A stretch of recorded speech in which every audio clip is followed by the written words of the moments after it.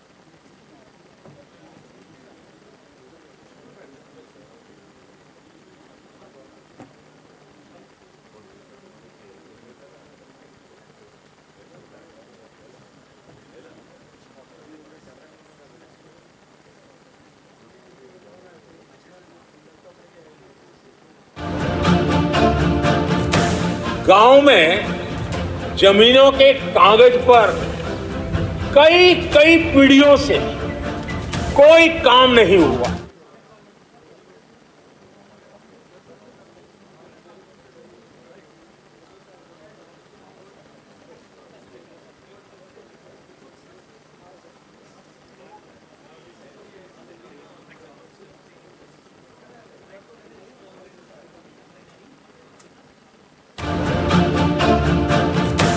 गांव में जमीनों के कागज पर कई पीढ़ियों से कोई काम नहीं हुआ।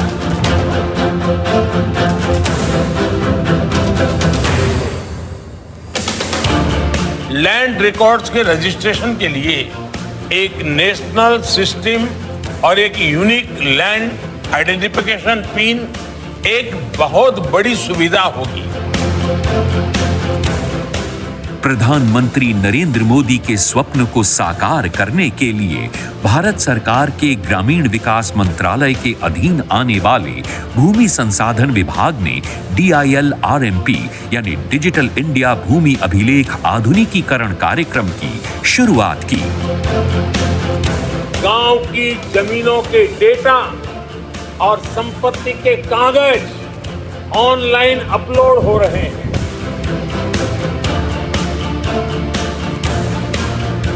इस योजना के मुख्य घटक हैं भूमि लेखों का कंप्यूटरीकरण, रजिस्ट्रीकरण का कंप्यूटरीकरण, सर्वेक्षण, पुनर्सर्वेक्षण, आधुनिक अभिलेख कक्ष, राजस्व न्यायालय प्रबंधन प्रणाली का कंप्यूटरीकरण, भूमि अभिलेख डाटाबेस के साथ आधार संख्या का स्वैच्छिक आधार पर एकीकरण।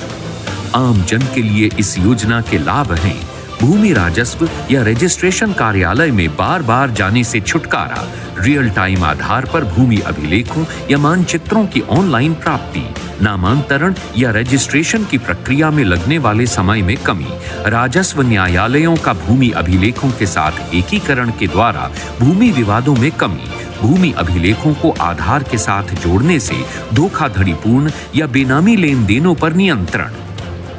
डिजिटल इंडिया होने के कारण अपना जो रिकॉर्ड है वो हाथों हाथ मित्र पे जाओ और अपना खाता खसरा नंबर बताओ, तुरंत वो निकाल के दे देंगे।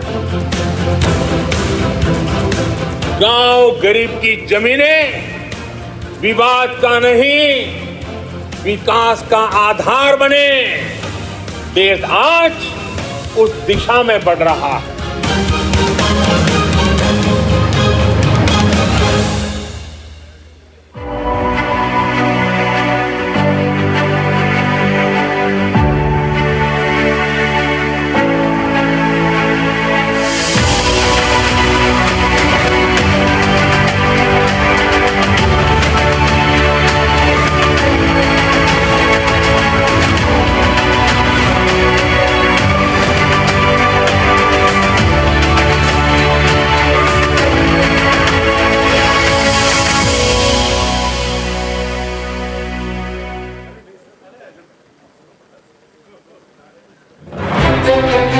The Government of India has been working to transform the country into a digitally empowered society and knowledge economy. Towards this end, the Department of Land Resources, Ministry of Rural Development, Government of India has initiated a crucial national project, National Generic Document Registration System, NGDRS, a one nation, one software concept developed by NIC under the broad aegis of DILRMP, a central sector scheme to register deeds and documents of property transactions across the country. Given India's diversity of languages, legal terminology, state-specific laws and legislations, it was crucial for a single nationwide software for registering property transaction documents. Some of the common features and benefits of NGDRS are citizens' empowerment, prevention of fraudulent transactions, reduced land disputes, time saving in registration of properties, minimum interface with officials, auto calculation of stamp duty as per circle rate, and interoperability of the software. Initially, NGDRS was launched in Punjab and Andaman and Nicobar in June 2018. In September 2020, it was rolled out in the Union Territory of Jammu and Kashmir. Presently, NGDRS is under implementation in 10 states and UTs benefiting a population of over 10.47 crores. NGDRS empowers all citizens of India, including farmers, by making property transactions simpler, faster, and also has the added benefit of transparency, thereby reducing property disputes.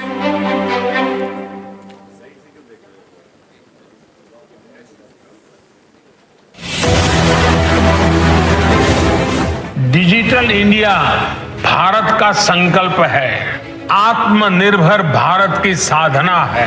21वीं सदी में सशक्त होते भारत का एक जयघोष है। Good governance यानी एक ऐसी प्रणाली जिसमें पारदर्शिता, लोगों तक सुविधाओं की आसान पहुंच और न्यायपरकता हो।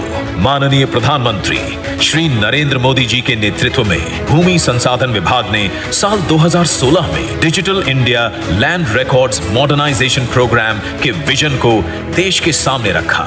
यह विजन है एक भारत श्रेष्ठ भारत का, किसानों के हक का, सर्वश्रेष्ठ भूमि अभिलेख इंफॉर्मेशन सिस्टम विकसित करने का, तकनीक से नए भारत के निर्माण का, अमृत काल का और गांवों के कल्याण का। आज आपकी जमीन की एक एक इंच की जानकारी अब पूरी तरह से डिजिटल फॉर्मेट पर ऑनलाइन उपलब्ध हो रही है। हमारी सरकार मूलभूत सुविधाओं से जुड़ी योजनाओं को सैचुरेशन तक, 100% तक पहुंचाने में जी जान से जुटी हुई। देश के सभी राज्यों और केंद्र शासित प्रदेशों ने इस कार्यक्रम में अपना 100% सहयोग दिया, जिसने भूमि प्रबंधन और सुशासन की दिशा में नए कीर्तिमान स्थापित किए। भारत सरकार का वो प्रोग्राम जिसकी तकनीक, सोच और अप्रोच ने साबित कर दिया कि अगर संकल्प दृढ़ हो तो सिद्धि का मार्ग आसान हो जाता है। एक देश, एक प्रणाली की दिशा में भू आधार एक मजबूत कदम साबित हुआ, जिसने प्रत्येक भूखंड को नई पहचान दी। जियो रेफरेंसिंग पर आधारित ULPIN नंबर आपके भूखंड की सही और सटीक जानकारी देता है। 27 राज्य एवं केंद्र शासित प्रदेश भू आधार को लागू कर चुके हैं। देश के 17 राज्यों और केंद्र शासित प्रदेशों ने रजिस्ट्रेशन प्रक्रिया के लिए national generic document registration system को अपनाया। देश के 12 राज्य और केंद्र शासित प्रदेश NGDRS के साथ पंजीकरण की जानकारी साझा भी कर रहे हैं। इस योजना ने बार बार कार्यालयों के चक्कर काटने पर रोक लगाई, समय और अनावश्यक खर्चे की बचत की, जमीन संबंधी विवादों को हल करना आसान कर दिया, तो 406 जिलों में किसानों को वित्तीय सहायता मिलना आसान बनाया। सब रजिस्ट्रार कार्यालयों और भू मानचित्रों को डिजिटाइज किया। देश के माननीय प्रधानमंत्री का मानना है कि आजादी के इस अमृत काल में सरकार की कल्याणकारी योजनाएं और सेवाएं सैचुरेट हों, समाज के अंतिम व्यक्ति तक पहुंचे और कोई भी इनसे वंचित ना रहे। इसी संकल्प से प्रेरित होकर भूमि संसाधन विभाग ने DILR MP के अंतर्गत साल 2022 से हर जिले और राज्य के लिए परफॉर्मेंस का एक ग्रेडिंग सिस्टम लागू किया, जिससे हर राज्य और केंद्र शासित प्रदेश में स्वस्थ प्रतिस्पर्धा और आपसी समन्वय की भावना को जागृत किया गया। इसी के साथ भूमि संसाधन विभाग की भूमि सम्मान प्लैटिनम ग्रेडिंग स्कीम का भी गरिमापूर्ण शुभारंभ किया गया।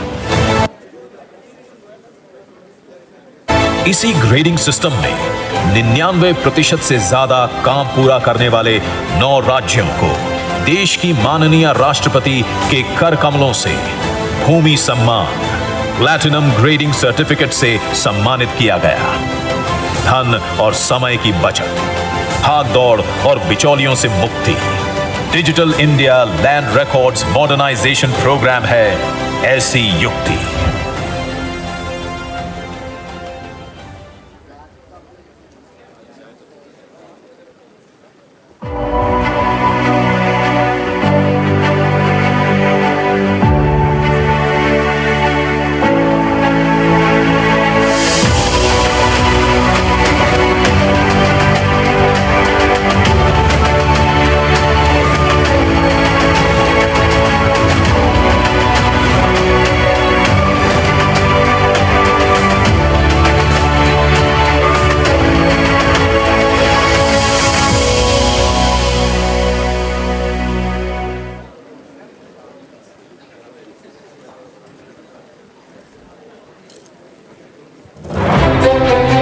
The Government of India has been working to transform the country into a digitally empowered society and knowledge economy.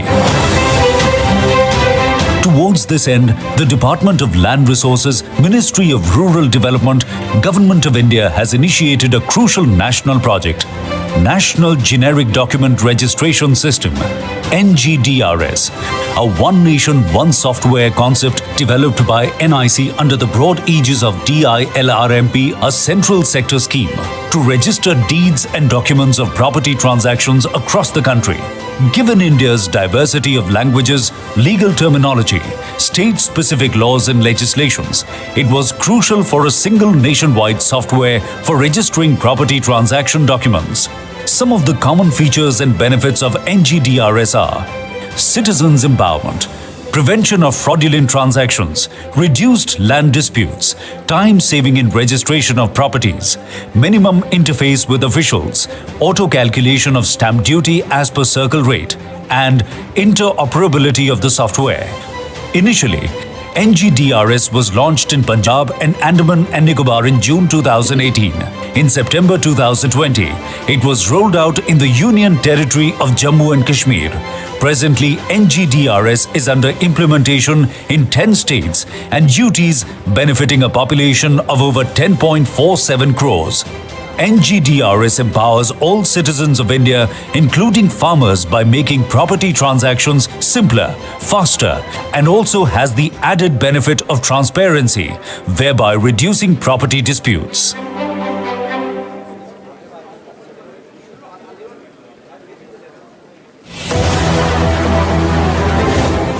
Digital India Bharat का संकल्प है, आत्मनिर्भर भारत की साधना है। 21वीं सदी में सशक्त होते भारत एक जयघोष है। गुड गवर्नेंस यानी एक ऐसी प्रणाली जिसमें पारदर्शिता, लोगों तक सुविधाओं की आसान पहुंच और न्यायपरकता हो। माननीय प्रधानमंत्री श्री नरेंद्र मोदी जी के नेतृत्व में भूमि संसाधन विभाग ने साल 2016 में digital India land records modernization program के विजन को देश के सामने रखा।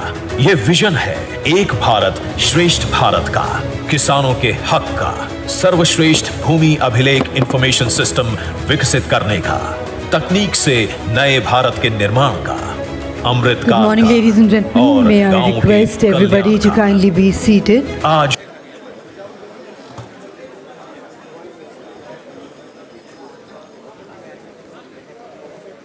May I request all our distinguished guests to kindly be seated and all mobile phones to be either switched off or kept on to silent mode from now onwards, please. Thank you. Once again requesting everyone to kindly take their seats. We would also request for all mobile phones to be either switched off or kept on to silent mode from now onwards. Very shortly, we will go ahead with the proceedings of the inaugural session of the International Workshop.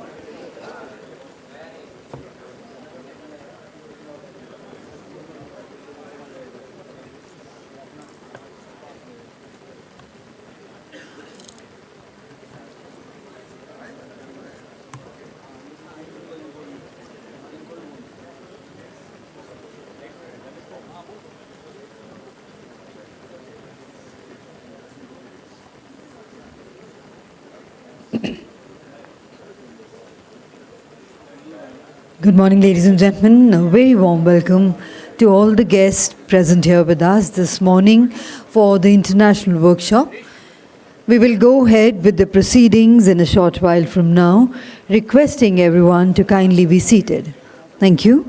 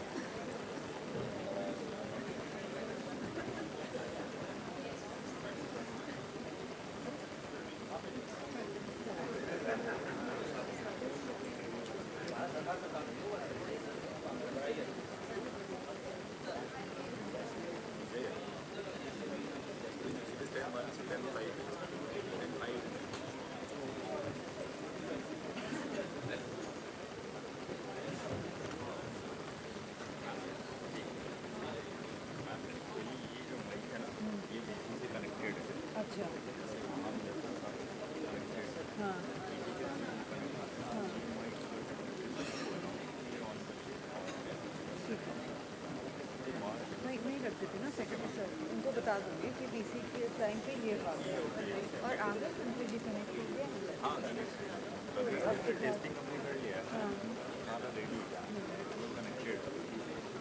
मंत्री जी तो नहीं आए।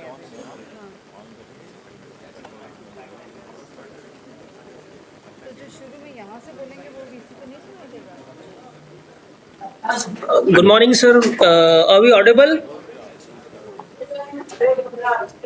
Yes, sir. Sir, we can hear you. Can we switch on the VC, please? वो पूरा बंद है। जी दीपक जी बताइए। हाँ जी सर, आप ऑडिबल हैं? मैं ठीक है, म्यूट रखना।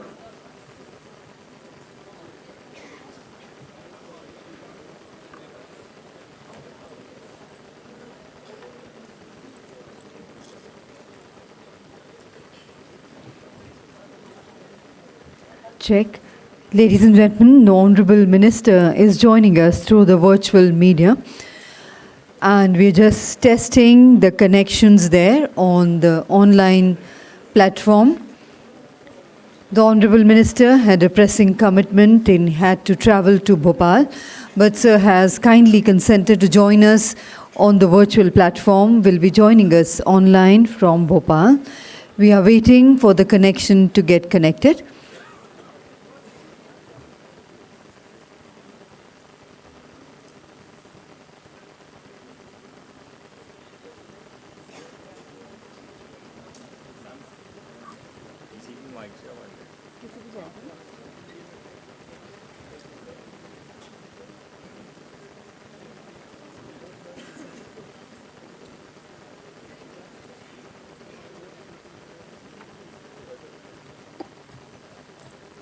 सर आवाज क्लियर आ रही है? हाँ जी सर, आपकी आवाज़ क्लियर आ रही है। आप हमें सुन पा रहे? आप यहाँ मंच से सुन पा रहे हैं हम लोगों को?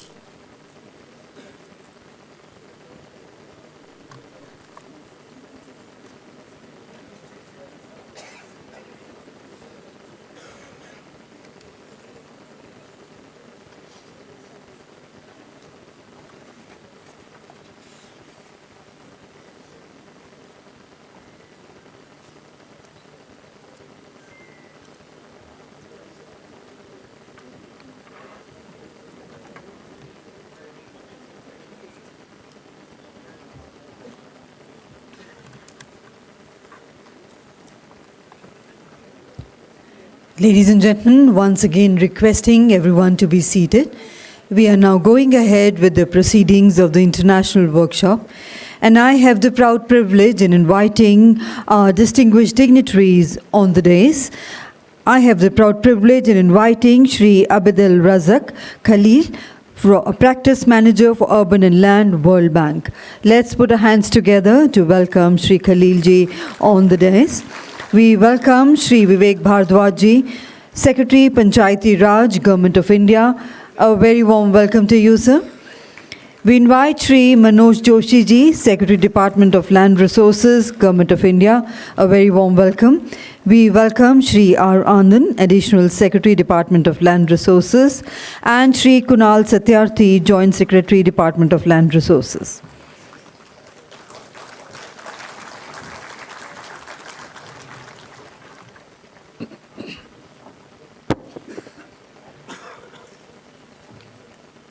Namaskar and good morning. Honorable Chief Guest, Shri Shivraj Singh Chauhan ji, the Honorable Minister of Agriculture and Farmers Welfare and Rural Development, Government of India, our esteemed dignitaries on the dais, our special invitees, senior officials from the ministries and departments of Government of India, Revenue and Urban Development Secretaries from the states and the Union Territories, our distinguished international experts and the technology providers, respected members of the press and media, ladies and gentlemen. It is my honor and privilege today to welcome you all to this very prestigious international workshop on modern technologies in survey-resurvey for urban and land records, organized by the Government of India's Ministry of Rural Development, Department of Land Resources, with the technical support of the World Bank. विश्व bank के तकनीकी समर्थन के साथ भूमि संसाधन विभाग भारत सरकार के ग्रामीण विकास मंत्रालय द्वारा शहरी भूमि अभिलेखों के सर्वेक्षण पुनः सर्वेक्षण के लिए आधुनिक तकनीक के उपयोग पर आयोजित अंतर्राष्ट्रीय कार्यशाला के उद्घाटन सत्र में आप सभी का हार्दिक स्वागत है। यह हम सब के लिए आज अत्यंत सम्मान और गर्व की बात है कि आज हमारे बीच माननीय मुख्य अतिथि के रूप में भारत सरकार के कृषि एवं किसान कल्याण और ग्रामीण विकास मंत्री श्री शिवराज सिंह चौहान जी उपस्थित हैं। माननीय मंत्री महोदय का आज हमारे बीच वर्चुअल प्लेटफॉर्म के माध्यम से उपस्थिति है। We are deeply honored to have with us today Shri Shivraj Singh Chauhan ji, the Honorable Minister of Agriculture and Farmers Welfare and Rural Development, Government of India, as the Honorable Chief Guest. Shri Shivraj Singh Chauhan ji is joining us through the virtual platform from Bhopal. This workshop brings together experts, policymakers, and thought leaders from across the globe to share insights and explore cutting-edge technologies in urban land record management. The primary objective of the workshop is to showcase the global best practices in urban land record modernization, present applicable technological solutions, and facilitate pilot project planning for selected urban areas. Additionally, the workshop will address challenges while promoting collaboration among the government officials, experts, and technology providers to develop actionable policy recommendations.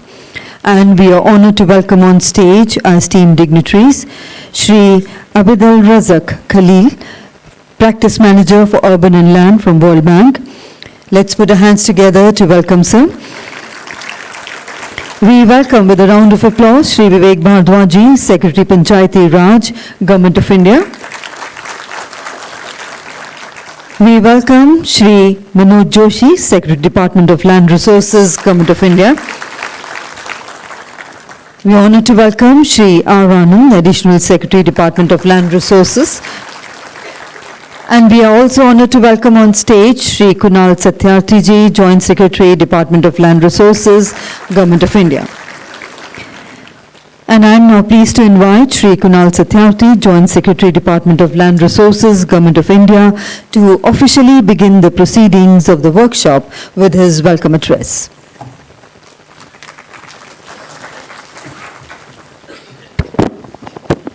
So good morning to all the dignitaries on the dais and off the dais. At the onset, I'd like to extend a very warm welcome from Department of Land Resources to the Honorable Minister, Shivraj Singh Chauhan ji, Honorable Minister of Agriculture and Farmers Welfare and Rural Development, Government of India. Under your visionary leadership, sir, we have tried to do this program of urban land record survey as you started in the state of Madhya Pradesh. We are carrying forward that legacy. I am also thankful to you for taking out time to join us virtually in spite of your extremely busy schedule.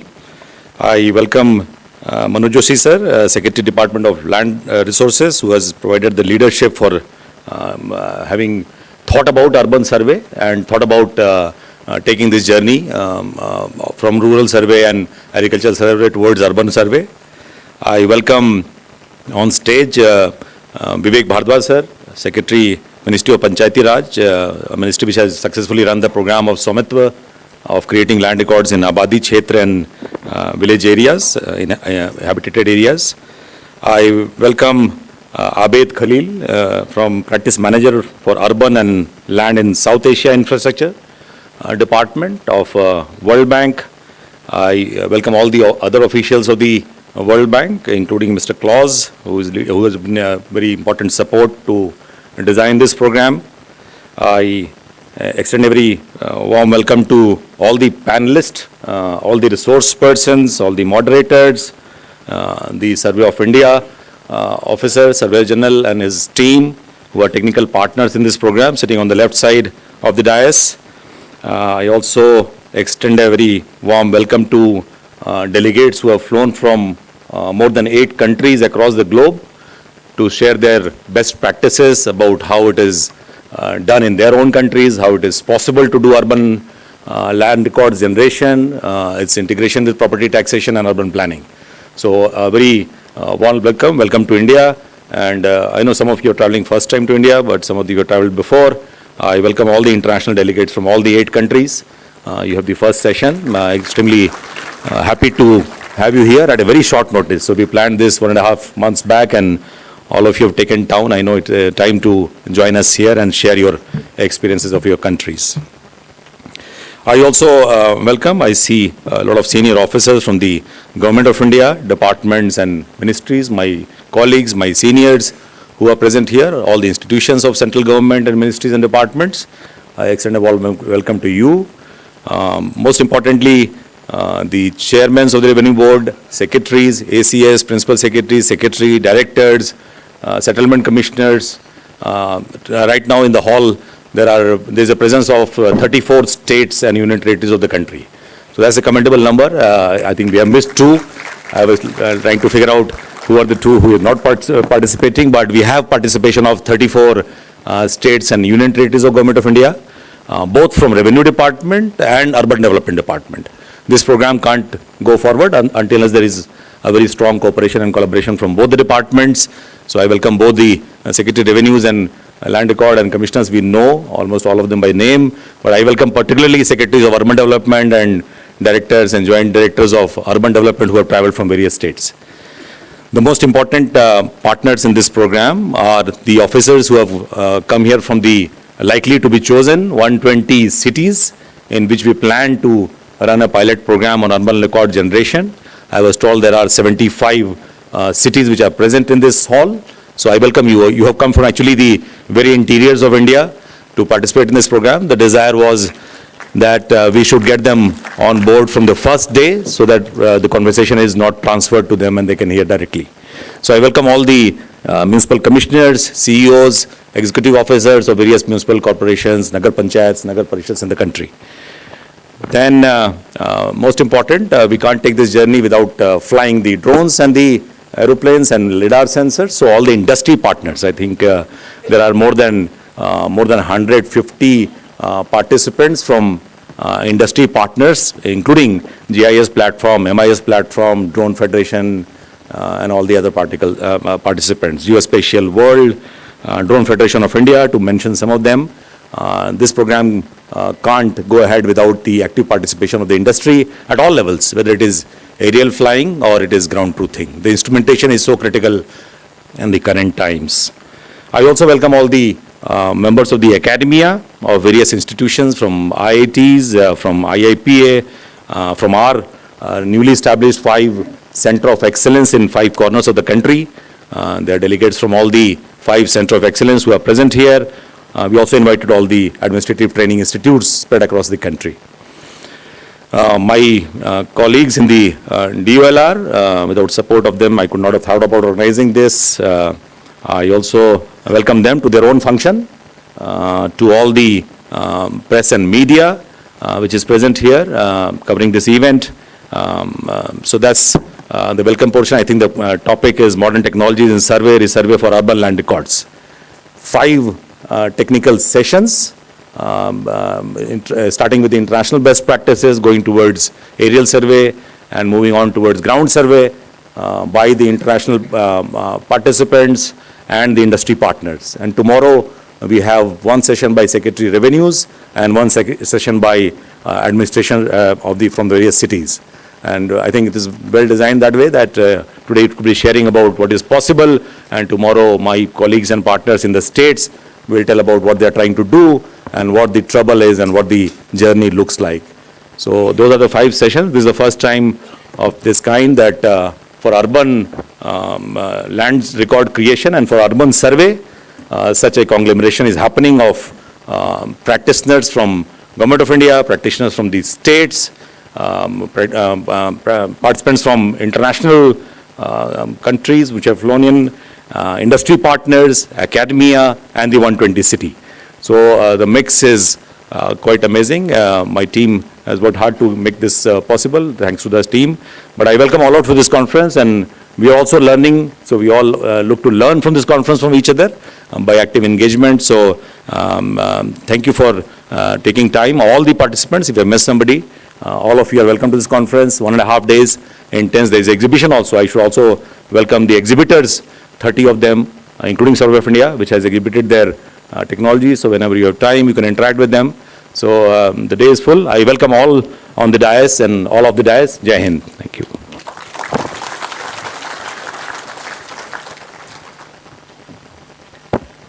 Thank you very much indeed, sir, for those warm words of welcome and for setting the tone for today's international workshop. Ladies and gentlemen, we are honored to have with us today Shri Abidal Razak Khalil. Sir is the World Bank's Practice Manager for Urban and Land in the South Asia Infrastructure Department. He is leading the dialogue on the World Bank's lending and non-lending program in the South Asia region and has published widely on hydrology and water resource management. And I now have the proud privilege in inviting Sir for the special address. Let's once again put our hands together to welcome him.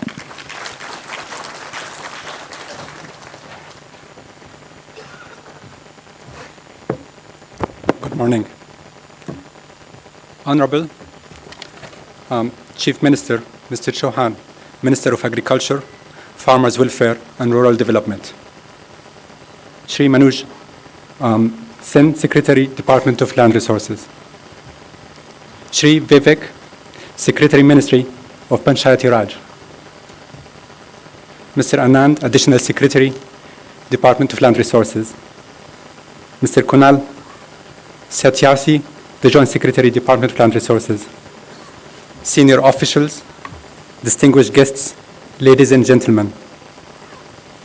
I am truly honored to deliver this opening remark for this timely and important workshop on modern technologies in survey and resurvey for land records.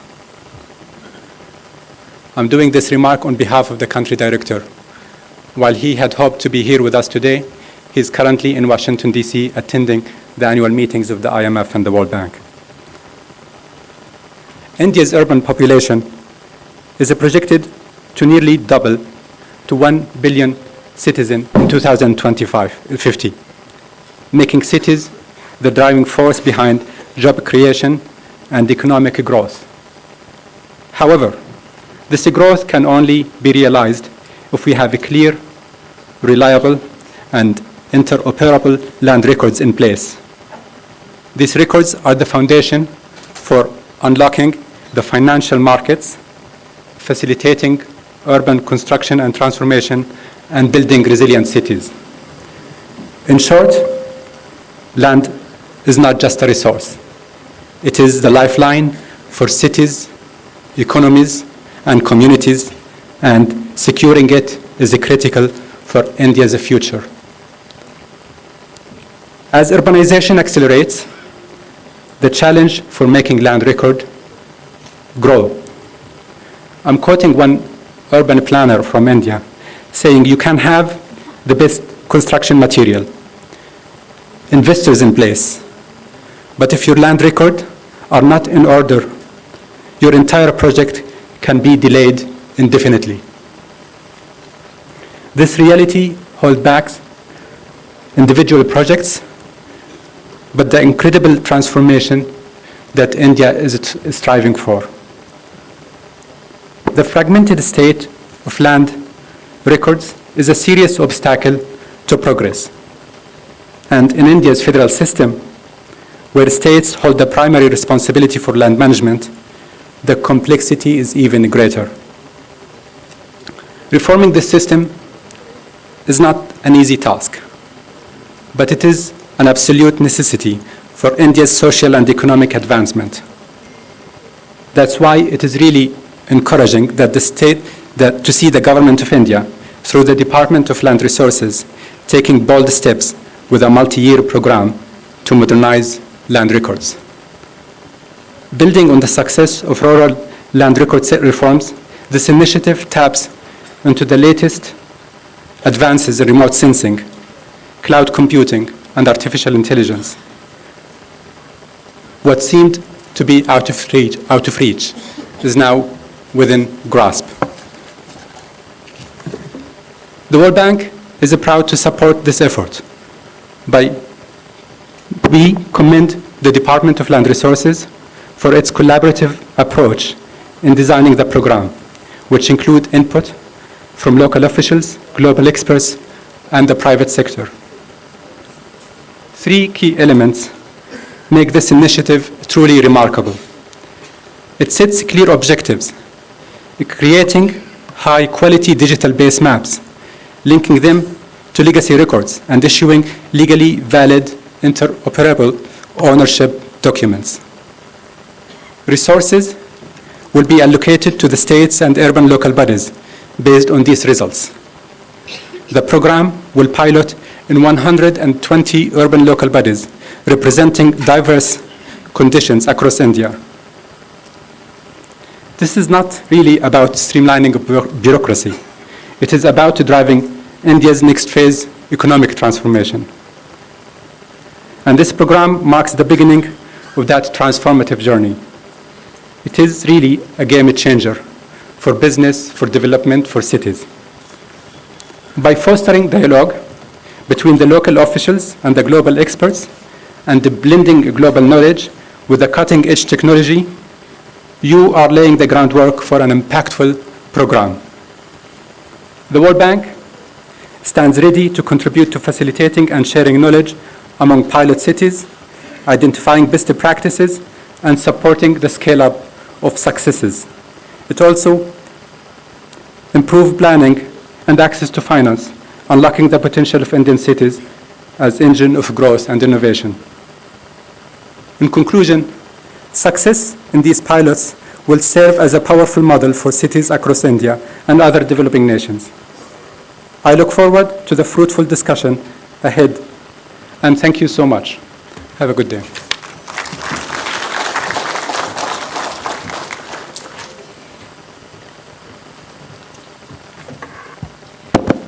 Thank you very much indeed, sir, for your insightful address. And we deeply appreciate your time and expertise and for sharing your wisdom on how we can better shape the policies that promote both economic growth and environmental sustainability. And ladies and gentlemen, before we move ahead, we would like to announce the Honorable Minister has joined us. And let's put our hands together to welcome him. स्वागत करते हैं माननीय मंत्री महोदय श्री शिवराज सिंह चौहान जी का. And ladies and gentlemen, our special guest today, Shri Vivek Bhardwaj ji, is currently serving as the Secretary, Ministry of Panchayati Raj, Government of India. Sir has extensive experience across various sectors of public administration throughout his career.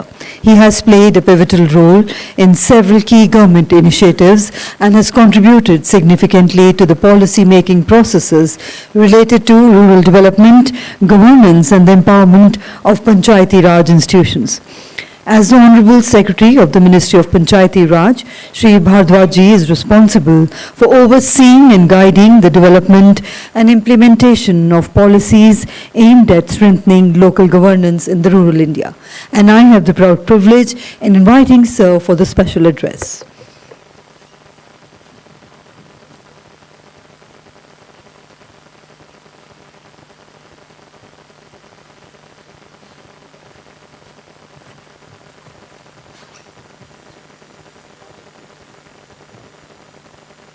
माननीय मंत्री भारत सरकार श्री शिवराज जी चौहान, मेरे अग्रज श्री मनोज जोशी, मंच पर उपस्थित विशिष्ट व्यक्तिगण, बंधुओं और सज्जनों,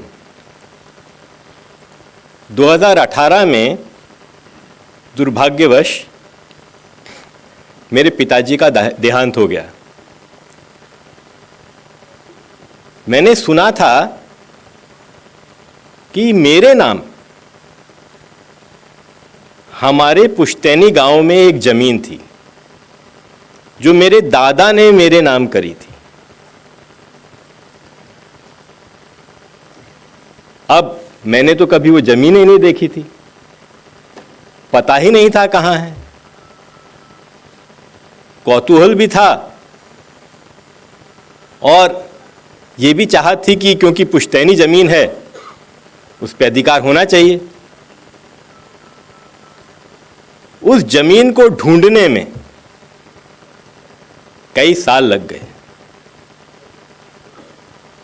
और जमीन जब मिली तब पता चला कि मेरे बचपन के नाम की थी। तो ये है हमारे यहां पर जमीनी स्थिति। और the history of land records in India is centuries old, like all societies. Not only that, the attempts to modernize land records have been going on since the 1980s. Unfortunately, when we started to modernize land records, we digitized them. What was on paper, we put it on a computer. But we forgot that land is a dynamic commodity. It gets sold, it gets bought. So the title keeps changing. And we didn't connect it to the land registry. Therefore, the day that we claimed that our land records have been digitized, the very same day they were outdated. Unfortunately, the situation in urban areas is even worse. And I must compliment the department for taking up this humongous task of modernizing land records in the urban areas. Hindi में जिसको भागीरथी प्रयत्न कहते हैं, ये वही होने वाला है. While a lot of work has been done in the rural areas, the urban areas, which we consider as growth areas, which contribute the maximum to our economy, and where land titles are so very important in business transactions, that is where we lack the most. You see, once upon a time, a Peruvian economist, Hernando de Soto, talked about how land titles are so important to developing countries. He said that the book he wrote was The Mystery of Capitalism. Why capitalism is a success in the West, but it fails practically everywhere else. And the reason was our informal land titles. Small businesses or small landholders are unable to get credit because their titles are not clear. And because of this, growth does not happen, employment doesn't get generated, and therefore land titles are very critical to a growing economy. Unfortunately, in India, if you would understand, the government doesn't guarantee the title of your land.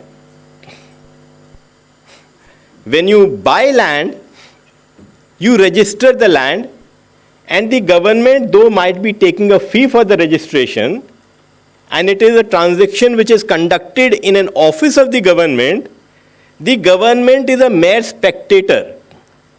It is a witness to a transaction, and it puts it into a public record. But it does not say clearly that, Mr. Ram Pratap, you are the one who is the owner of the property. And because of that, there is litigation. It is said that a World Bank study in 2007 said that 2/3 of the litigation in India in the lower courts is because of land. A Niti Aayog study says that it takes 20 years for a case like that to get decided. So because the guarantee is not given by the government, you do what is something called searching. जिन्होंने ज़मीन खरीदी हैं, जिन्होंने मकान बनाए हैं, उन्होंने searching कराई है. सर्चिंग का मतलब your lawyer goes through all the past papers to check the link deeds. Now, this is an extremely inefficient way of doing something. The transaction costs for land in India are humongous. And therefore, I again compliment the ministry for taking up this task of modernizing land records in the urban areas. We did the same thing in the rural areas because, like, a major part of urban India would be residential. Similarly, we did this in the residential areas of villages first. Now, like many schemes of the government, this also has an interesting history. Many of you would have heard of Ayushman Bharat. Ayushman Bharat actually started in the labor ministry. The reason was that there were no takers for it. So similarly, nobody wanted to do land records in residential areas of villages. It should have been done by maybe X or Y ministry. And like I say, गरीब की जोरू सबकी भाभी, तो पंचायत को उसको पकड़ा दिया गया. Panchayat incidentally did a fantastic job. So, out of about 3.5 lakh notified villages which were to be covered, we have completed our drone survey in more than 3,15,000 villages. 2 crore property cards have been prepared. And we are on the verge of completing this scheme. Now, while this has been a success, we also need to understand the complex nature of land records and land ownership in India. We have community ownership in the Northeast, like in Meghalaya. So there, it is the community which owns the land. Therefore, no individual land parcels can be identified. Then, because of our polity, we are a very large, thriving, chaotic democracy. Therefore, there will be some states which don't like the word DELHI. And for that reason, they will not get on board. We will have to persuade them, motivate them. But at the end, I'm sure everybody will understand what a great difference digitization and modernization of urban land records will mean in India.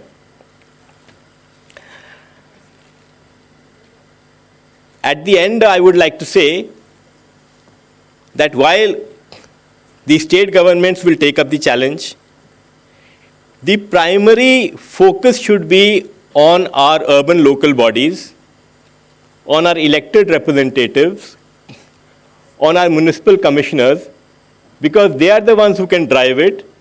And not only that, wherever there are small disputes, wherever the work needs to be expedited, they will be your soldiers, and therefore it is best to count on them, to motivate them, so that this huge task which the ministry is undertaking can be a success. Thank you.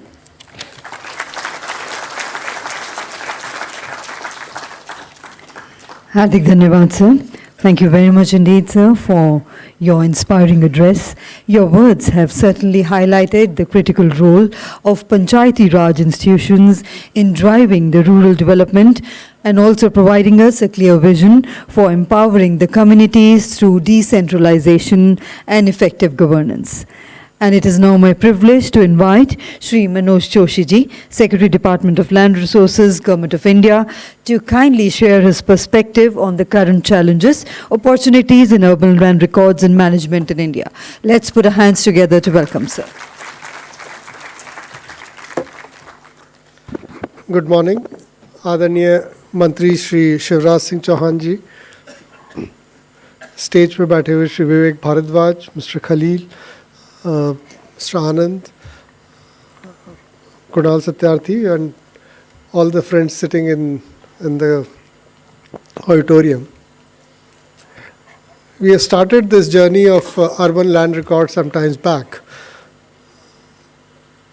But one question which people keep asking, why are we doing this? Why are we creating urban land records? Rural land records were created way back,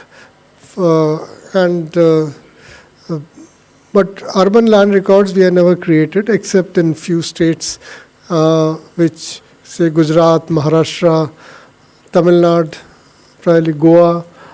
Madhya Pradesh has started exercise about a year back of doing urban survey in 50 cities. Bangalore had started about 5-6 years back and then stopped in between. So people ask, what is the benefit out of this exercise? The life is going on. When we buy or sell a land, we register the document, and that document becomes your land title in a way. And what is the benefit of doing such a large exercise? So if you really, we did a lot of analysis and thinking about it. Say in the context of Delhi city also and other cities, what's the benefit? Say in Delhi, if you go to an area, say Defence Colony or South Extension or say Dwarka, so colonies which have been developed by government, where the plots have been, their boundaries are very clearly demarcated. Plots have been allotted by government, and government gave some document to the owners, and then the owners kept on selling them and registering those properties. There are hardly any property disputes except within family disputes. Those would always be there. They are not the land record issue. But otherwise, there are very few disputes in such colonies.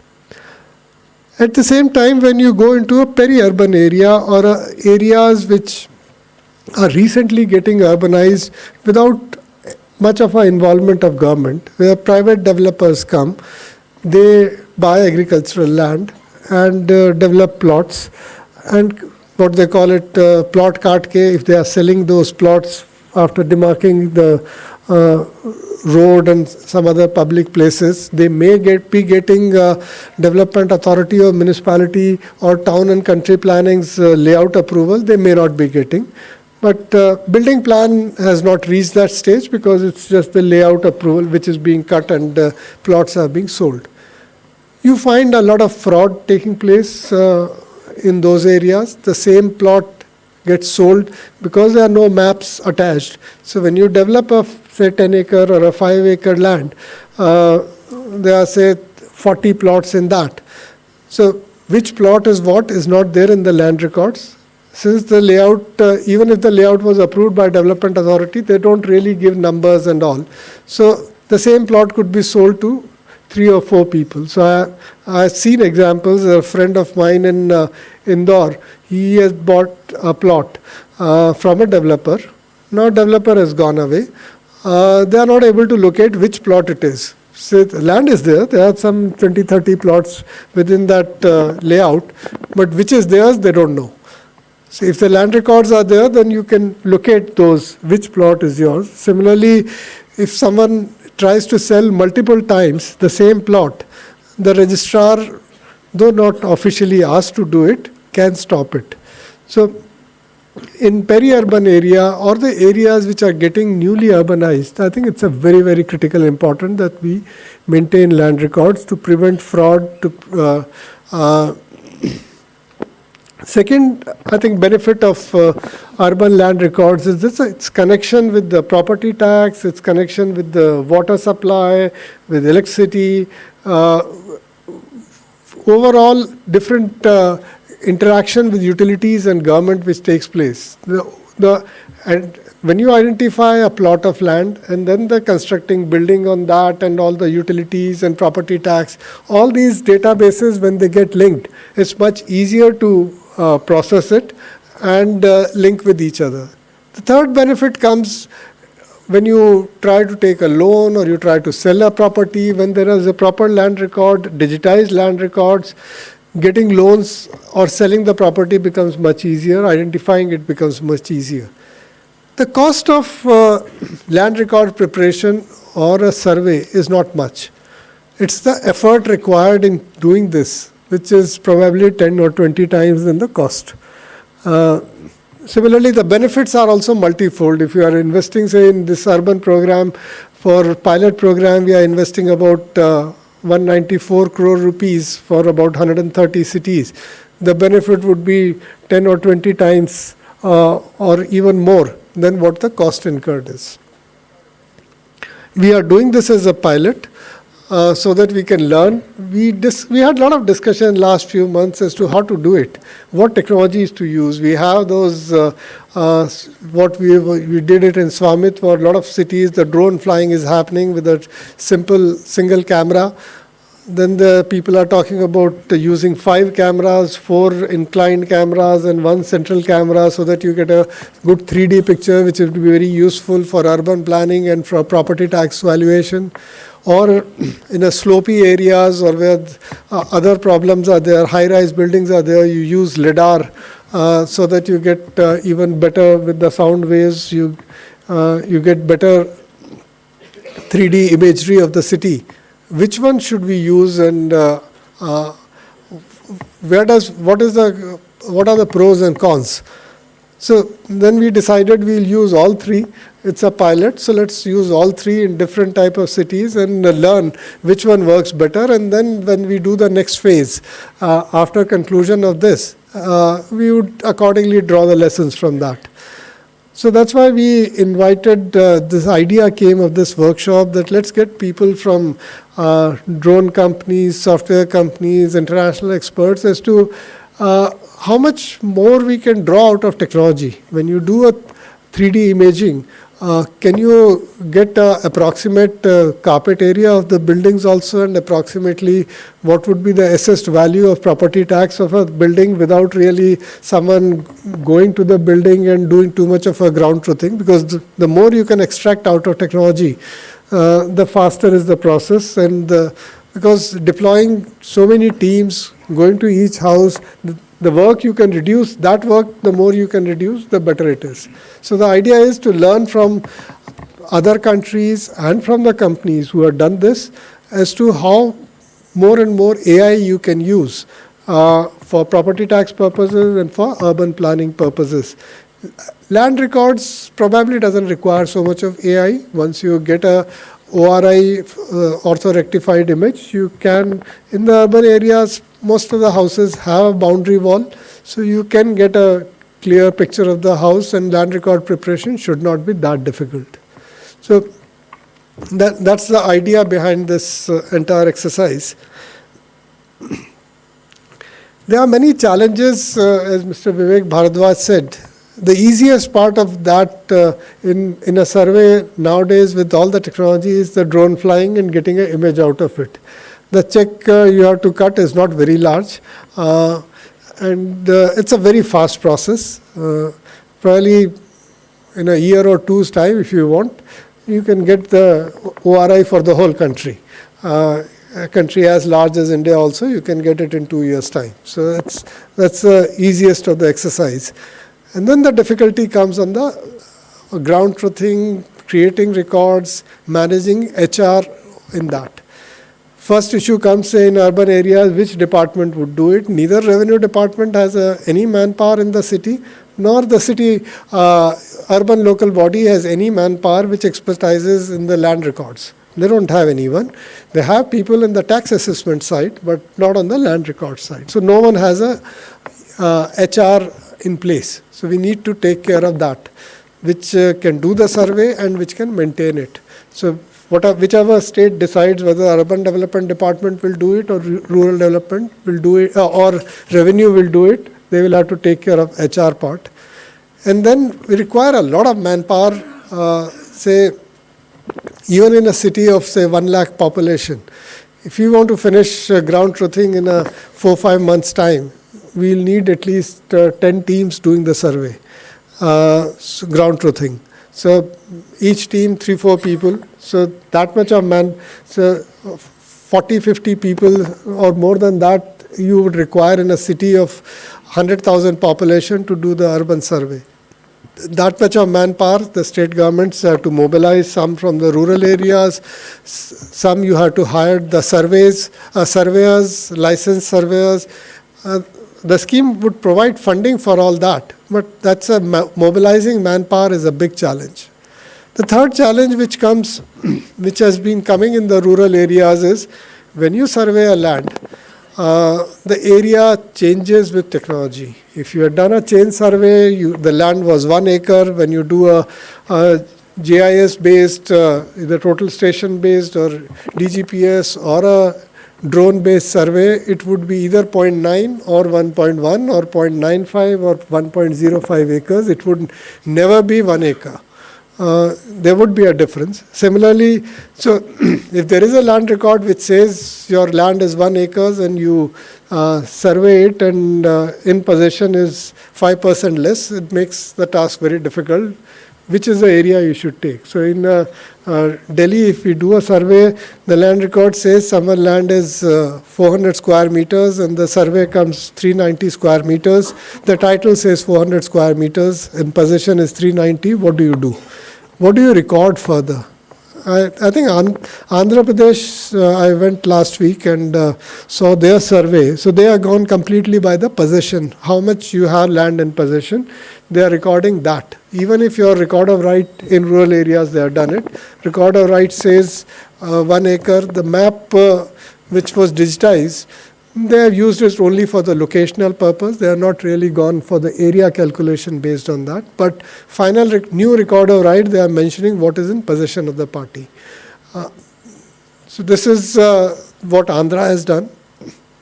This is a challenge because even if whatever legal document they have says something else, now you are saying this is the land which they have.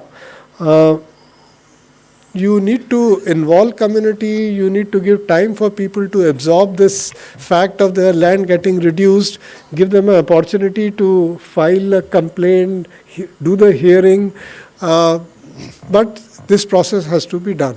So the better understanding we have, our political system has, our administrative system has, that the land area is going to change, and even if in your possession, if you have 95 cents of land, you can't really increase it. Because unless your neighbor had, both of you and your neighbor had 1 acre of land, he has 1.05 and you have 0.95, you can shift the boundary and adjust it. But most of the time, it's not as simple.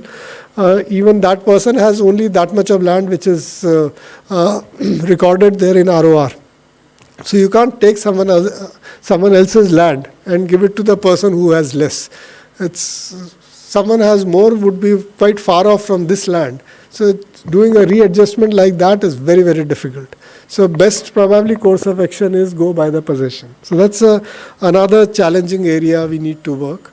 And then the platform, if a good software platform where we can work end to end without too much of a paper documentation is another thing which we need to accomplish. So this urban survey, which we would like to do it in next 1 year in the country, we have taken small cities so that the task can be completed in 1 year. If it drag it too long, then there are challenges. We have seen surveys in Bihar, Andhra, Gujarat, Haryana, Assam, Odisha. These are the states which have done large-scale surveys. Andhra has finished 40%.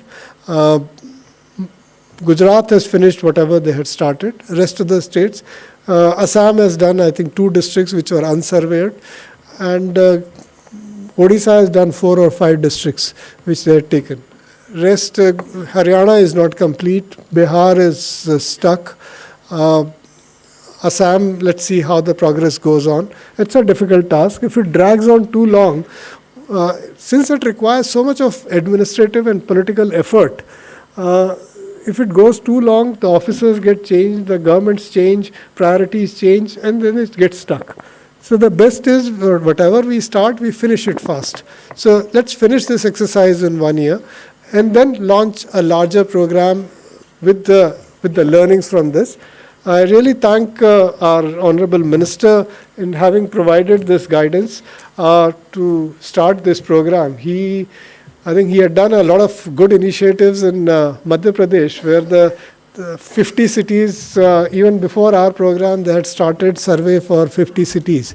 And they have done drone flying in 35 cities already. And there are teams which are doing ground truthing and all. So there's a lot of interest and initiative from his side. I really thank him for providing leadership and look forward to everyone learning from this exercise today. Thank you.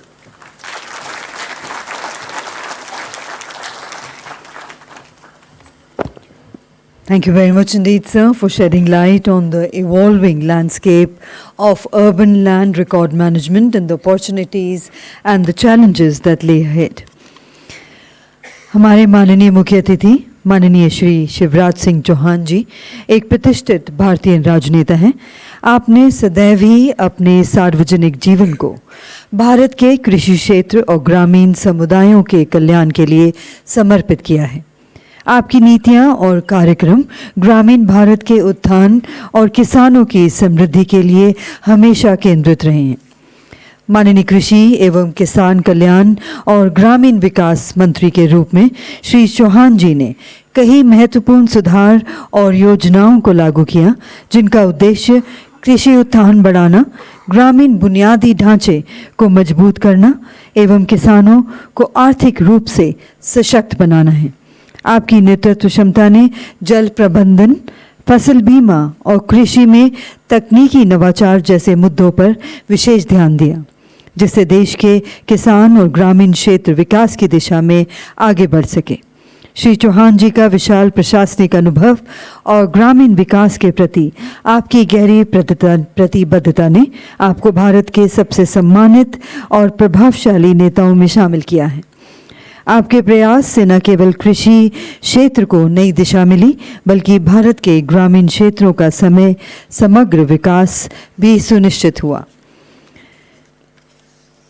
And ladies and gentlemen, it is now my great privilege and honor to invite our Honorable Chief Guest, Shri Shivraj Singh Chauhan Ji, Honorable Minister of Agriculture and Farmers Welfare and Rural Development, Government of India, to deliver the keynote address. Shri Chauhan Ji's leadership and vision have been instrumental in driving transformative changes across the rural and agriculture sectors. And let's put our hands together to welcome the Honorable Minister.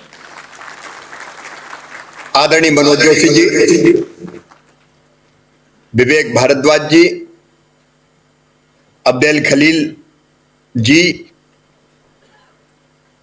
जो practice manager शहरी तथा भूमि दक्षिण Asia संरचना विभाग विश्व bank के हैं, world bank के हैं, वर्ल्ड बैंक के सभी ऑफिसर्स, दुनिया भर से आए विशिष्ट पैनलिस्ट, अतिथिगण, राज्य सरकारों के प्रतिनिधिगण, भूमि संसाधन विभाग के सभी अधिकारीगण, भारत सरकार के विभिन्न मंत्रालयों के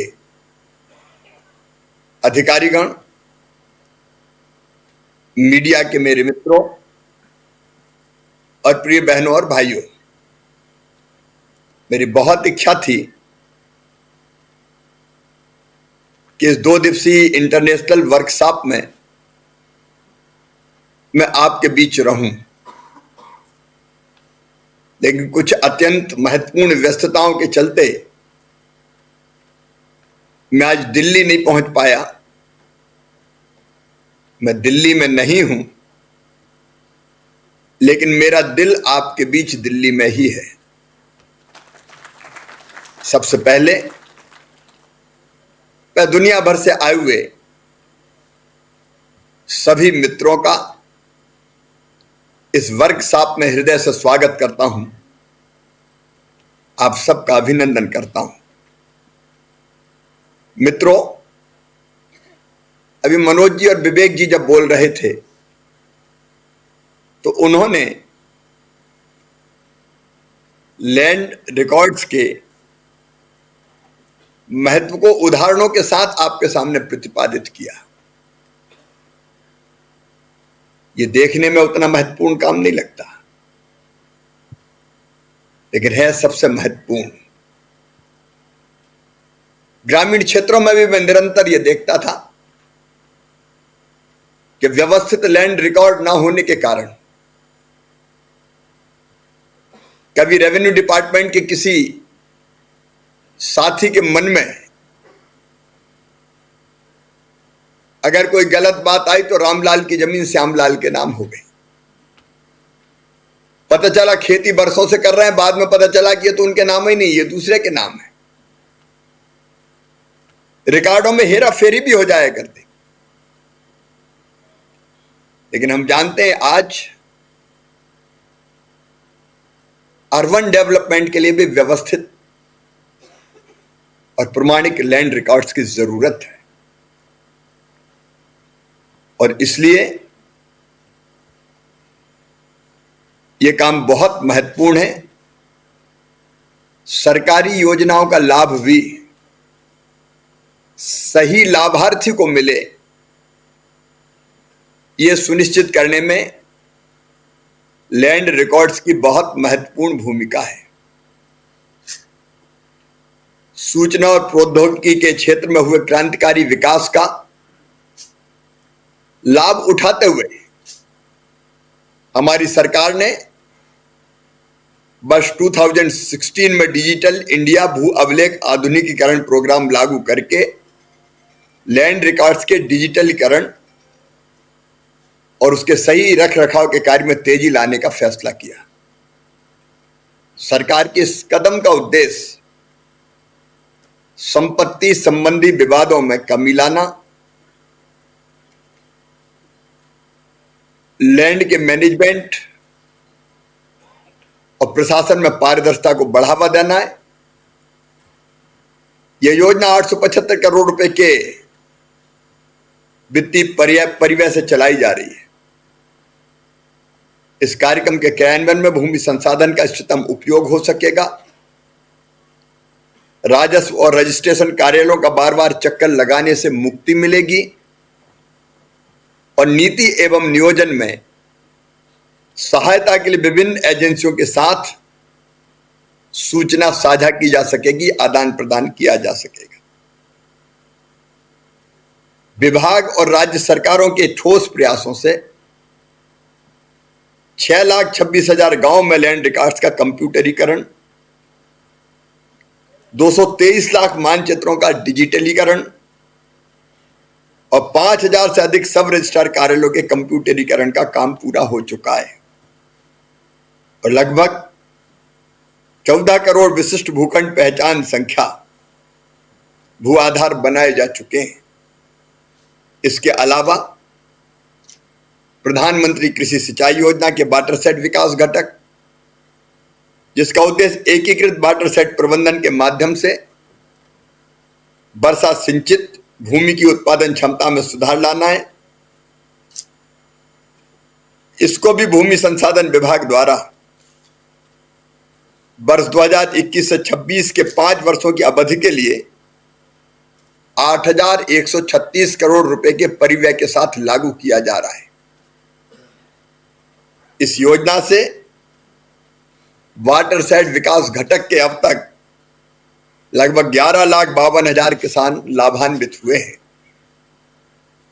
ग्रामीण विकास के साथ साथ कृषि मंत्री होने के नाते भी मैं उल्लेख करना चाहूंगा कि वर्ष 2014 से हम किसान कल्याण के लिए संपूर्ण सरकार के सिद्धांत पर काम कर रहे हैं। कृषि और किसान कल्याण मंत्रालय ने कृषि के लिए डिजिटल पब्लिक इंफ्रास्ट्रक्चर या एग्री स्टैक, जिसका उद्देश्य किसानों के कृषि भूखंड और रजिस्ट्री तैयार करना है, लॉन्च किया है। एग्री स्टैक प्लेटफॉर्म पर हितधारकों और प्राधिकारियों के उपयोग हेतु अब सरकारी योजनाओं से संबंधित उच्च गुणवत्ता पूर्वक आंकड़े उपलब्ध है। आंकड़े सही नहीं होते तो योजनाएं भी ठीक नहीं बनाई जा सकती। लैंड रिकॉर्ड्स और लैंड मैनेजमेंट के क्षेत्र में हम उत्कृष्ट प्रदर्शन के लिए राज्य सरकारों को प्रोत्साहित कर रहे हैं। इस वर्ष के बजट में भूमि संबंधी सुधारों के साथ साथ किसान रजिस्ट्री तैयार करने के लिए 5,000 करोड़ रुपए के राजकोषीय समर्थन की घोषणा की गई है। मैंने भूमि संसाधन विभाग को निर्देश दिया है कि वो राज्य सरकारों के साथ मिलकर काम करे ताकि उन्हें भूमि प्रशासन, नियोजन, प्रबंधन, शहरी नियोजन, भूमि उपयोग, भवन उपनियमों, भू आधार मानचित्र, उपप्रभागों के सर्वेक्षण जैसे क्षेत्रों में बेहतर कार्य करने के लिए प्रोत्साहित किया जा सके। उन्हें उनके प्रदर्शन के आधार पर प्रोत्साहन भी प्राप्त हो सके। लैंड रिकॉर्ड्स के अद्यतन डेटाबेस की प्रासंगिकता को समझना महत्वपूर्ण है। प्रभावी शहरी नियोजन, भूमि प्रबंधन और बेहतर सेवा प्रदान करने के लिए हमें भूमि, उसके स्वामित्व और उपयोग के बारे में स्पष्ट डेटा की जरूरत होती है। एक व्यवस्थित संपत्ति रिकॉर्ड और कर प्रशासन के लिए हमारे पास भूमि का सटीक डेटाबेस होना चाहिए। केंद्र और राज्यों की विभिन्न योजनाओं के माध्यम से सार्वजनिक सेवा वितरण की प्रभावशीलता और दक्षता बढ़ाने के लिए लैंड रिकॉर्ड्स तक निर्बाध पहुंच महत्वपूर्ण है। भारत को एक आर्थिक महाशक्ति बनाने की हमारी सरकार की संकल्पना को सरकार के सभी अंगों के सम्मिलित प्रयासों के माध्यम से ही साकार किया जा सकता है। सही और सटीक भूमि अभिलेखों का एकत्रीकरण देश के सकल घरेलू उत्पाद को बढ़ाने में भी महत्वपूर्ण भूमिका निभाता है। भारत एक अत्यंत प्राचीन और विशाल राष्ट्र है। अतीत में इंफ्रास्ट्रक्चर संबंधी परियोजनाओं को पूरा करने में काफी वर्ष लग जाते थे। शहरी आबादी को सम्मानजनक जीवन जीने का अवसर प्रदान करने के लिए प्रभावी योजनाओं की जरूरत होती है। हमारी सरकार बुनियादी ढांचागत परियोजनाओं को लागू करने में आ रही बाधाओं को दूर करने के लिए मल्टी मॉडल कनेक्टिविटी के लिए राष्ट्रीय मास्टर प्लान या पीएम गति शक्ति शुरू करने में सफल रही है। अब भूकर मानचित्र, जो कि नियोजन और विकास के एक महत्वपूर्ण घटक होते हैं, लोगों की जरूरत को पूरा करने के लिए बुनियादी ढांचागत परियोजनाओं की योजना बनाने और उन्हें लागू करने में एजेंसियों की मदद करते हैं और पीएम गति शक्ति का एक हिस्सा है। जहां तक शहरी भूमि प्रशासन का संबंध है, इस वर्ष के बजट में यह प्रावधान किया गया है कि राज्यों को जीआईएस मैपिंग का उपयोग करके शहरी क्षेत्रों में भू अभिलेखों के डिजिटीकरण और संपत्ति रिकॉर्ड प्रशासन एवं कर प्रशासन को अद्यतित करने के लिए आईटी आधारित प्रणालियों को लागू करके शहरी स्थानीय निकायों की वित्तीय स्थिति में सुधार करने हेतु प्रोत्साहित किया जाए। मुझे विश्वास है ये कदम शहरी नागरिकों को सशक्त बनाकर संपत्ति का निर्धारण प्रणाली में क्रांति लाने और ईज ऑफ लिविंग को बढ़ावा देने वाला होगा। मध्य प्रदेश में 34 शहरों में ड्रोन फ्लाइंग का काम पूरा हो चुका है। 12 शहरों में आर्थो रेक्टिफाइड इमेजरी का निर्माण पूरा हो चुका है। इस कार्य को आगे बढ़ाते हुए मैं राष्ट्रीय स्तर पर भूमि अभिलेखों के निर्माण और मिलान में प्रौद्योगिकी का उपयोग करना चाहता था। मैंने भूमि संसाधन विभाग को चरणबद्ध तरीके से कार्य करने का निर्देश दिया है और मुझे बताते हुए प्रसन्नता है कि विभाग ने शहरी क्षेत्रों में भू अभिलेखों के सृजन के लिए national geospatial knowledge based land survey of urban habitations नामक प्रायोगिक परियोजना को मंजूरी दे दी है। इसके कार्य की अवधि में मानव संचालित तथा मानव रहित aerial feature extraction, digital elevation model और लीडर सेंसर के साथ ऑब्लिक एंगल कैमरा का उपयोग करके आर्थो रेक्टिफाइड इमेजरी तैयार करना शामिल है। पायलट परियोजना को सभी राज्यों और संघ राज्य क्षेत्रों के 130 शहरों में हम शुरू करेंगे और इसकी 1 वर्ष की अवधि में इसके पूरे होने की संभावना है। इसके बाद आगे के चरण शुरू होंगे। हमें आशा है कि देश के सभी शहरों में यह कार्य 5 वर्ष की अवधि में पूरा कर लिया जाएगा। मुझे ये बताते हुए प्रसन्नता है कि शहरी नियोजन के लिए 3D इमेजरी के साथ एरियल फोटोग्राफी भी एक शक्तिशाली उपकरण है। स्थानीय स्तर पर वर्षा और बाढ़ की स्थिति देखते हुए बेहतर जल निकासी और बाढ़ प्रबंधन विकसित करना बहुत महत्वपूर्ण होता है। सटीक GPS निर्देशांकों के साथ एरियल फोटोग्राफी भूमि सर्वेक्षण की गति में तीव्रता लाने में सहयोग करेगा, जो अंततः संपत्ति कर निर्धारण, बेहतर परिवहन व्यवस्था, जल निकासी और बाढ़ प्रबंधन की योजना बनाने तथा हमारी शहरी क्षेत्रों के लिए मास्टर प्लान तैयार करने में उपयोगी होगा। मित्रों, मैं भूमि अभिलेखों के सृजन और मिलान पर अन्य देशों के विशेषज्ञों के साथ परामर्श करना चाहता था और यह 2 दिवसीय सम्मेलन इस संबंध में नई और उभरती हुई टेक्नोलॉजी के उपयोग में वैश्विक सर्वोत्तम प्रथाओं पर चर्चा करने और समझने का एक प्रयास है। मुझे विश्वास है जो प्रतिभागी आए हैं वो अपने विचार रखेंगे, जिन पर सत्रों के दौरान विस्तार से विचार विमर्श किया जाएगा। मैं यहाँ उपस्थित राज्य सरकारों के प्रतिनिधियों से अनुरोध करता हूँ वे चर्चाओं में सक्रिय रूप से भाग लें, क्योंकि केवल राज्यों के सहयोग से ही अकेला केंद्र नहीं कर सकते। राज्यों के सहयोग से ही हम शहरी भूमि प्रशासन में आधुनिक टेक्नोलॉजी को एकीकृत करने और भूमि प्रबंधन प्रणालियों में दक्षता और पारदर्शिता में सुधार करने के लक्ष्य को प्राप्त कर सकते हैं।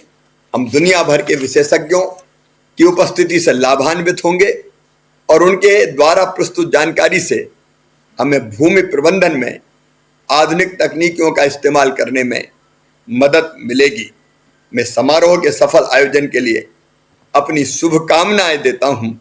मुझे उम्मीद है कि कार्यशाला से मिली जानकारी शहरी स्थानीय निकायों को और मजबूत बनाने के लिए नीतियां तैयार करने में सरकार की सहायता करेगी। धन्यवाद, नमस्कार। हार्दिक धन्यवाद सर। आपके मार्गदर्शन एवं प्रेरणात्मक संदेश के लिए आपका हार्दिक धन्यवाद। Thank you so much, Honorable Minister Sir, for your thought-provoking keynote address.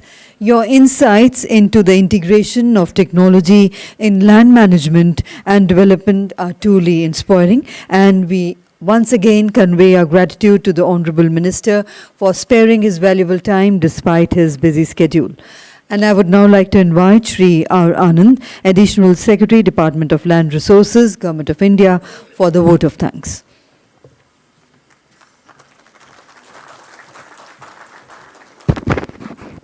नमस्कार। मैं माननीय मंत्री जी कृषि एवं किसान कल्याण और ग्रामीण विकास भारत सरकार श्री शिवराज सिंह चौहान जी को हृदय से धन्यवाद और आभार प्रकट करता हूँ। Not only he took time to be along with us through video conference even when he is not in Delhi, but he immediately approved the program as he announced today, the Naksha program, the program for pilot survey of urban cities for more than 100 cities, which he has tasked us to complete within 1 year. Thank you very much, sir. माननीय मंत्री जी को फिर से मैं हार्दिक धन्यवाद देता हूँ. I also would like to thank our secretary, who is the force behind the entire concept and also this program of international workshop, to Secretary Panchayati Raj, Shri Vivek Bharadwaj, for giving us knowledge about his experiences, his own personal anecdote also he shared, also about Swamitva program, where they created land records in Panchayat areas, that is the Abadi areas, what we call populated areas.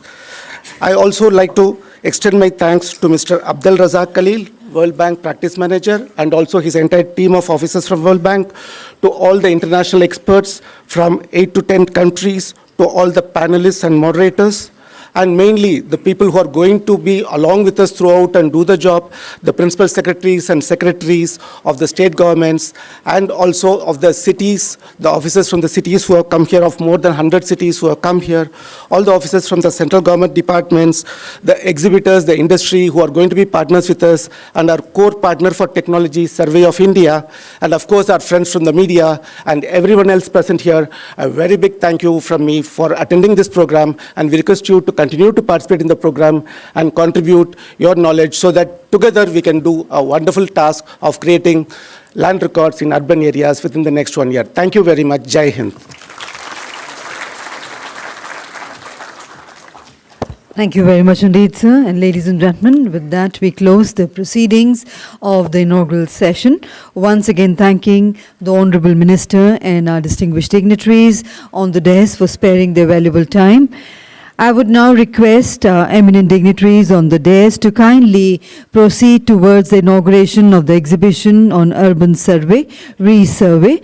And ladies and gentlemen, we also break for tea, coffee, inviting everybody to join us for high tea on the first floor.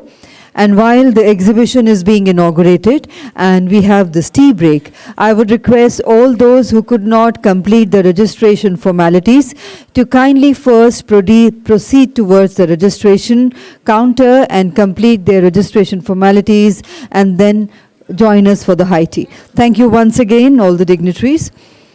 And let's put our hands together once again for the successful and the success of the event, the session that is coming up.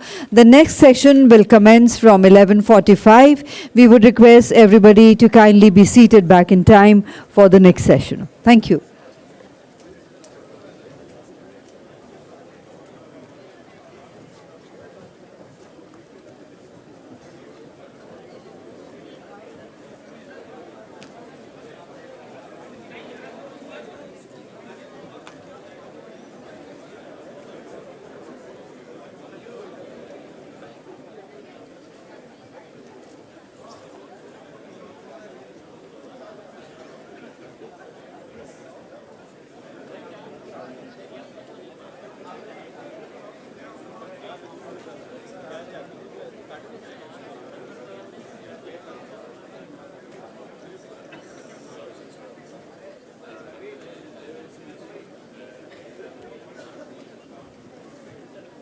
अब ये तो रखी tape है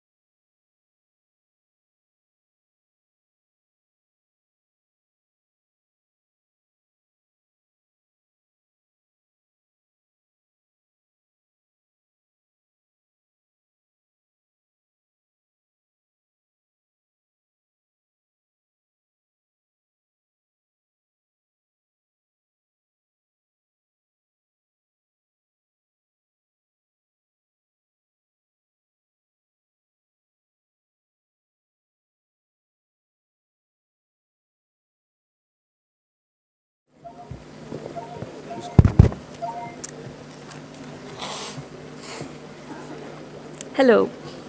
Good morning, ladies and gentlemen. We hope that the break was rejuvenating and we come here with renewed energy to start our first session. So I'm Apurva, and with me I have Mr. Mayank from Department of Land Resources, Government of India, and we are hosts through these sessions, the 5 technical sessions that we have.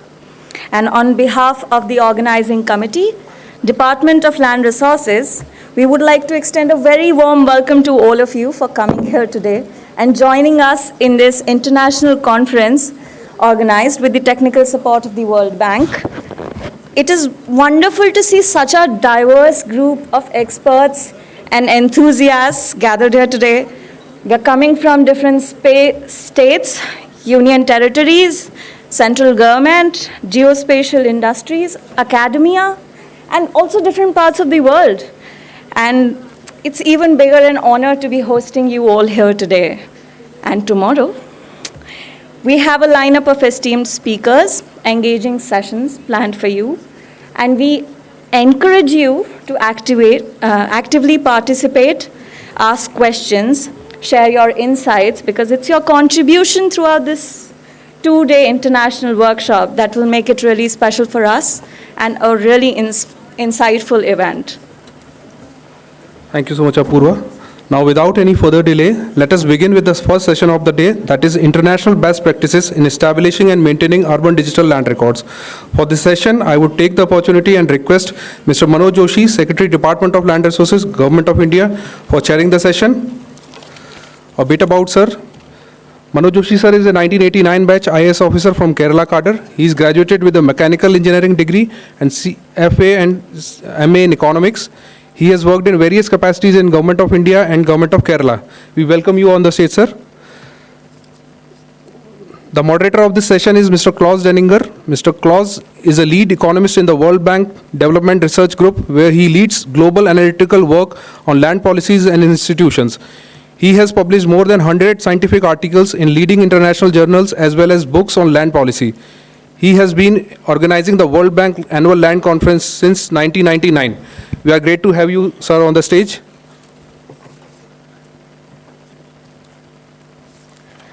Now I'd like to introduce you all to the guest speakers that we have with us for this session. The first speaker is Mr. Sergio Saavedra Morales. He is the Director of International Relations of College of Registrars of Spain. Since 2002, he has also worked as Registrar of Property and Commerce, currently based in Barcelona. He is the Delegate for Latin America of the International Relations Committee of the College of Registrars of Spain. Along with, we have Mr. Luis Lahoz. He has been working for the College of Registrars of Spain since 2013. He is an experienced IT and information security manager with a proven track record in leading successful interim management assignments and implementing information security risk controls and operational plans within the government and the private sector. The second speaker for the day is Ms. Dr. Seon Kim. She is a chief researcher at the Global Cooperation Department of the Korea Real Estate Board. She is an expert in real estate policy and finance. Her work focuses on property tax, housing prices, real estate and land auction markets, land and property valuation, and computerized mass valuation, both in South Korea and internationally. And accompanying her, we have Dr. Hyun, a technical specialist. The third speaker for this session is Mr. Jean-Philippe Lestang. He has been the Director of Finance Development at the National Institute of Geographic and Forest Information, a public administrative establishment placed under the joint authority of the ministries in charge of ecology and forestry of France. He has worked in the field of urban planning, spatial information technology, and GIS in land administration and management. The fourth speaker is Ms. Edwin Ham.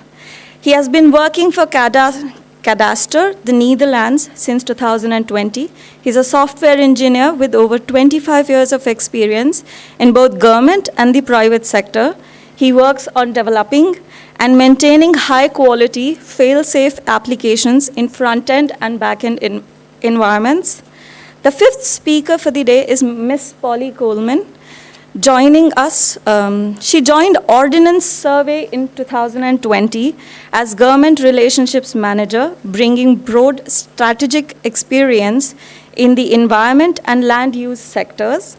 In the UK land registry field, Ms. Polly collaborates closely with land registration customers and works with colleagues in ordnance surveys, ground surveys, and digital mapping expertise teams to achieve full registration of the public estate.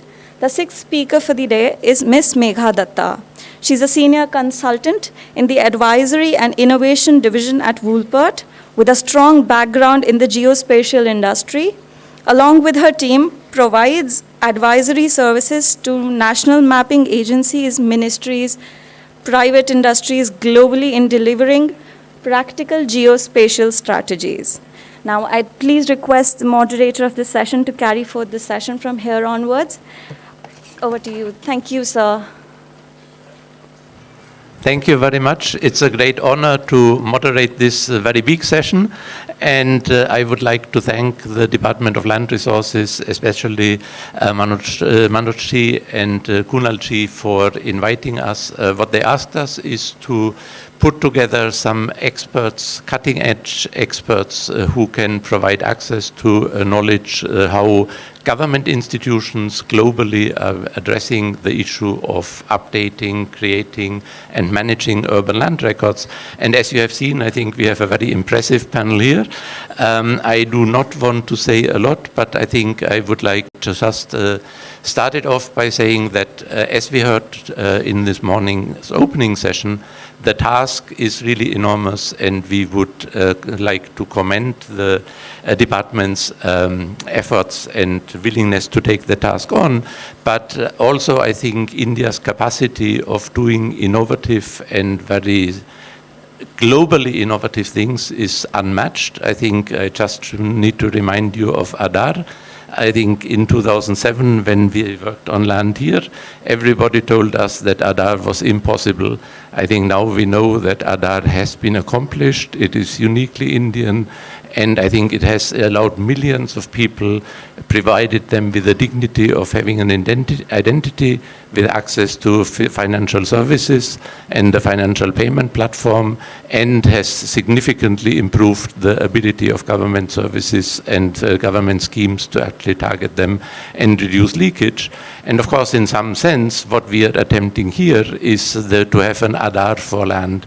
And that, of course, is a very big challenge, because whereas people, they really, I mean, people don't change over time. Land changes over time. Land parcels do not stay fixed. They get transferred. They get, they may be encroached. They may be, their boundaries change over time, and people may be fighting over them. So there is a lot of things that you need to do in managing land records that are much more complicated than in doing Aadhaar. That's why this is such a big challenge. And actually, I think I talked to Nandan Nilekani when he was making a presentation in the World Bank, and said, look, why are you not doing something like Aadhaar also for land? And he said, look, this is way too complicated for me. So we are very glad that we have Manoj Joshi and Kunalji to actually help us address this. And of course, we are all here, and that's why we think it's very important to bring all the stakeholders on board to get their input and to see how together we can address that very, very big challenge. So I don't want to say anything more about the speakers, apart from that I will be keeping the time very rigorously. We also changed it a little bit, because what we thought was, given that the topic of this workshop is mapping, or that is to generate the spatial imagery, we start with the mapping presentations first. These are 3. And then we go to more the registration part and the way of managing the records and making sure that they are updated, and end with valuation, which is the Korea. I have a yellow card and a red card here, so I will flash these to the presenters so they are aware of time. Without further ado, I would like to invite Manoj Joshi to give his opening remarks. Please. Thank you, Klaus. I think I have spoken enough already. So let's go to the first speaker. Okay, very good. The first speaker will be Polly from Ordnance Survey, please. And you have 15 minutes. I will flash after 10 minutes.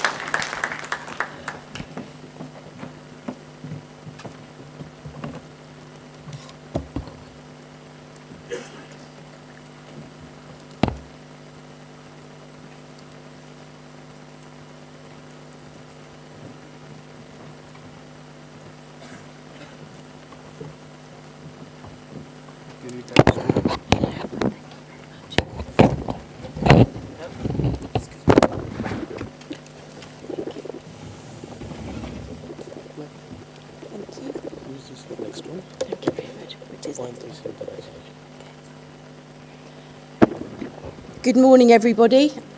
Thank you for inviting me here. I'm Polly Coleman from the Ordnance Survey, representing the UK. This is my first trip to India, so I'm absolutely honoured to be here. So, yeah, many thanks. Please do extend questions to me after the presentation. For the next 2 days, I'm available for any interest that you may have. Thank you. So, today's presentation, our best practice is establishing and maintaining urban and digital land records. So I'm just going to run through how Ordnance Survey came about and our past history and more relevant where we intend to go in the future. So Ordnance Survey was created in 1783, somewhat 240 years ago. Its first intention was to build a superior map of Britain and assist with military campaigns.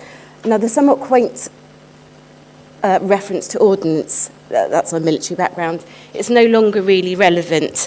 Our future vision is really the National Mapping Agency, and that's where our purpose lies. But of course, our historical context is still very, very important to us and our reputational value.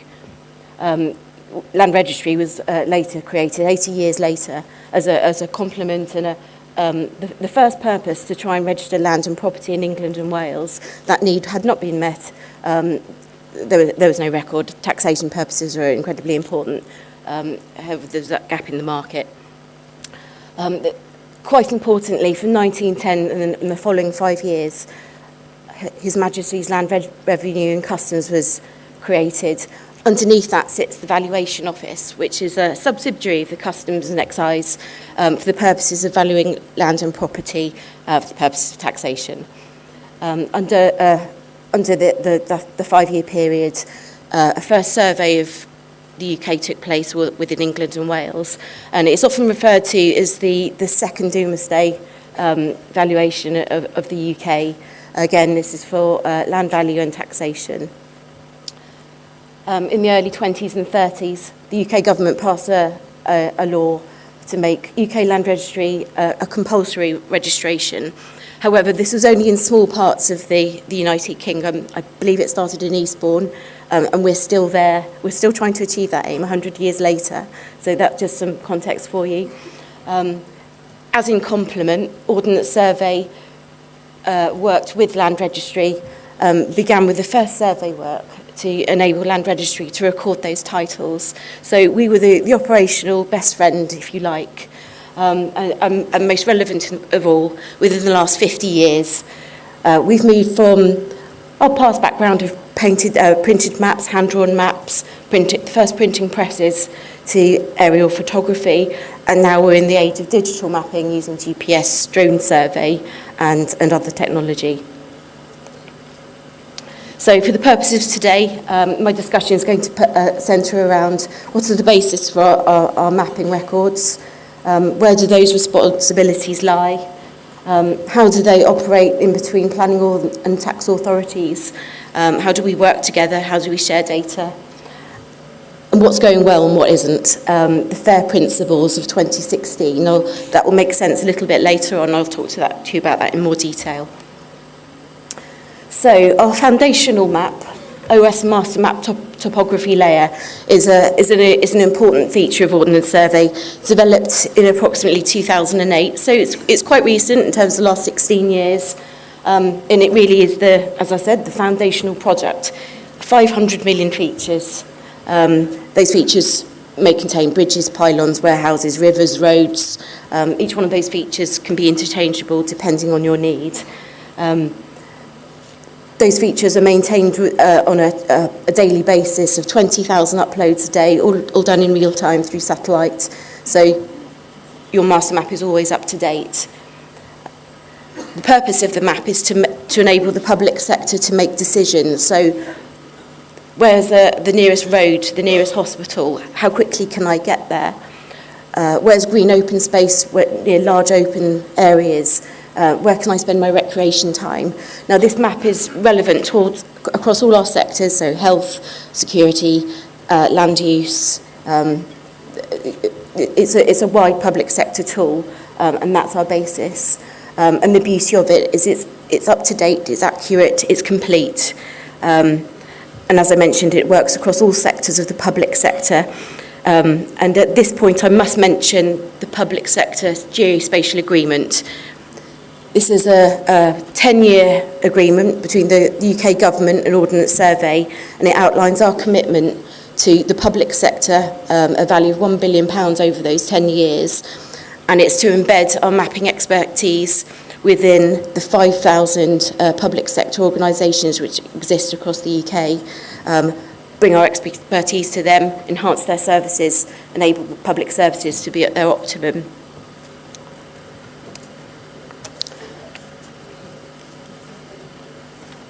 So, in practical terms, how do we magically create a map? I'm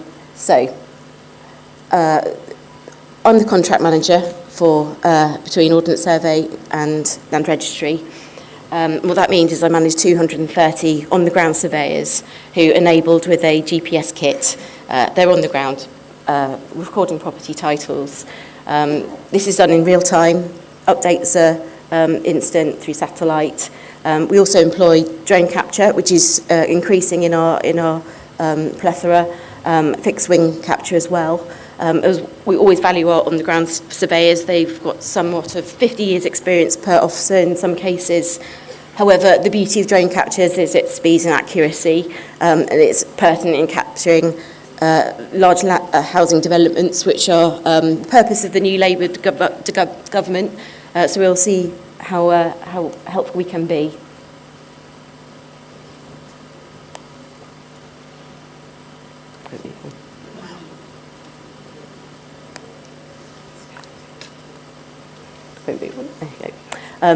Now to my next question. Where does the responsibility lie for updating urban land records? And again, what's going well? What are the challenges in producing that data? So in round terms, Land Registry, that's their primary remit. We are the complementary mapping agency that work alongside them and with them under the public sector spatial agreement and also in commercial terms as well. We sit squarely in our own remits, however, we complement each other. So the purpose of Land Registry is to maintain a record of ownership and continue to update that record of ownership as time and sales progress. The record of ownership is accompanied by a title plan, and it's important to point out that neither Ordnance Survey or Land Registry do that with complete this with deliberate accuracy. We don't want to become involved in civil disputes about where that line may lay. Where's my fence panel? Where does my garden end? That is not our purpose. It's to capture features and pass on that data to Land Registry. Land Registry don't hold that accurate data set either. Again, that is a civil dispute, and we encourage members of the public, if they have concerns of that nature, to sort that out with their local conveyancing solicitor. So that's important to point out. It's a generalised boundary. So those titles are updated whenever a purchase or a sale takes place, an inheritance, a death, a change in title, and that record is done in that time. And also the beauty of our data in terms of its assistance to Land Registry, it is up to date, it's of the purpose of that time, and it provides Land Registry with the accuracy that they need.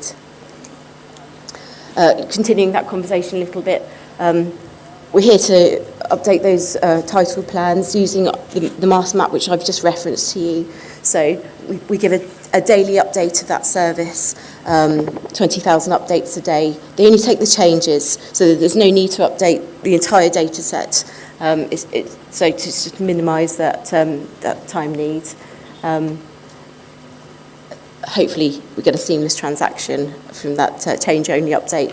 Of course, we're measured very carefully by the UK government in terms of speed, accuracy, quality. There are financial penalties if we fail to deliver. So that might mean some of our on-the-ground surveyors have made a mistake. We've been late. We've got a tight timescale of 10-day delivery or 6-day delivery.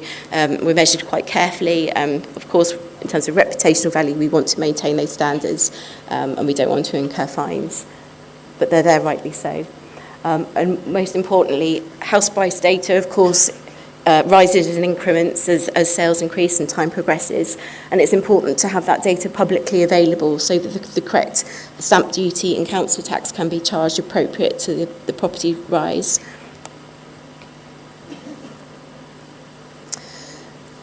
Now, I've mentioned this in particular because I believe it's relevant to this conversation. So, a building with multiple occupancy, so a block of flats, block of apartments.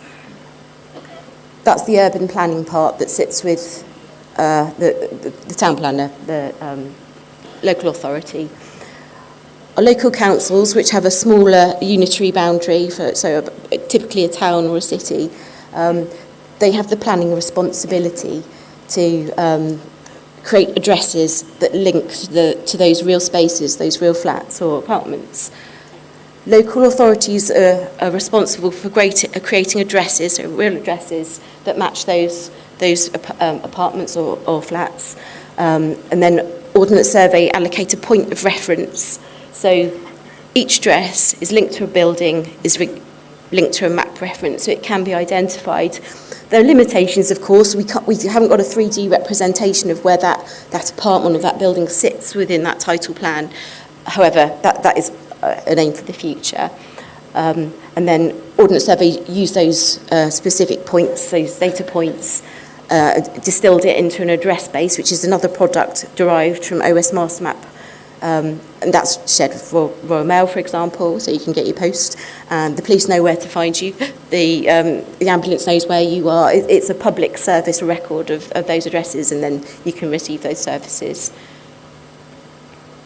And relevant also to this discussion is those address points allow the local authority to know how to charge you appropriately for council tax, which is a public service tax, paying for things like education and health, fire and police ambulance, that sort of thing. And on the sale of your property, stamp duty will be collected appropriate to the property value as that may rise. Okay, so this is a hopefully simple explanation of how different organisations worked with each other in terms of tax revenue. So His Majesty's Revenue and Customs, that collects my income tax from my pay. That's where stamp duty is paid to on a property sale. And that goes towards public services. Underneath Revenue and Customs sits the Valuation Office. So that's a subsidiary, and its primary purpose is to value land and property. Now, this is a contentious subject for the British because properties haven't been valued since the 1990s. There's been huge changes in the property market in terms of increase in value to the individual. Individuals don't want their properties revalued because that might mean an increase in tax. So the tension has been towards business rates. So that is something that we're not looking forward to into the future. However, for a national interest, of course, it is extremely important. Further on, so the local authority, that's they have a planning remit. They collect a local council tax from the individual set business rates and collect the appropriate tax from those business rates. On an individual property sale, I sell my house, my solicitor collects the appropriate stamp duty and then pays Revenue and Customs in Wales. That's the Welsh Revenue Authority. It's important to probably distinguish the fact that I am from the UK, but Ordnance Survey actually only covers England and Wales. Yes. Scotland and Ireland are covered by similar but separate organisations. And again, the public sector geospatial agreement, the commitment to share data for free at source, enables the sharing of all this data between these public bodies to create a seamless sharing of data. Okay, I think next one is the last slide. Okay, thank you. So thank you for the warning. Yes, right, nearly there. And very, very quickly, FAIR principles, which is, these were developed in 2016. Findability, can you source that data? Where is it? Can you get hold of that data? Do you have a shared platform with the organisation that you're trying to work with? Can you exchange that data and pass it on to a third party? And also our open data commitment, which means our data is available for free at source. Okay. Thank you very much. This was, I think this highlighted very clearly the importance, the responsibility of the public sector to provide this data, and the importance of interoperability, and I think in a system that is very much similar to the Indian one. So I think that I'm sure there will be many questions. I think Jean-Philippe from ITN France will now take us a little bit further and also introduce the use of AI. So without further ado, Jean-Philippe, while the microphone is being being put on you, I think both, the floor is yours. It will be impossible to stick 15 minutes for me, you know that, probably. So thank you, and good morning, all, and honorable audience and Mr. Secretaries. 21 years back, I was in charge of the Comprehensive Development Plan of Bangalore. And I was also in charge at the Mumbai Master Plan a bit later, facing a double challenge: getting accurate geospatial data to map the city at various scales under the Indian Official Secret Acts that was still applicable, and understanding the land ownership issues over a growing and mushrooming city at the time of the so-called Silicon Valley boom. It was also one of the first MSDI project, Metropolitan Spatial Data Infrastructure Project initiative, which was mentored at that time by the BDA commissioners and, you mentioned it, close, Nandan Nilekani, and probably from Infosys, as all you know. It was an early example of the public-private sector partnership in the geospatial approach. It was the beginning also of the BUMI project, paving the way to the Digital India Land Records Modernization project, with the success that we know and the challenge that we know as well. And the National Spatial Policy, the 2021 National Geospatial Policy, that is nowadays deeply impacted the capacities to generate, share and use geospatial data in India. And thus honor to modestly be part of this international workshop and to represent the French National, is it working still? Probably not. The French National Institute for Geospatial and Forest Information. My presentation will address the critical challenges faced by national mapping authorities such as the French National Institute of Geospatial and Forest Information. Please. Okay. Yeah, thank you. So my presentation will address the critical challenges of a mapping authority and the French mapping authority, but which can be applicable also to the National Mapping Authority of India. In an era which is marked by rapid and profound changes around the territories, these changes are driven by unprecedented environmental pressures and transformation. Simultaneously, there is a growing demand for a broad range of stakeholders across various levels for homogeneous, up-to-date, large-scale urban geospatial data sets. These data sets are essential for designing robust, adaptable, and sustainable public land management policies. Furthermore, we are witness with a significant technological shift in the methods of spatial data acquisition, processing, sharing, which is reshaping how geospatial information is utilized and integrated into decision-making process. It is certainly a significant challenge for a French institution established in 1791 by Napoleon, and which was originally created to provide the army with critical knowledge of battlefields and support the administration of both existing and newly acquired territories. My institution is now evolving toward a citizen-centric approach, reimagining its mission to embrace and capitalize on new technologies in close collaboration with the private sectors and within the rapidly evolving new space environment. This transformation is crucial for remaining relevant today, digital age, while maintaining its... Jean-Philippe, do you click the... Oh yeah, now it's coming. Sorry, yes, merci. Okay, so we have 4 missions. 1, produce, maintain, is the use of sovereign geodata and geospatial data infrastructure all over France. Then we have to qualify and to certify some of the surveys which are made for the land management. We have to lead the communities of territorial knowledge. By the communities, I mean that we are in relation with the 36,000 communes and municipalities of France, and counties and regions. We provide high-level initial lifelong training through the National Geographic Geographic School. We conduct research and raise the maturity of research results to innovate, and we strengthen agent partnership, especially with the private sector and with startups.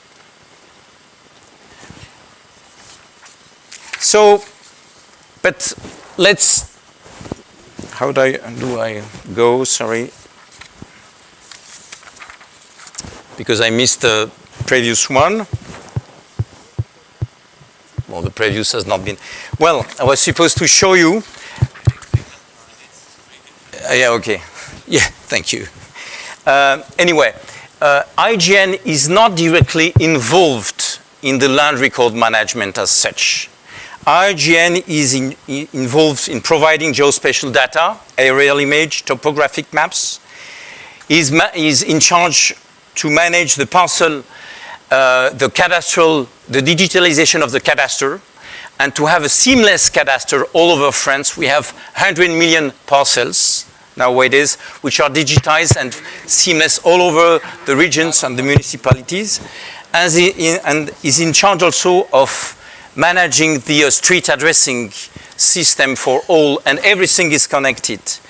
But we have many stakeholders, and it's one of the challenges in France, like probably in India, because we have the General Directorate of Public Finance, who is also managing the fiscal cadastre. We have the municipalities and local authorities that oversees the land management and the urban planning.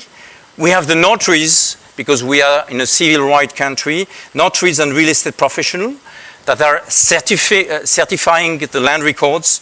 And we have the National Public Records Department, who is managed legal records of property ownership.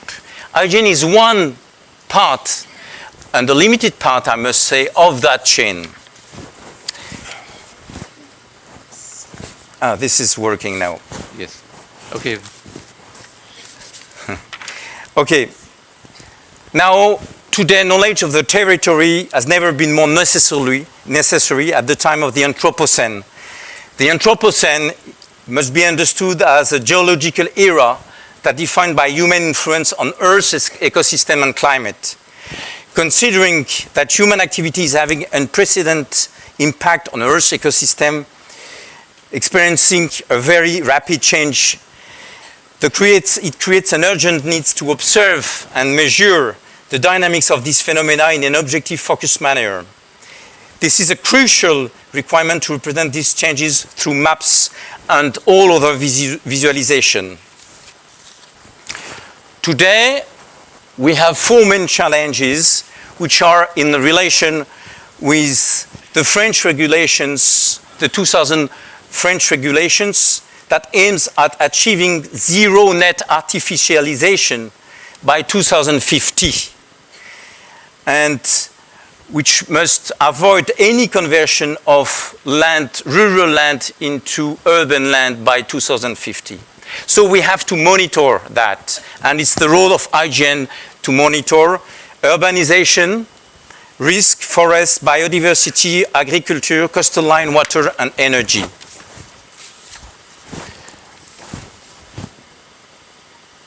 Oops. Obviously, we use data from different platforms and sensors, starting usually by airborne survey with more than 10 planes, with very large camera.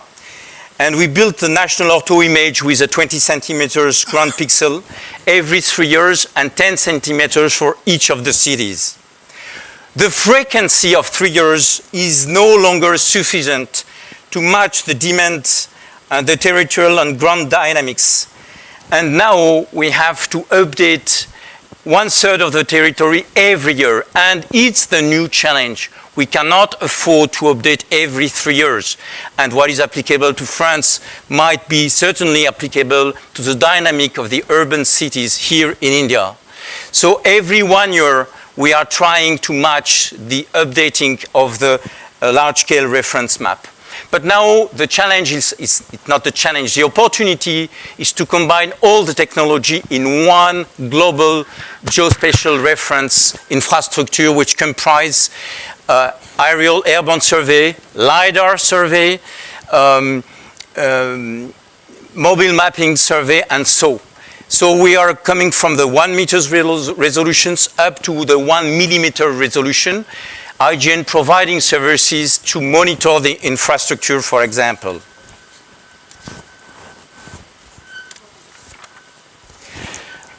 So in terms of new technologies, we are using artificial intelligence.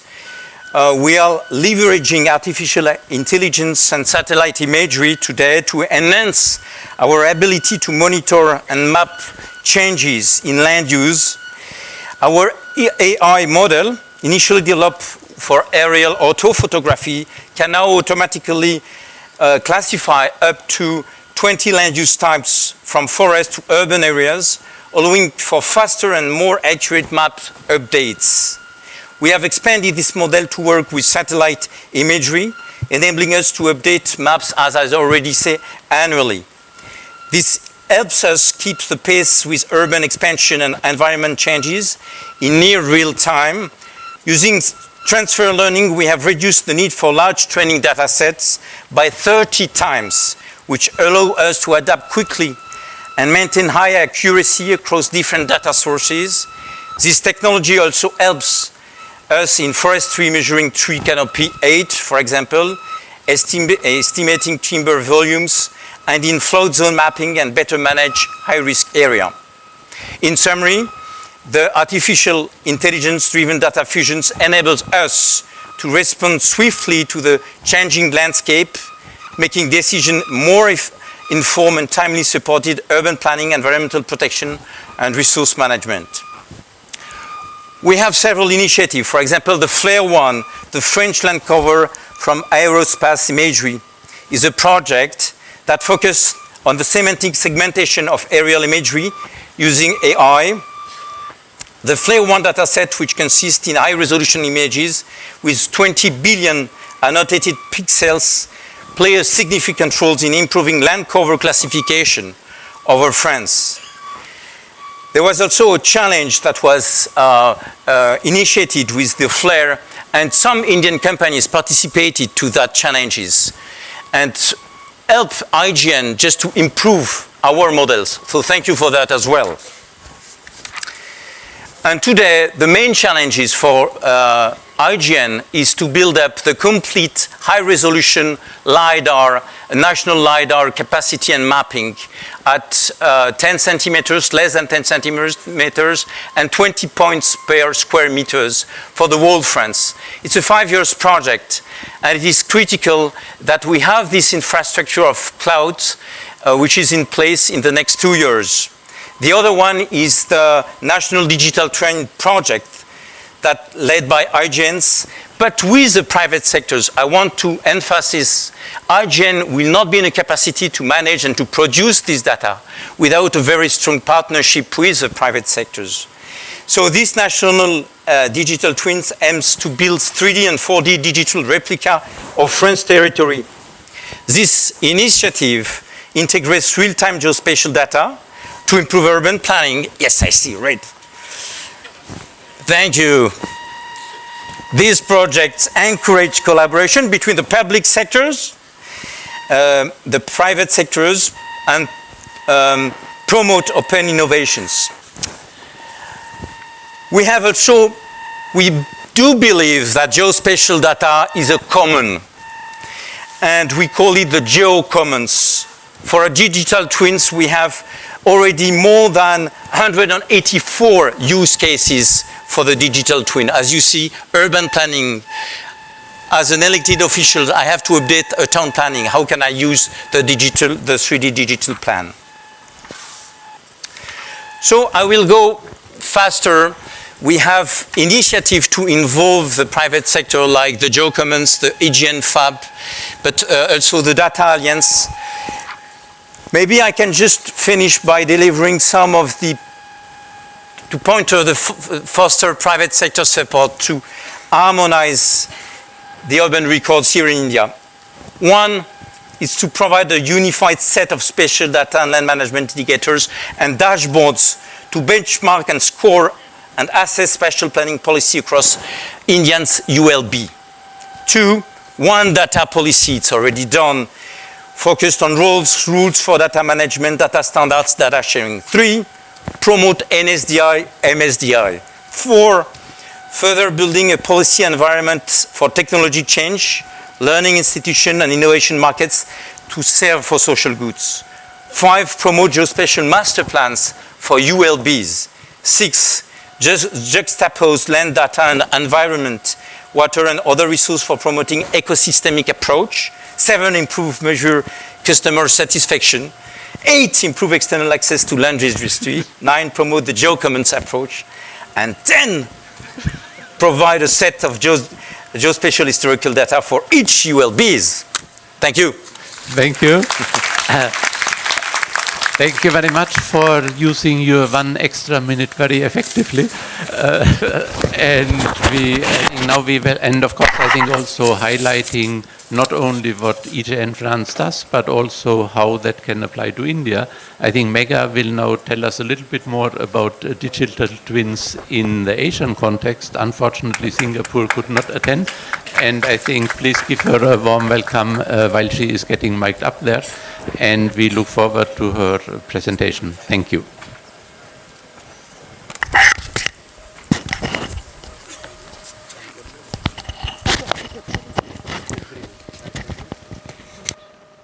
Thank you so much. Thank you to the Department of Land Resources for organizing this very important and timely conference and workshop. I thank the Secretary, Mr. Manoj Joshi ji, for inviting me, for inviting Woolpert to be a part of this deliberations. I also extend a thank you to Mr. Kailash Satyarthi and his team, Mr. Mayank ji, for coordinating and inviting me here. So, I'm representing the private sector and a little bit about Woolpert. Woolpert is an international architecture, engineering and geospatial company. We have offices in more than 60 locations and we are a team of 2,500 employees. Essentially, Woolpert delivers end-to-end geospatial services from data capture, data processing, cloud infrastructure, and of course, solution delivery. I am a part of the Woolpert Geospatial Advisory and Consultancy Division. We provide advisories to national governments and private sector on geospatial technologies, on creating budgeted roadmaps for implementing these strategies. So my presentation is focusing more on spatial digital twins, which is taking the concept of urban land records data a step further. What can we do with these land records once we have an infrastructure well in place? So when I say spatial digital twins, it's not only about creating a 3D model or a replica of an object, but spatial digital twins talks about replicating systems, processes, and it's about scale. So we're talking about city level or country level.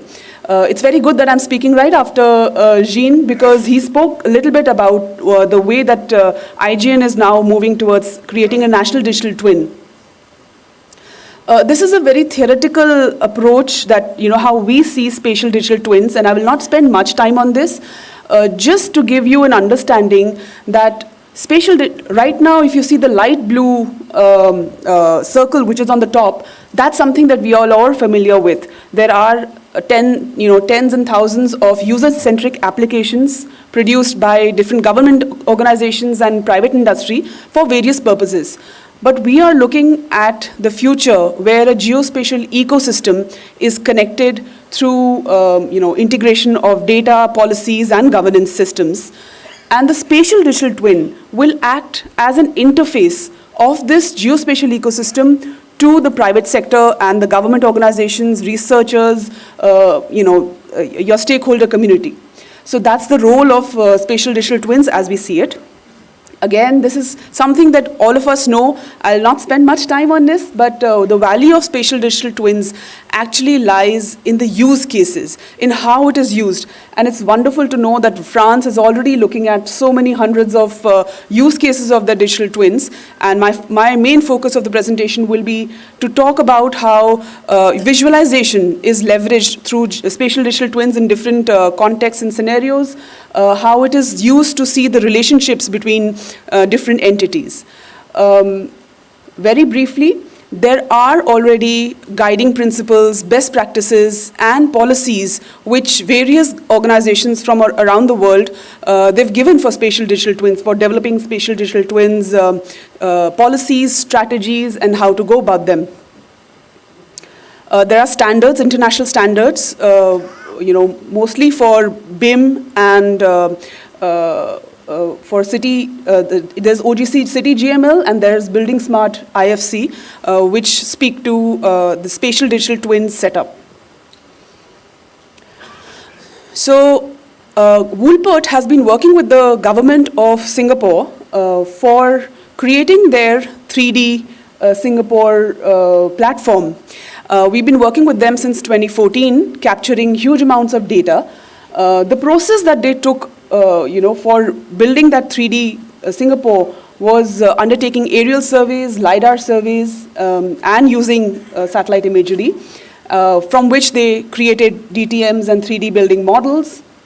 And those models are now being used by different organizations, and the relationship between different data sets are being leveraged by Singapore government for various use cases. Just two use cases that I'll speak about is climate change and urban mobility. So the government of Singapore is using this rising sea level data to analyze how it will impact the urban spaces. And all this is possible because the data which is coming into the spatial digital twins is not only from one organization, but from multiple entities, including the private sector and the researchers. And the data has also been made openly available for everyone to innovate upon and to take advantage of. The other thing that they are using it for is urban mobility, where they are looking at how traffic patterns will change if there are new infrastructure which is coming up, and how it will impact the bottlenecks, how it will impact the traffic flow, using scenarios, using models to build scenarios and forecast congestions and then deal with the traffic issues. The second is NSW, that is New South Wales. That is another, it's a state in Australia where Woolpert has been working, mainly to support their solution development for the spatial digital twin that they already have. So it's a $40 million investment that the New South Wales government did for the spatial digital twins. It's again open access, so anyone who's a stakeholder in New South Wales can access the data freely, openly, and it enables 4 dimensions visualization. So that is also including time. various degree of simulations can be performed using that data. Some data is more dynamic and some is not. And the data capture, there's no data capture. We weren't involved in data capture, only for data consolidation. The two use cases which are being used by the New South Wales, I will just highlight two of them. One is a school infrastructure. So they are using the spatial digital twins to see, monitor the school infrastructure, which assets needs upgrade. If there is any kind of emergency, then how do we reach schools, planning new school development. And the second one is the Bathurst. So Bathurst is a place within New South Wales. They have built their digital twin, and they are collecting. They've collected 4 million square meters of 3D data, and they're connecting it to real-time sensors, so that the public can get various kind of intelligence, like where's the EV station, how is the city changing. They're using it for tourism as well. The third use case is from Victoria. Again, Victoria is a state in Australia. They've also built their digital twin, spatial digital twin, using 4,000 data sets from various departments. And they also conducted the largest ever LiDAR survey. The two use cases on building compliances, so they are using the spatial digital twins to give compliances. So their frameworks, their regulatory frameworks are already they're a part of the digital twins, and they can check when a new building has to be given, so permits should be given or not given, or what kind of modifications they would need for the buildings, and for emergency responses. Some of the key learnings that we got from working in different geographies in these spatial digital twin area is that quality of data is fundamental. So that brings us back to this conference, where we are talking about how using new technologies, we can build data which is going to be sustainable and going to be useful for many use cases. Data integration is critical, so it's not only about one government department, as the speaker before me has mentioned, that in IGN is just one part of the big whole ecosystem. There are lots of government departments which have to work together, and already we see some good examples happening in India, like Gati Shakti. Stakeholder collaboration drives success. Open access, that is what will drive innovation through the data that we are spending so much of time and energy building. Flexibility enhances usability. So we can take an iterative approach. We don't need to have the end goal right from the beginning. We can take one step at a time and build something which is useful for the Indian context. And real-time data and simulations boost decision-making. So as long as data is updated, that is only going to make use, and that is only going to bring value to the spatial digital twin. So what is the connection between spatial digital twins and modernized land records? As I think the Secretary Sir had mentioned in the opening session, that actually land records are the fundamental geospatial data that is required for building a spatial digital twin. It not only gives the rights of property and ownership and revenue, but also creates that fundamental interoperable geospatial data, which is very essential. And the land departments, the revenue departments, all the departments that our colleagues are here from, they hold a very, very important role in driving this success for India. We've seen very quickly from the Australian and New Zealand examples, where their policies have emphasized this relationship between a strong modernized cadastre with spatial digital twins. And India can leverage the same for its various developmental projects and the outlook that the government has. Yes, I don't need to spend much time. It's basically spatial digital twins based on strong data can streamline processes, can improve transparency, and ensure better decision making. For India, some of the things that I would like to leave with everyone to think about and discuss is how we can collaborate to provide high quality, authoritative, accessible foundational data. And it's not only one single data. We can look at all the 13 or 14 foundational data themes that we have to work upon. How to implement data standardization and harmonization, which is very, very critical. create a time-bound budgeted roadmap to leverage the foundational data for creating spatial digital twins, developing systems and tools and processes to link different data sets, and building stronger partnerships. One of the countries in the Middle East that we had worked with, they took this approach, just last slide, looking at really spending a lot of time in actually creating a plan and a well thought out roadmap before they went ahead with their spatial digital twins program. And just the key considerations for the Indian ecosystem: who would be the owner of the spatial digital twin? Who are the stakeholders? How are they going to collaborate? What are the liabilities? What are the responsibilities of each stakeholder? These are the kind of questions that we need to think and discuss, before we start working towards creating a spatial digital twin for India. Thank you so much. Namaskar.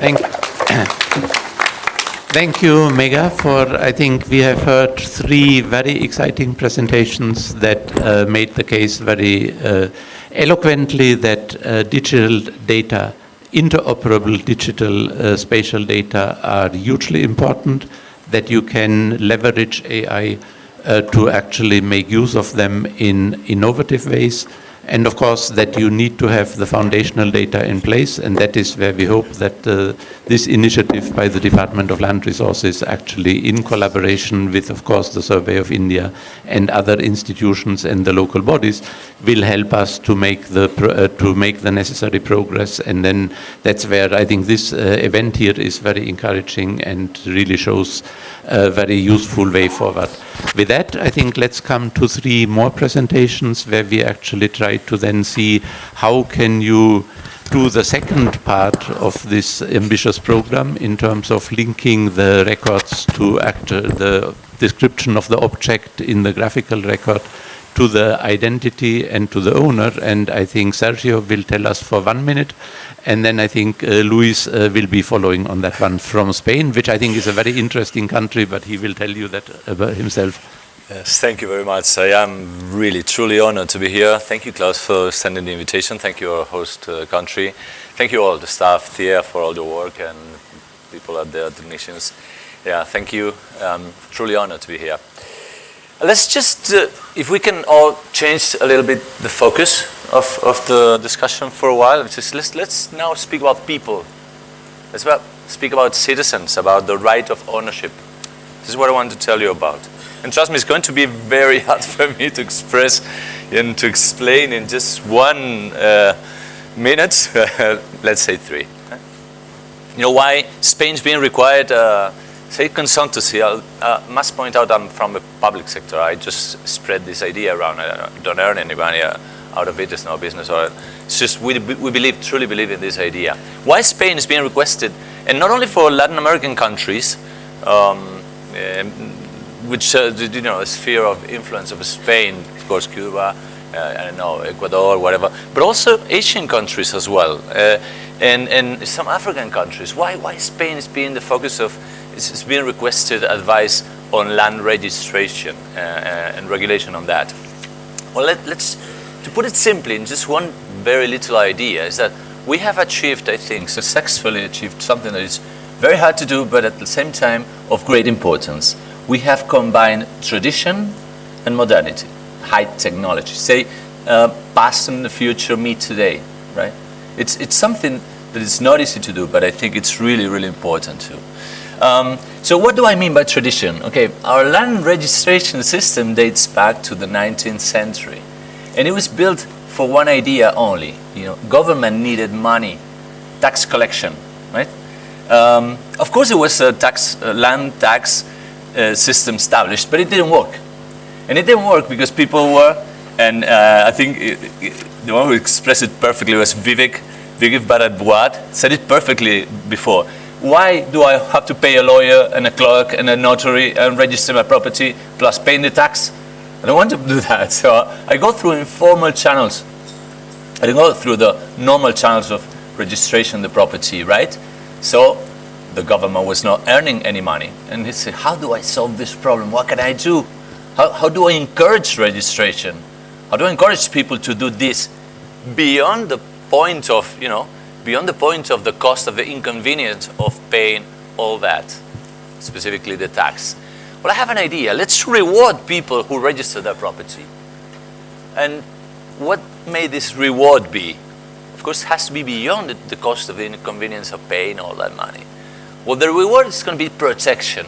Let's state by law that those who register the property, and that was said in the 19th century in Spain and still applies today, those who register the property will be considered owners against anyone else who claims the property is not registered. I mean, today, less than 1% of court cases are won against registry. 0.25, I think, is today's figure, you know. And why is this so important? Well, first of all, not many cases are held anyway because they're not going to be successful. Right?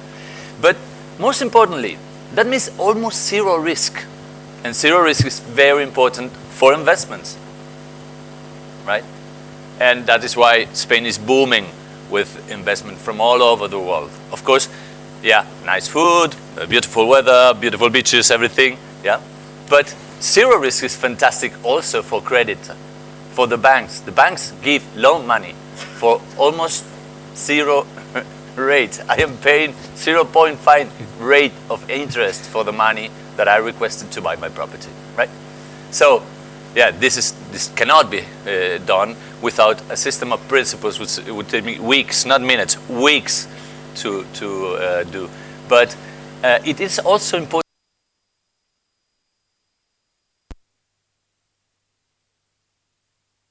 Regulation of environmental regulation, money laundering regulation, heritage, cultural heritage regulation, everything you can think of. And it's really, really convenient for the government. The benefit is not only for the government, but also for citizens and the economy in general, the whole wheel of the economy. It's there to probe it, you know. I am open for questions, and of course this is my contact. Anyone who really wants to know more about this and establish cooperation, I'm absolutely open for it. Thank you for listening. Thank you. And Luis will now tell us how the technology behind this marvelous security works. And please, the floor is yours.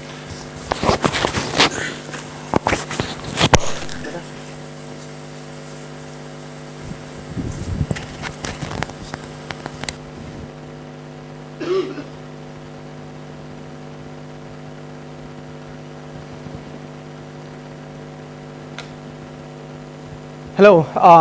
Well, maybe it's time to talk about something about technology. Long time at this point, business processes, mapping.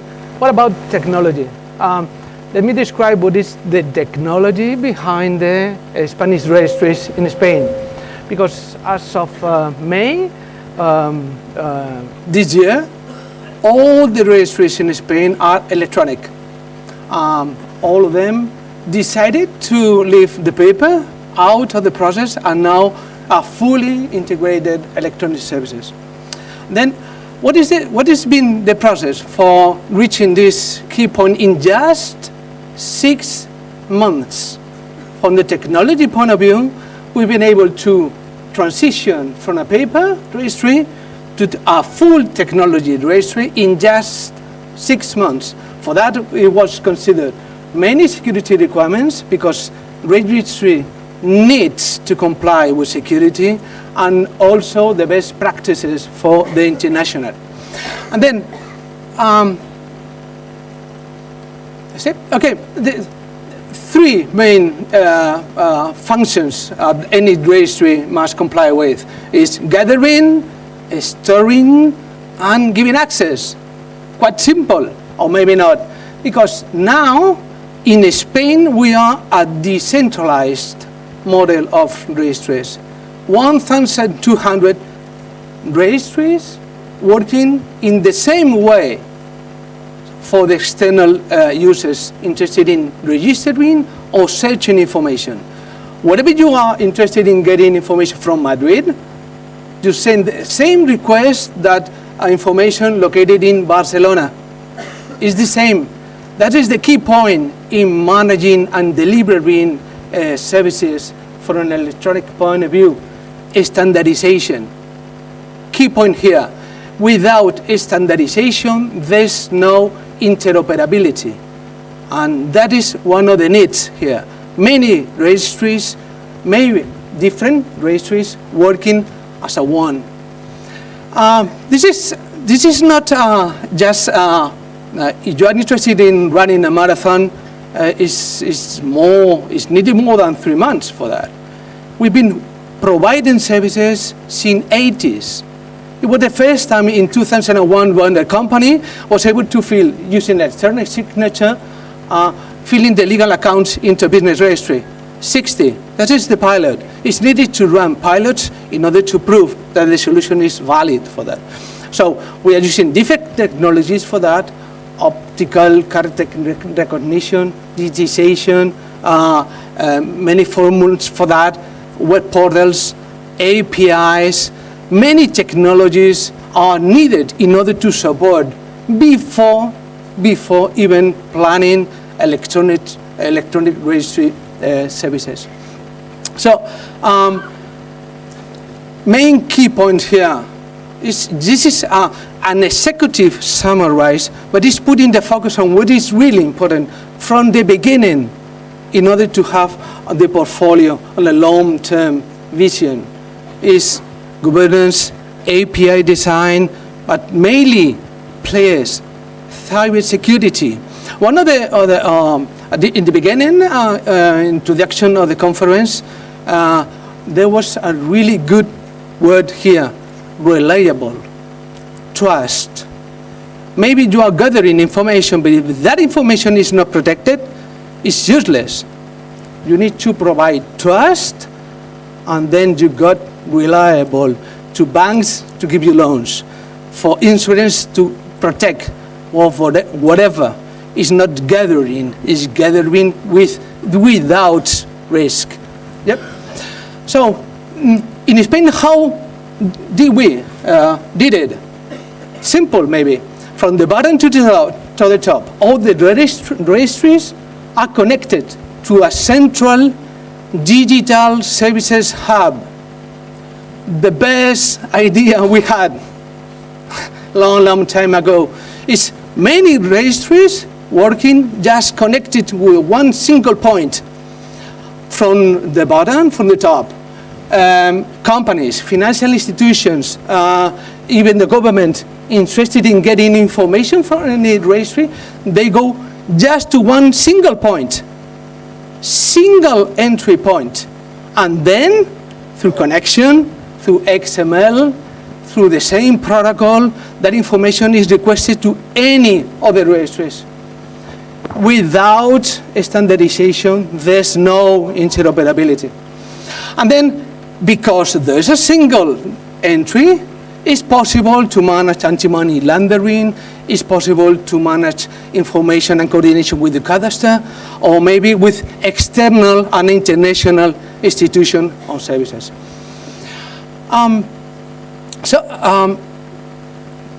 What is the metrics here? It's possible to have a decentralized and managing millions of requests on a yearly basis. Even timestamp requests for that. Timestamp technology is the principle for providing priority in registry. In Spain, that is a must. So the first in time, the stronger in right. And that is only available with timestamping services.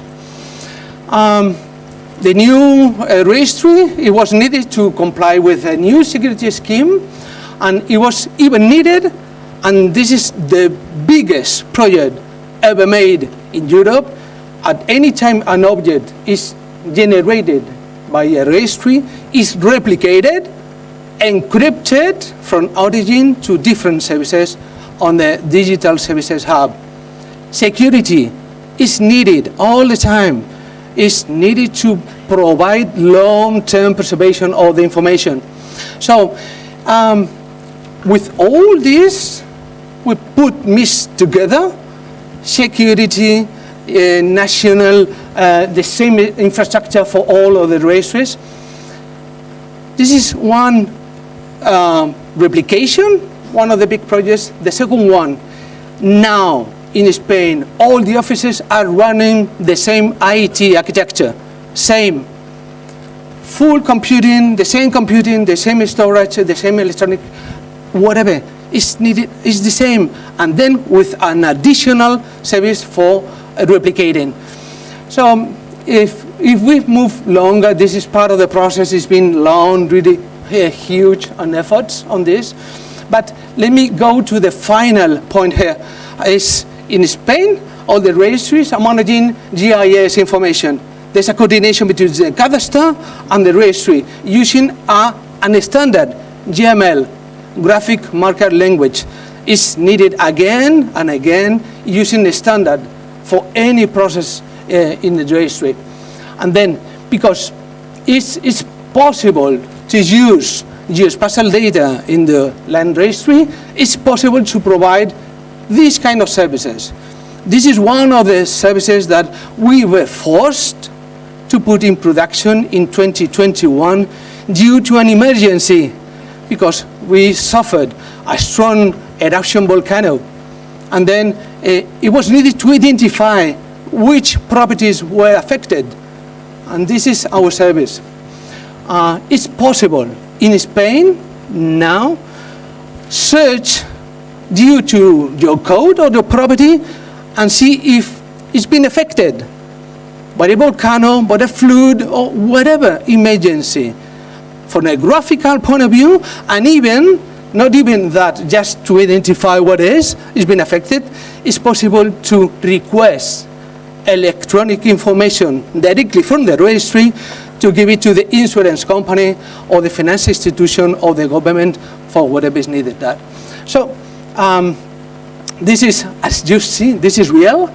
This is part of the suffered. Many properties were affected, more than 3,000 properties, but it's a way, it's another way. It's a, I love this word, digital citizen-centric design. Let's put technology right to the digital citizens, not just for the technology. So if we started presentation, this is part of the process. You find your point, just to, and then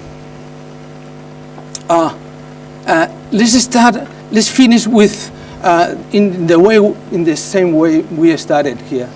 Interoperability, reliability, please, is needed to complete all the steps before getting into our electronic registry. Thank you very much. Thank you.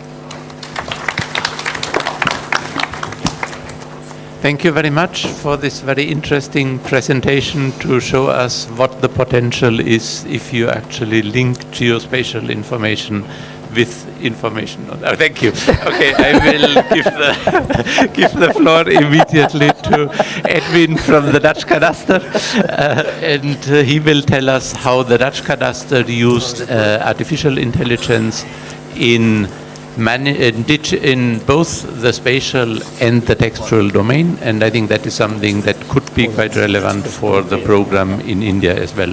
Please, Edwin, the floor is yours. Thank you. Good afternoon, ladies and gentlemen.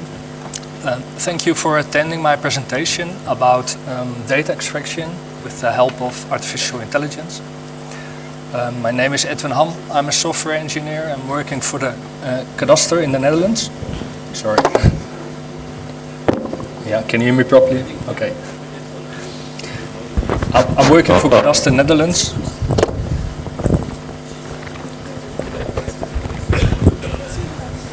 Oh, I have that. Sorry. I don't use them off the pedestal. Exactly. Okay. Yeah, can you hear me now? It's just a trick to get more time. Yeah. It's my pleasure to show you some use cases with artificial intelligence within Cadaster. It's working, yeah. My company performs a number of different tasks of which surveying and our topographical map are best known. This presentation is mostly about the registration task in the top left.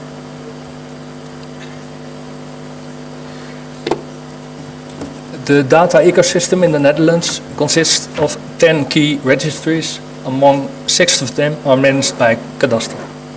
These registries are very important. Without them, the economy cannot function properly. Not only the registries are important, also the relations between them are important. Because, for example, a real estate property, the registration of it has no meaning without the connection with the subject.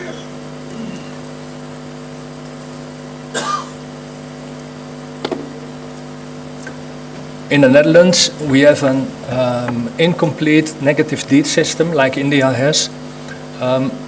It's incomplete because, for example, at first possession and inheritance are not obliged to register. The system is called negative because the deed is decisive and not the registration of the deed. You see on the slide the process of registration. The trigger for the registration is application for registration from a third party. As soon as the Cadaster receives the document, it's recorded in the public register. And second step, it's also recorded in the key registry with only the essential data of the deed.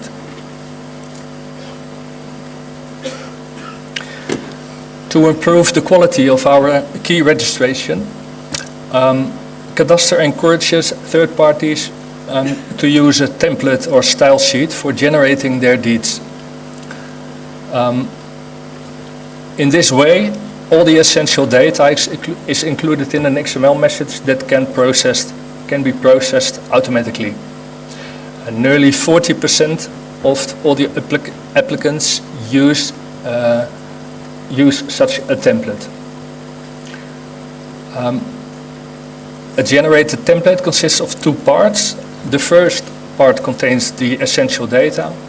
The second part contains free text, and this is the first use case we use artificial intelligence because we are searching this second part with free text if there's any data in it that should be included in the first part. In other words, is the applicant playing by the rules?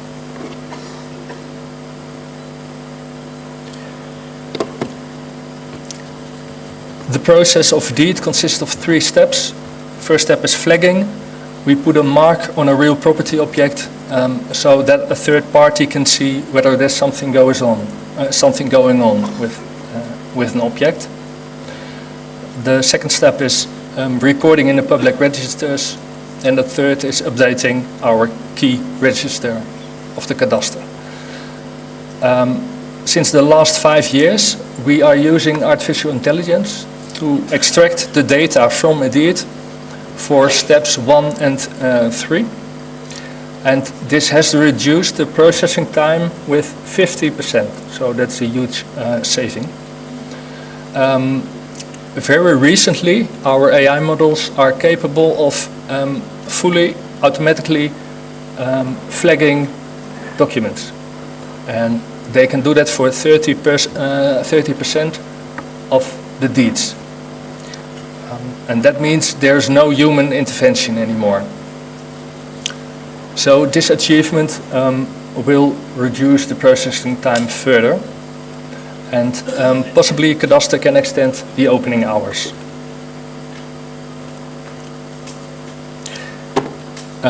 Let's move on to my specialization, that's language processing. In this case, rather old language, handwritten. And with the help of artificial intelligence, we are converting these handwritten documents into searchable text. And the goal is to be able to search those documents and efficiently do research, for example, on easements. Likewise, for typed deeds, we also use AI for the conversion. And with all that converted text, we are currently filling an Elasticsearch container. You can imagine there are millions of deeds in it. And besides being able to ultra-fast searching and also fuzzy searching and semantic searching, you can also add an AI layer to that Elasticsearch container. And that's very interesting because with such an AI layer, you can answer questions outside the scope of the key registries. And not all the data is registered right now, and with this solution, you can answer other questions too. Another possibility is to search all the deeds for similarity. And as a result, you can get more variations on a certain sentence, so you can train your AI models in a more varied way. Another use case I want to show you is one of the showpieces of Cadaster, and that is the digitization of manually drawn maps. We use several AI models to detect the lines in such maps, another model for detecting the numbers, etc. And the goal of the digitization is to deliver an enhanced topographical map with higher accuracy and higher consistency with regard to land borders. Maybe you know, but Indian companies Magnasoft and DSM assist Cadaster with the time-consuming conversion of these maps. And we're talking about 5 million of these maps. A third use case where we use artificial intelligence within the Cadaster is with the detection of objects from aerial photos. In this case, storage tanks. And the goal with these detected objects is to improve our topographical map, to add more detail to it.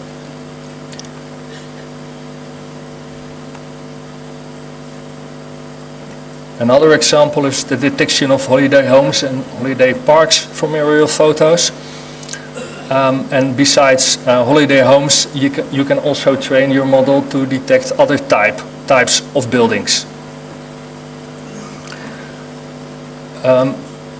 By aligning the detected objects from the aerial photos and the information in our key registries, by aligning them, you can see the differences, and therefore you can, by analyzing the difference, you can improve the quality.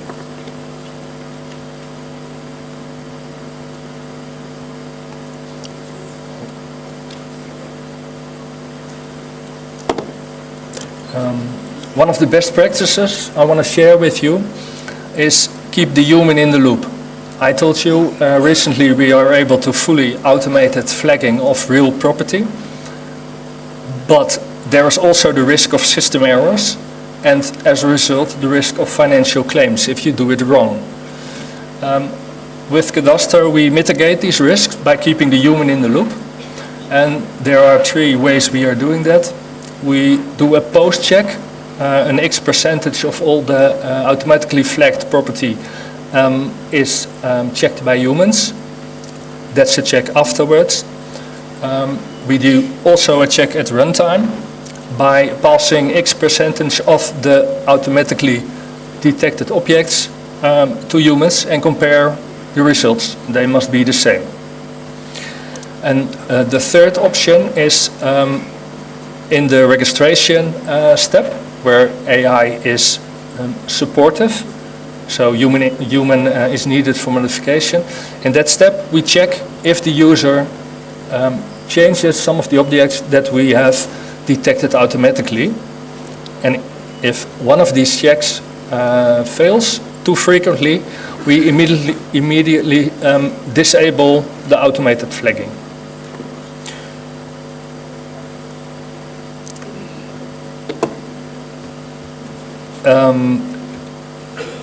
It took 5 years for us to achieve a human level performance with automated flagging, and you may wonder why took it that long. what's the problem? And that is best practice number 2. Tackle the context problem. The big difficulty in natural language processing is the context. And I've included on this slide a deed with a reference to another deed. That reference is marked in red. And a sentence occurring outside such a reference can contain relevant data, while exactly the same sentence in a reference must be ignored. So our models our models must be certain about the context. Do we have to stop right now? You to elaborate one point in your presentation, which is of relevance to a lot of cities in India, is using AI from the 3D data of the cities. Can we automatically calculate property tax valuation assessment? Is any city doing that, and how to do that? Is it all right if I answer that question after the presentation? Or during the presentation, if you can answer that. That's something which is very relevant to cities in India. Yeah, I understand your question. Thank you. How many time do I have, Klaus? Wow. The key point is we have to be certain, we have to be right about the context. How do we do that? And our solution is we do not use one AI model, but we use 3 of them, comparable with the conversion of the digitized maps. And with multiple models working together, you get a better performance than one single model on its own. And we have one model that recognizes real property in a test, and the second model classifies a sentence if such a sentence contains a real property object or not. It gives a prediction.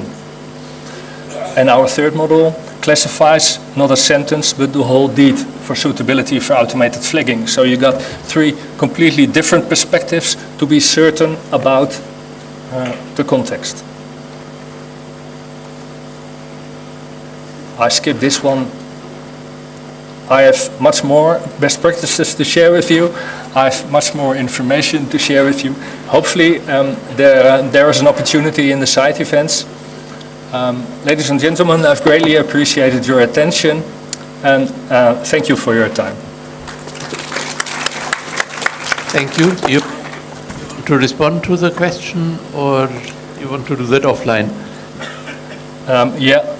I can better do it offline. My specialization is language processing, and this question is more relevant to computer vision, and I'm sure my colleagues of the computer vision can answer your question. So I like to refer to them. Is that okay with you, sir? Thank you. Thank you. So let's give Edwin a hand of applause.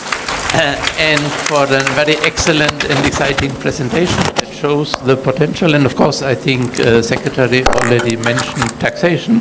So I think Korea can, Sion can add and explain the Korea model. And I think also in that context, potentially explain some of the respond partly to the question that Secretary asked. Thank you.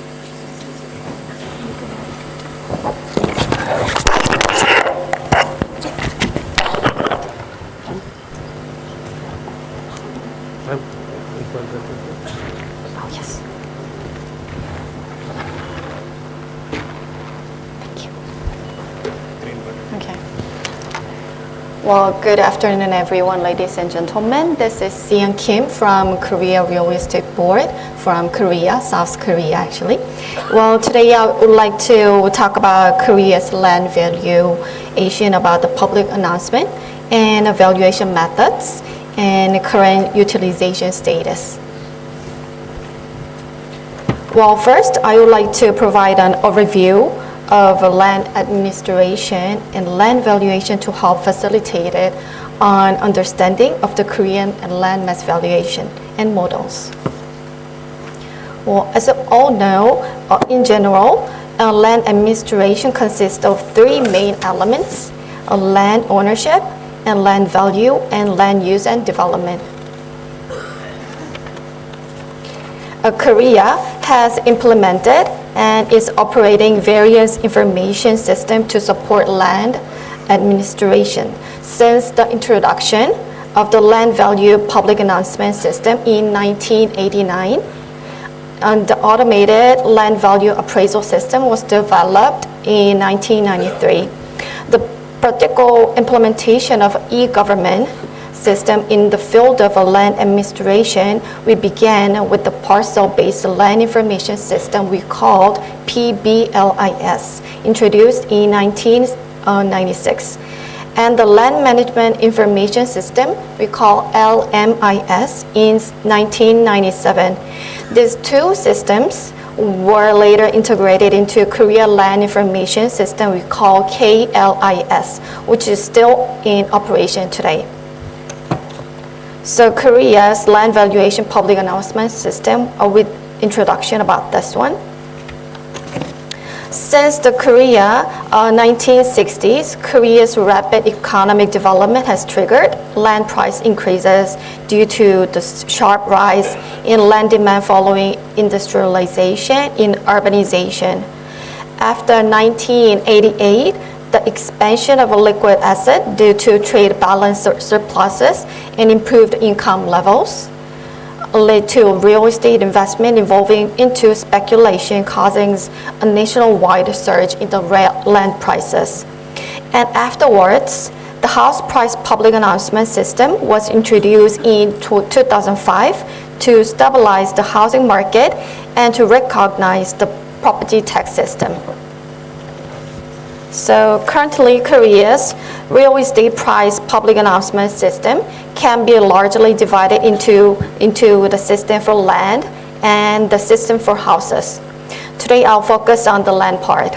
So in the case of land, to assess the value of the all taxable parcels in Korea, 560,000 representative lots are selected and evaluated to determine the value of 35 million values individual parcels subject to taxation. So publicly announced land values are for multiple administrative purposes, including property taxation and for providing land price information, making accurate surveys and assessments of the land extremely important. As of 2023, there are approximately 40 million parcels. So the government selects 560,000 references parcels recognized for their representatives among all the parcels. These reference parcels are surveyed and assessed to determine the publicly announced value of reference parcels. If I explain the land mass valuation process in more details, the first step is selecting reference parcel. So based on the conducting regional analysis, price determining factors such as land category types, road conditions, and the location of public facilities are verified. And after this, reference lots are selected based on the result of regional analysis. They are selected regarding the area's representativeness, importance, stability, and determinacy. So on top of this, land use such as a land category and the land usage situations, and also development projects and distance from public NIMBY facilities are field surveyed. The reference lot price is assessed alongside the land characteristic survey. The assessment procedure begins by reviewing official records using the database constructed from various administrative information systems, such as the Land Information System and the Land Use Regulation Information System. So in Korea, we refer to the mass valuation model as the index table. Now I just quickly move to the individual land value assessment, which is the final stage in determining the publicly announced land value shortly. So after we selecting all the complementary reference lots, the index ratio created through the index table is applied. So you can have more information presentation slide. I'm running out of time. So I shortly explain Korea's mass valuation models method, which follows the sequence of reference lots, index tables, and individual lots. This entire mass valuation procedures in Korea is carried out through the land value calculation system, and all values are publicly disclosed on the official website. So currently, the publicly announced values are utilized across 60 categories, including welfare, criteria of calculating development fees, administrative purposes of government policies and taxation, and public and private real estate valuations. Well, last but not least, I would like to share some lessons learned from Korea experience in promoting sustainable urban development. Well, first, it's essential to develop multi-purpose land information system to manage all of the world like land market effectively. This will help ensure transparency and efficiency in land transaction and land using planning. Second, organizing and reforming the taxation system is crucial. This involves capturing development gains and discouraging speculative activities to create a more stable land market. So finally, implementing a systemic land price assessment system will enable governments to ensure fair taxation and compensation, also minimizing disputes and promoting trust in the system. By adopting these strategies, developing countries can lay on a strong foundation for sustainable urban growth. Well, thank you for your time, for listening, and that's all for my presentation. Thank you. Thank you very much, Sion, for giving me the opportunity not to flash my cards at all. With that, I think, but I think you illustrated very importantly the potential for property valuation that I think is, and the stepwise process that Korea has gone through, and also I think the importance of using automation. Once you have the data all together, then you can actually automate very quickly and also obtain significant public revenue. I think with that, let's take some questions from the audience. I think you have all been sitting here very patiently, so I think there's a wide spectrum of issues that have been discussed here. So please, if there's any questions, comments, or requests for further, please, the floor is open.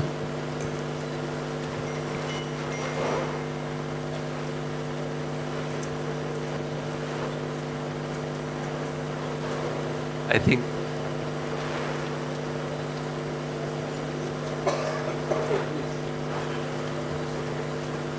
you can.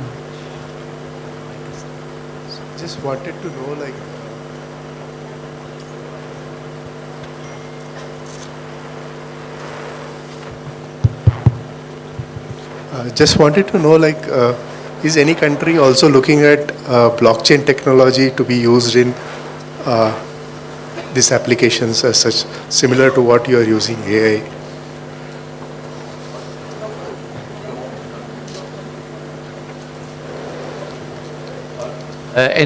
Let's collect some questions and then I think let the panel respond.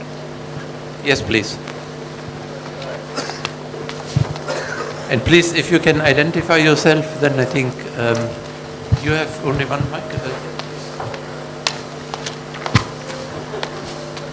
So my question is from the panelist from Spain about this guaranteed titles. So in case when the titles guarantees are not met, suppose someone's title is found defective in the courts, so what kind of compensation do you offer to such persons?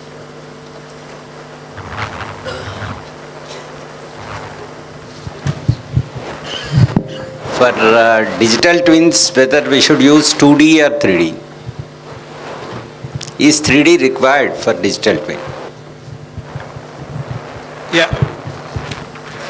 If I may, you were directing the question to us, right? We don't really decide. We don't compensate people who have lost their rights.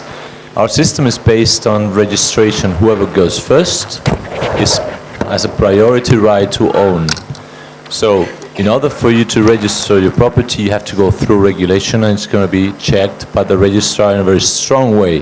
But once it's registered, people can argue about that in court case, of course. It's a right to do it, but normally the judge is going to say the right is for the, the ownership is for the one that has the property registered. We also register rental titles. We don't register just possession titles. Yeah, but it can happen that somebody is the real owner outside the registry because of some reasons that we don't know of. Well, he's not going to be taken by the real owner. The real owner is the one who went through the process of formality and did everything and complied with all the regulation. Even though there was some mistake before in the past, that is not taken into consideration. And that mistake has got to be solved outside the registry in a court case. But the one that's going to be taken by real owner is that one. That is the reason why the banks are so safely giving out money, lending money. I have headlines from a newspaper yesterday from another country, it's not in India, but it's this region. They say banks are reluctant to lend money. I'm not saying their money. I'm saying government injected money. Why are they reluctant? Because they have risk. They don't know if he's really the owner.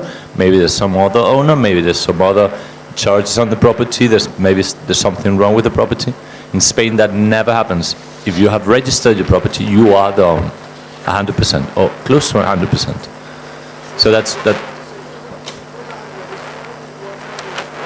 It's about 90%. It would be crazy if having sold property of value, and by value I mean 50,000 euros, and not have it registered.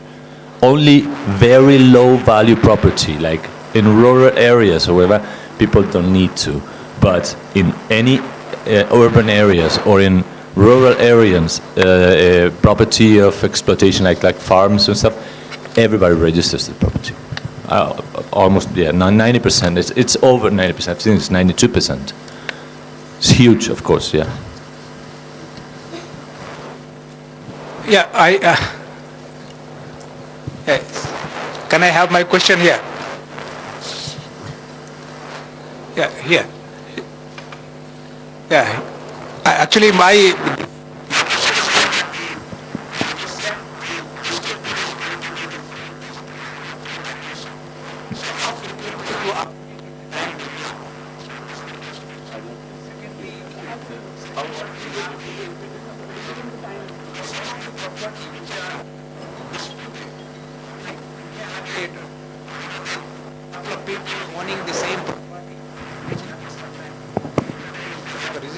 So how do you authenticate that kind of data when you put in the digital part?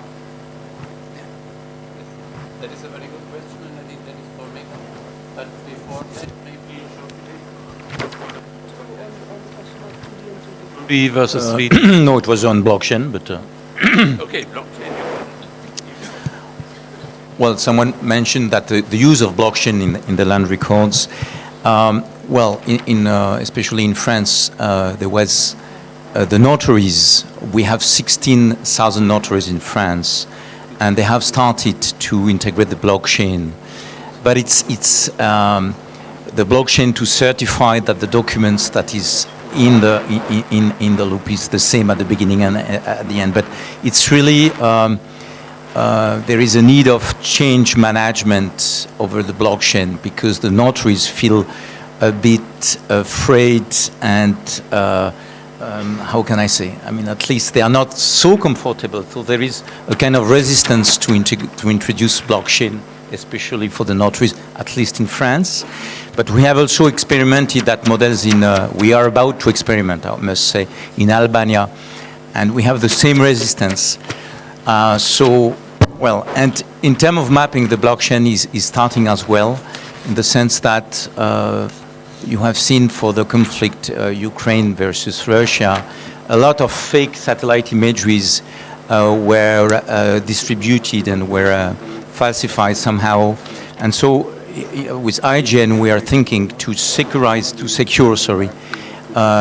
the data through a blockchain process. But it's at the very beginning of the reflections. Thank you. So the question about time is really depends on the particular organization or the government who's doing that. You know, how long back do you have the data for? It will help eventually to have time data as well. So, you know, if you start collecting data from 1980s or whenever, to have that in your system for digital twins, instead of only having updated current data. So it really depends on the particular use case. Have a question, sir? Not working perhaps. Am I audible? Good afternoon all. Sir, my question is specifically in case of planned cities, newly coming planned cities, is it possible to have a combination of digital twin and non-fungible token for property details, individual property details? Is it technically possible to explore the blockchain-based NFTs and digital twin concept, where there are mostly high-rises? Yes, we can mix. Both the technology are not. I mean, yes, you can mix both digital twins along with the blockchain. Right. There is no technical issue over that. Yes, we are experimenting with it, but we have to think about something. I mean, are we using the technology because we think it's great and then we find something to use it for? Or we have a problem and then we need to use the technology to solve that problem? Because sometimes it looks like, you know, we need to use blockchain because it's the newest thing and we have to. And so let's find some problem and then use it. Of course, I think it's going to be useful. I think tokenization is going to be useful as well. But let's not jump into it just because we have to, because it's the newest thing, you know? Yes. That's my opinion. Sorry. Right. I mean, we are experiencing some property transfer issues. The frequent property transfers, if we are having a token-based tracking system, this can help the buyers also. But of course, I think, and there I think it's very important to not run away from the public responsibility, because, and I think as the Spanish presentation has clearly shown, I think you don't want to create private solutions for something that is actually the public sector responsibility. Right. And I think India has a very long track record of creating private, I mean, starting from generators. And you do your own, you provide, rather than having the public services provided by your municipality and your local government, you provide it by yourself, which is hugely anti-poor, and I think the rich can do that and the poor cannot.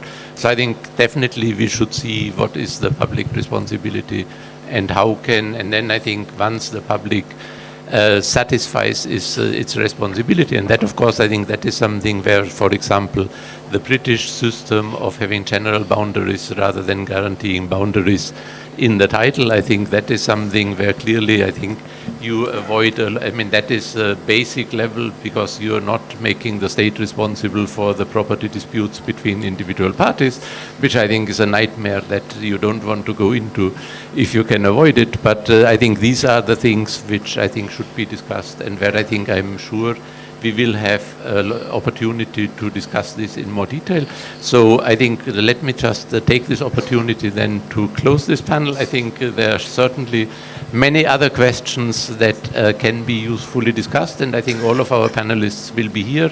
They will be available. I think you have seen their emails. I had a slide again with their emails, but I think we can circulate that if anybody wants that. I think our team is here. So clearly there is a lot to discuss on the technical front, and of course we also look forward to hearing from the Indian experience in the coming sessions so that we can actually compare. And then I think with that one, hopefully we will then in 1 year, once that program has actually been launched and implemented, have much more discussions in terms of what the successful pilot experiences have been and how we can learn from these pilot experiences in order to scale up and to move forward. Obviously, I think what we have learned from this, from all of the presentations is, I think, that it's not some establishing a functioning and trusted land administration system is not something that you do overnight. It takes time, so I think the 5-year time schedule that we heard this morning is quite ambitious. And I think we all wish you, and we will be happy to support you in that. But I think and of course, I think also technology and the cycles have shortened significantly. I think it took decades for the developed countries right now. I think Korea is a very good example of within 10, 20 years, actually the Korea Land Information System was established and is fully operational, fully digital, public, and everybody can access that, and it serves for all of the public sector functions. But operability, sharing of data, and creating a basic layer, and then of course partnership with the private sector and with local governments, with states is very important, and we very much look forward to continuing this discussion and learning and contributing to the success of this very ambitious scheme. Thank you. I think one topic which, after listening to all the speakers, I feel which is relevant and which we have never worked on is how do you integrate all the databases and work on once you get a drone imagery, you need land records, you need property tax data, you need urban planning, there are different, the registration systems and the property IDs and addresses. We work in silos. We don't work in a unified system. At the state level, we don't have a system which unifies all that. Do you create a new system, a new agency, or entrust one of the agencies to do that? How do you do that? I don't think we have done a thinking or a discussion on that. Probably the states need to think about themselves with the digital twin leading, or like it's not so difficult to make digital twin one time. Updation is difficult, but who maintains it and who all use it, who all feed data into that? I think we need to discuss internally as to how do we do that.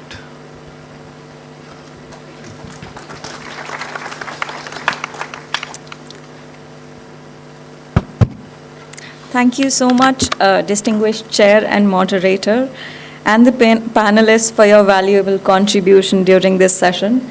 And as the chair and moderator said, this discussion is a long one and will happen internally. But for today, the session, I believe, will end here.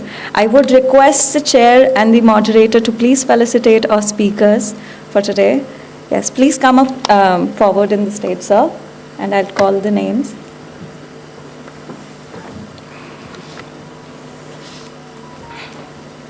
So please felicitate Mr. Sergio Savendra Morales. Thank you, thank you, thank you, sir.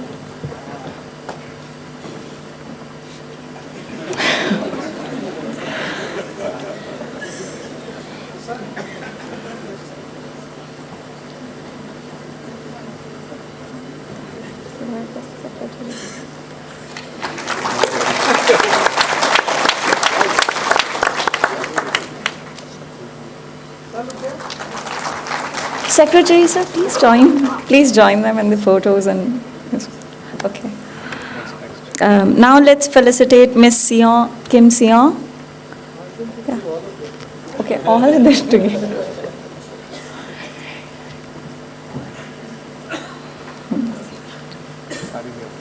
Okay. Mr. Jean-Philippe Lestang. Jean-Philippe. Okay. Mr. Edwin Ham.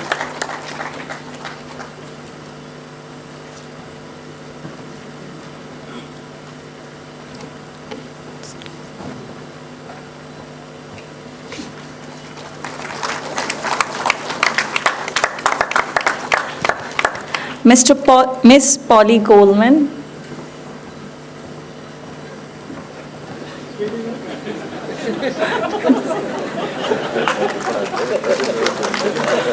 Miss Megha Datta. Please, ma'am. Thank you. I realize.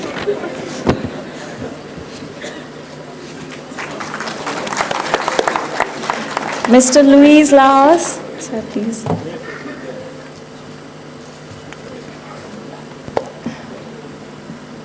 Mr. Huang, please come up on the stage. Yeah. Hi.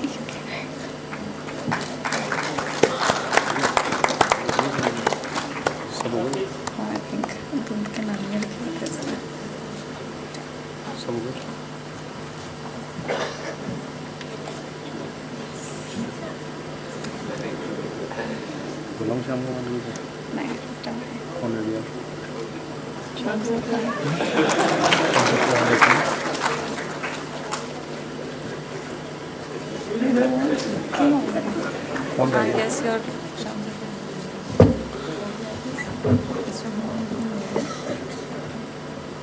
Now, I may please request Mr. Shyam Kumar, Director, Department of Land Resources, to come up on the stage and felicitate the chair.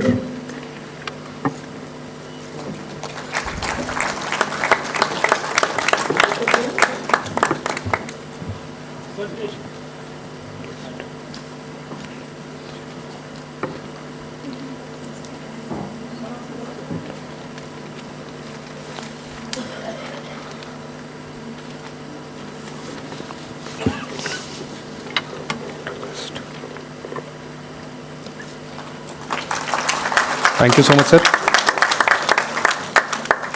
Now I'd request him again to felicitate the moderator of the session.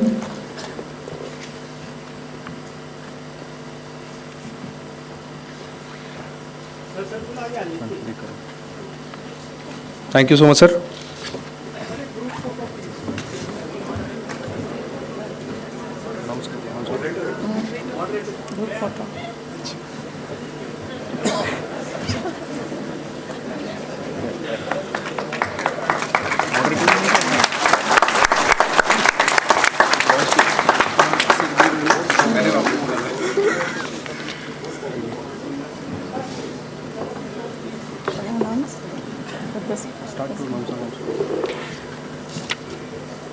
And with this picture, we are concluding the first session of this international workshop.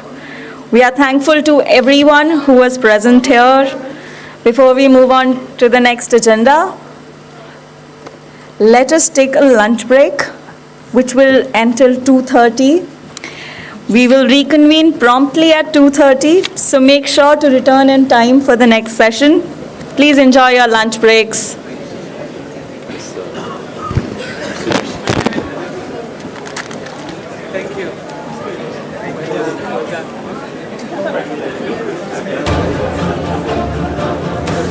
गांव में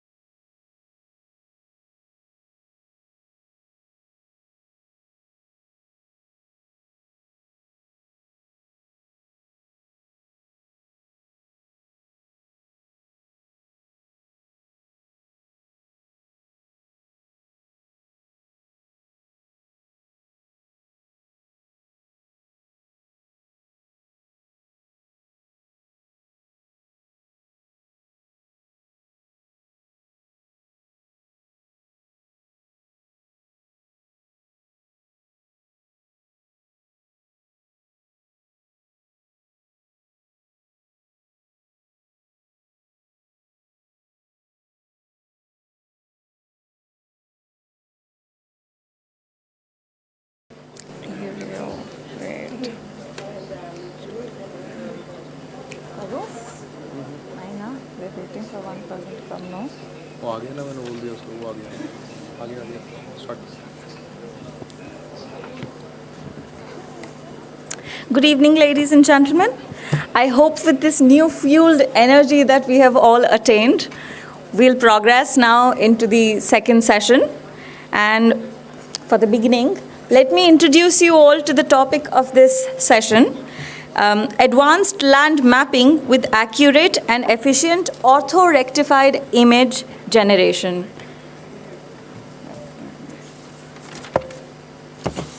For the session, may we please request Mr. Hitesh Makwana, Surveyor General of India, Government of India, to chair the session, sir.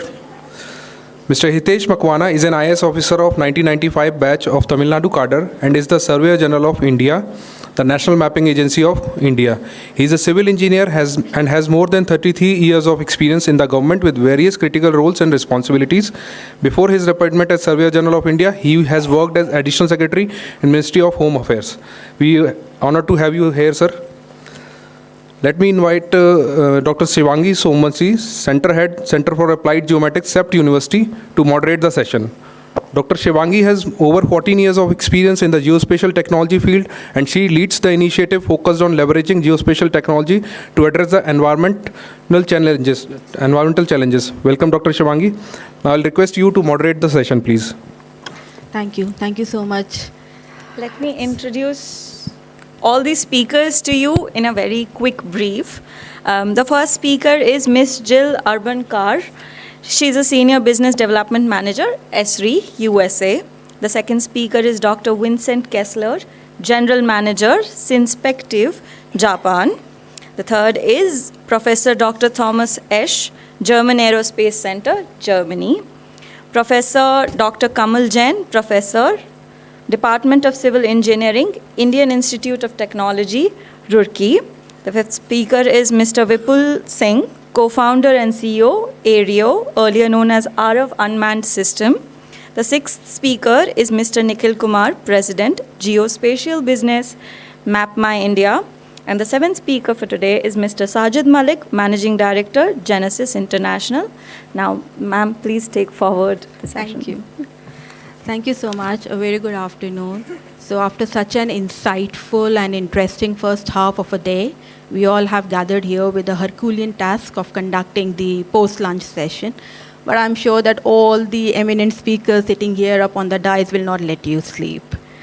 So first of all, it's a great honor for me to moderate this session. I would like to say thanks to DOLR, to Mr. Kunal Satyarthi ji, to Mr. Manoj Joshi ji for giving me this opportunity. And as we all are positioned here for the second session of this workshop entitled Advanced Land Mapping and with accurate and efficient ortho-rectified image generation. So as our Secretary DOLR mentioned in the morning, that ORI has a significant role to play in the survey of the urban land records, which is the main objective behind conducting this workshop. And of course, it is because it acts as a foundation. So as we navigate the complexities of the land mapping in our ever-evolving world, the need of the precision and efficiency of these ORI have never been more critical. So understanding this, all the speakers sitting here will bring this aspect today as a part of this session based on their expertise. And let's officially kick off the session. And I am pleased to introduce the chair of the session, Mr. Hitesh Kumar Makwana ji, the Surveyor General of India, Survey of India.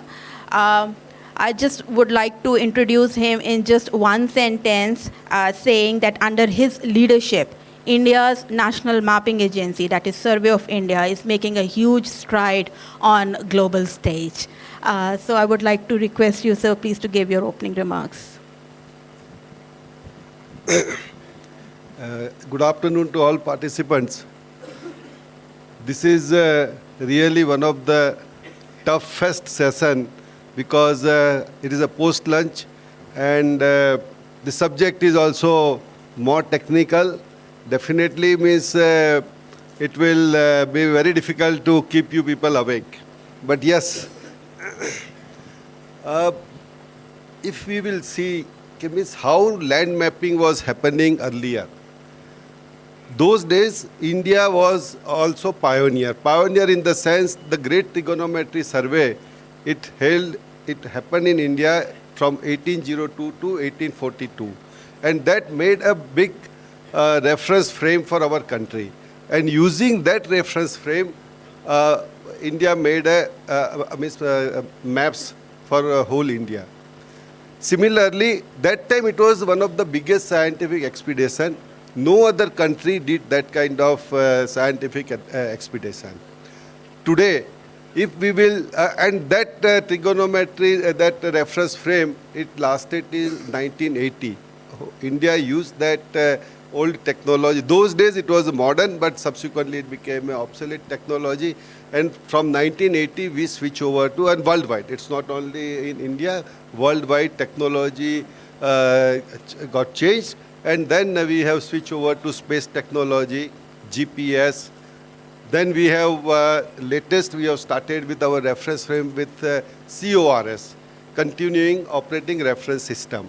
And worldwide, this technology nowadays is being used.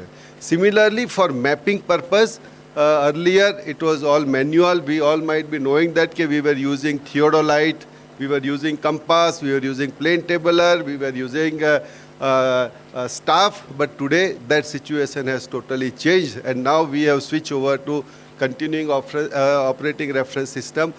We are using drone, we are also using oblique camera, LIDAR, nadir camera. So like that, lot of technologies have emerged in this field. And this technology is now being used for how to rectify your imagery, what we are taking, either through satellite or through drone survey. So this session means we have eminent speakers, and they are practitioners in their field. We will understand that means how it is happening in India as well as in other country. And in India today means all our ortho-rectified images what we are making, that is using all modern technologies. And that is all, even recently Department of Land Resources has also come up with Naksha program. And in this Naksha program, we have already invited tender, and in that all these three latest technology has also been included. So now it is learning for us also, because when we are talking about the combination of oblique camera, LIDAR, that is in India up till now it has not been used. So we want to listen from all the eminent speakers, and we can learn from each other. Thank you. So I now request participants to... Thank you so much, sir. Thank you for starting the session on such a positive note. And I'm sure that all these advancements and initiatives you have mentioned is definitely going to enhance India's capability towards geospatial data and mapping technology, moving forward. So before I introduce all the speakers and I ask the first speaker, I just want to bring to your notice for all the speakers that every speaker has been allotted 10 minutes. So request you all to please complete your presentation within 10 minutes, and I'll give a small prompt once you are there at 8 minutes, right? So I'll be interrupting. There is no orange and red card here, so I'll be interrupting 8 minutes. Use some orange and red card also. Okay. Okay, thank you, Klaus. Thank you, Klaus, for bringing this rule. So orange is the prompt at 8 minutes, and red means time up. Okay.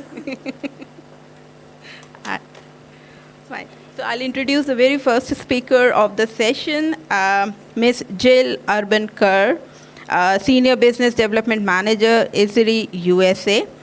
She is a senior land administration solution expert with over 25 years of global experience in developing innovative and sustainable tenure solutions.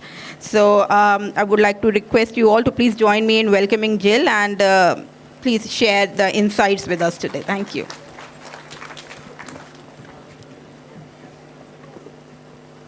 I think I need a.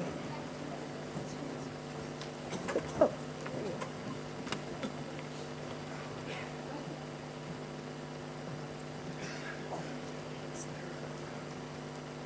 For the slides.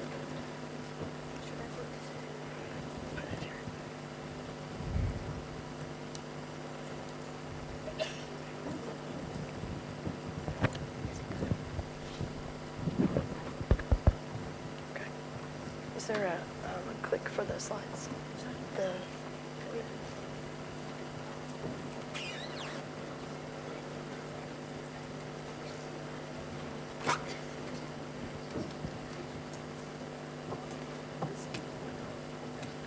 okay, so I've got, excuse me. Okay. All right. Well, good afternoon, everyone. Good to see you all after lunch. It is, as they said, often the difficult session. Everyone's a little full after that good lunch, but thank you for coming. And it's my pleasure to be part of this very esteemed group of colleagues who are going to talk in quite a bit of detail about imagery, orthophotography, and how they can be used in land administration. My presentation will be a little bit different than my technical colleagues. I'm going to really be focusing on, I guess, the results, if you will, of the utilization of ortho photos. So, but before we get too far down the road, I just wanted to remind everyone about land administration isn't easy. If it was easy, we would have solved all these problems many, many years ago. And so I put up here some of the challenges, and I think our colleagues this morning actually touched on several of these as well. But I think as we talk about data and accuracy and the utilization of different technologies, we can't lose sight of a lot of these very foundational questions that we need to ask and then, of course, answer. And again, I'm going to very much focus on the results, if you will, from effective implementation of land administration solutions. But like I said, I wanted to start us off with just a reminder that there's more to this than data, and there's more to this land administration than imagery. It's about people, and it's about legal infrastructure, and it's about change management, and a lot of those, what I would call the softer side activities that we need to keep in mind as we go forward. Oops, wrong one, sorry. So what I wanted to do today was really spend my 10 minutes on two case studies. And I picked these two because they have a lot of the similar infrastructure, land administration, I guess, challenges that I've seen in India. And so the first one we're going to talk through is in Angola for Luanda, and the second one will be Jakarta, Indonesia. So if we look at Luanda first, they were very much focused on developing and delivering a fit-for-purpose urban cadastre and property registration system. And they had a lot of challenges. And again, I felt that many of these challenges were echoed here in India in the various states and cities. And just to point out a few, they didn't have a cadastre. They didn't have a cadastre system. They didn't have cadastre maps. They didn't have very efficient mapping infrastructure. They had only 50,000 parcels registered in Luanda, and there's 8 million people that live there. So clearly a major gap in the amount of property that actually had secure tenure. They had a legal framework that was fragmented and very ineffective that needed to be revised. And they needed to register at least 100,000 more properties. So again, a lot of challenges in Angola that I felt, again, were similar to here. So what was their approach? Well, again, they were very focused on fit for purpose. And what does that mean? They were going off of they acquired new imagery, and they were very much focused on getting as much detail out of their photogrammetry as possible. And so, but they didn't just use new imagery. As you can see, They also used their existing historical data, their existing maps and documents, and it was really whatever existed. They used the best of that existing data set. So they didn't go out and try to recreate everything from scratch. They leveraged what they had. They also adopted various tools and technologies to make it as easy as possible to leverage those technologies to incorporate new data into their systems.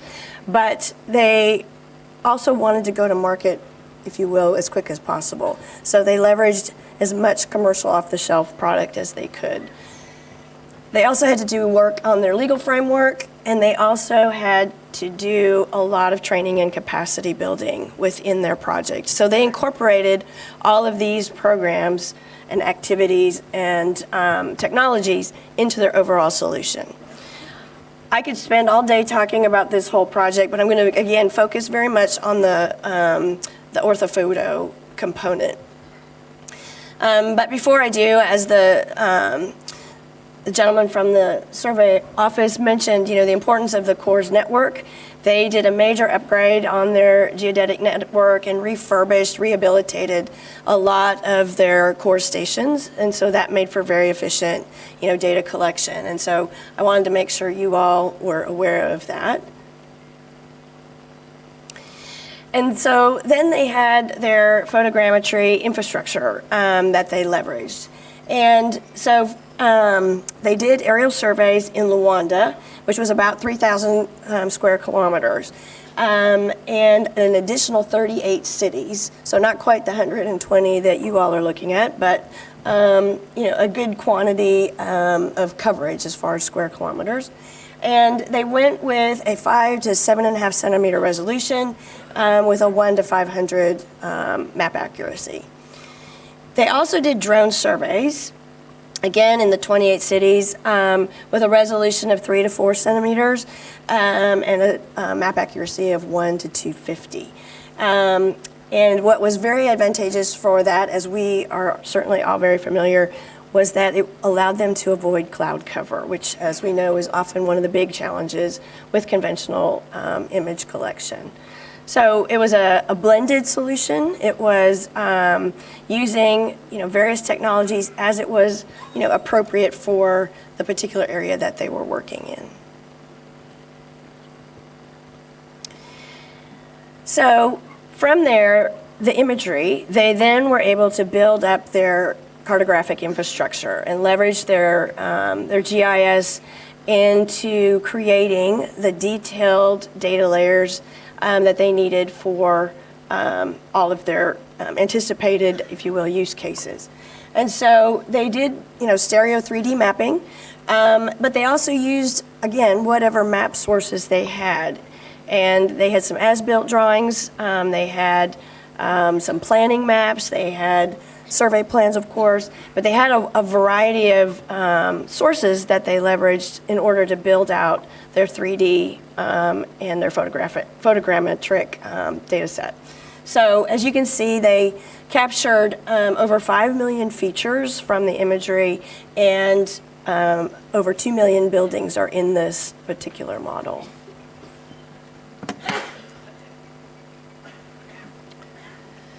So they did build their platform using the Esri ArcGIS environment, and I just put up this system architecture slide so that you could get a sense of, kind of what went into their implementation. Again, like I said, it's just to give you kind of a reference point as to what the, if you will, the backside of the project looks like. Jill. Oh. Yellow card. Klaus is here in spirit. So in Angola, the results were very, very positive. As you can see, they got their 100,000 parcels registered, which was their intended plan. They scanned and digitized 2.5 million documents, built a 450,000 parcel urban cadaster, and a lot of other statistics. So again, it was a very good return on investment and a very successful project. So very quickly, since I'm running short on time, we'll just talk very quickly about Jakarta. And the minister in Jakarta, his mandate, if you will, to the land administration teams was a cadaster for everyone, no one left behind. And so they were very focused on how do we go about effectively, efficiently, and accurately building that cadaster for Jakarta.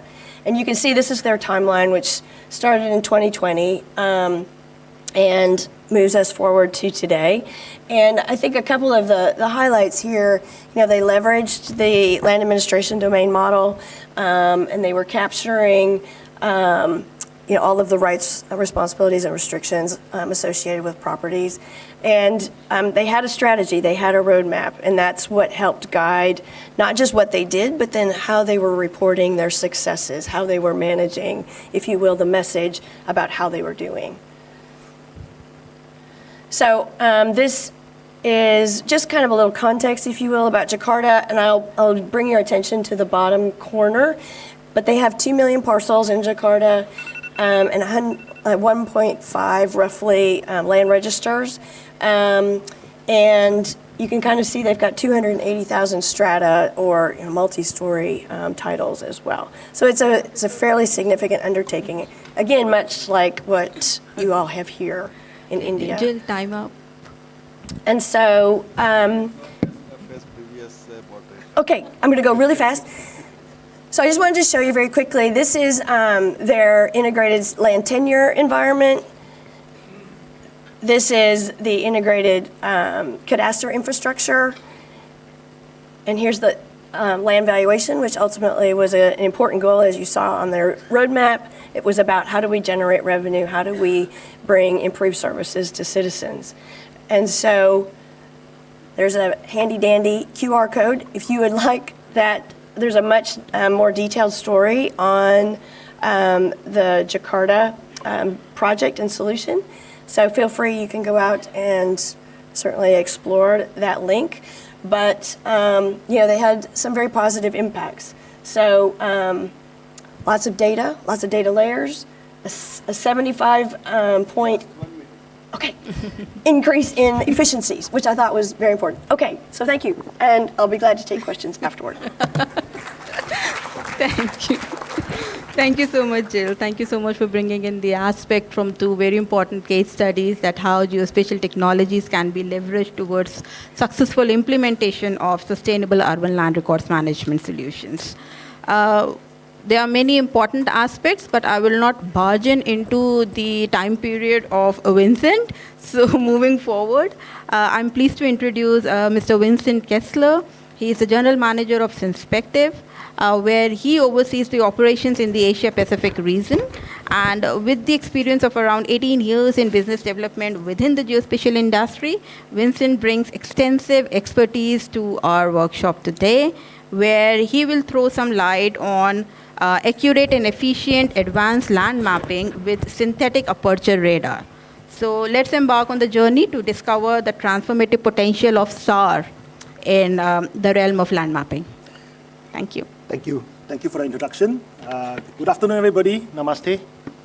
My name is Vincent Kessler from Sinspective. And over the next 10 minutes or so, right, I'm going to introduce you to this magical satellite called SAR. Hands up, who has used a SAR radar before? How many? Maybe less than 10% of the room have used a SAR radar, right? I hope in these next 10 minutes, you get more information about what is Sinspective and what is SAR and how it can be used in your work, all right? Company name is Sinspective. We are a Japanese company, but I'm based in Singapore. I look after the Asia-Pacific region, including South Asia. Sinspective itself was formed in 2018 out of a national R&D program of the government of Japan. From that program, University of Tokyo, JAXA, and Tokyo Institute of Technology came together to commercialize the radar technology that came up from the R&D. Today, we are about 200 people strong, right? Most of the members are in Japan, but we have a small office out in Singapore looking after the region, right? We have flown 5 satellites. I'll talk more about that later. And we have raised over nearly $240 million in funds over the past 6 years. Our main business is building the SAR satellite, and we have a lot of fun selling the data and the solutions from these satellites all over the world. What is our mission, right? Our mission as a company is that we understand there isn't enough data to understand what goes on in the world. So we want to build a fleet of SAR radar satellites to answer 3 questions. First one, environment. What are we going to do when things change in the environment? Second one, when there's a disaster, we want to be the first to respond to it in the world. The third one, for national security, where there's an issue that requires closer look but from space, we want to be the one that are looking at it. That's our goal as a company, our mission. There's 2 lines of business, as I said earlier. Today, we sell data primarily to the Japanese government. We are starting our team in India. We have a member in India here. Later, if you need introduction, let me know, right? We also have got solutions being sold all over the world, including solutions for urban change detection, which I'll talk about later. This is our satellite. It's 150 kilograms, not very big. It's about the size, half of this podium here. It's manufactured entirely in Japan, right? And it collects at various resolutions, anything from 0.5 up to 3 meters. And all these satellites can cover day and night. Earlier speaker mentioned something about clouds. SAR satellites, we don't worry about clouds, right? So we can use radar in your work in the future, especially even in the monsoon season, work still can be done, right? The satellite name is Strix, okay? So we are now the highest resolution in Asia. Why? We managed to come up with a 25 centimeter product in the company, right? Previously, nobody in Asia had it until sometime in June or July this year, we made this announcement that we have the highest resolution. At this resolution, you are able to see urban structures, such as the structure of oil tanks, such as the buildings themselves. However, as you can see, SAR image is not a colorful one. Okay, it is more a signal-based satellite. We aim to have a goal of 30 satellites by 4 or 5 years' time, 2028. We are, well, aiming for a revisit of 15 minutes. So for radar, what is it good at? It is good for revisiting. It is good for change detection, right? Anywhere on Earth, within 15 minutes, you can get the change understood in the next few years. We are building 2 factories. The one on the right is our own factory, about 8,000 square meters, 5 football fields. The one on the right, we can build, is smaller than that. We can build 4 satellites there a year. The one on our own factory, we can build up to 12 satellites there a year, right? Today, we are in over 20 countries with partners, and we are working with all these partners to deliver solutions for change detection for the governments of all these countries. So, topic proper. Why do you use SAR? We have delivered SAR data, SAR solutions in a few areas. The first one on the left is for displacement analysis. I will show you some interesting case studies in India. We talk about SAR for flooding as well, SAR for forestry detection, SAR for disasters, and SAR for offshore wind. The first one, this is image of my hometown, country, Singapore, very small, 756 square kilometers. But we managed to generate over 4 million points to understand the subsidence of the country, right? We were commissioned by the government of Singapore to collect data over the country to understand which area has subsided. We use the course network that we have. We don't have 300-400 course network. We only have 6 in Singapore to correlate the accuracy of our SAR data to the course network. And we will be within 5 millimeters. This project is currently being conducted in Singapore, and we are looking to expand it further for the next few years. This is an INSAR use case. Very interesting use case was actually in India, in the south state of Kerala. We understand there was some soil piping issues in the state of Kerala. So we work with some agencies in Kerala to provide the data on the subsidence of a small little village out there. And we correlate that subsidence to our data. And the researchers found that we were highly accurate, right? If there's any interest among the audience to look at subsidence of your land parcels, subsidence of the areas that you're monitoring, we are more than happy to conduct a pilot test to try out. In Southeast Asia, where there's plantation agriculture using SAR as well, we map the water tables of the area, similar to what is being done for the Kerala state. For this, especially in a agriculture plantation called palm trees, the decline in water table will cause the loss of carbon. So we apply this technique to our planter customers for them to calculate the carbon loss during that period of time. That's what we do. And the easiest thing to do with SAR is to look at forest clearance, right? If you have got natural forest or plantation forest that is being cleared or is being regrown, using this methodology, you can actually easily calculate the coverage of the forests, the sort of biomass that is lost within your cities and your states. A use case in Japan, as I said earlier, SAR is very good for change detection, all right? If there's a permission that was not given to develop a certain piece of land, right? If there's a permission, if there's illegal structure within a forest reserve or river boundary, you can use SAR to detect that change. In this case in Japan, what happened was that the forest had already grown back after the change. Then we look back in time with the SAR data to detect that change that happened.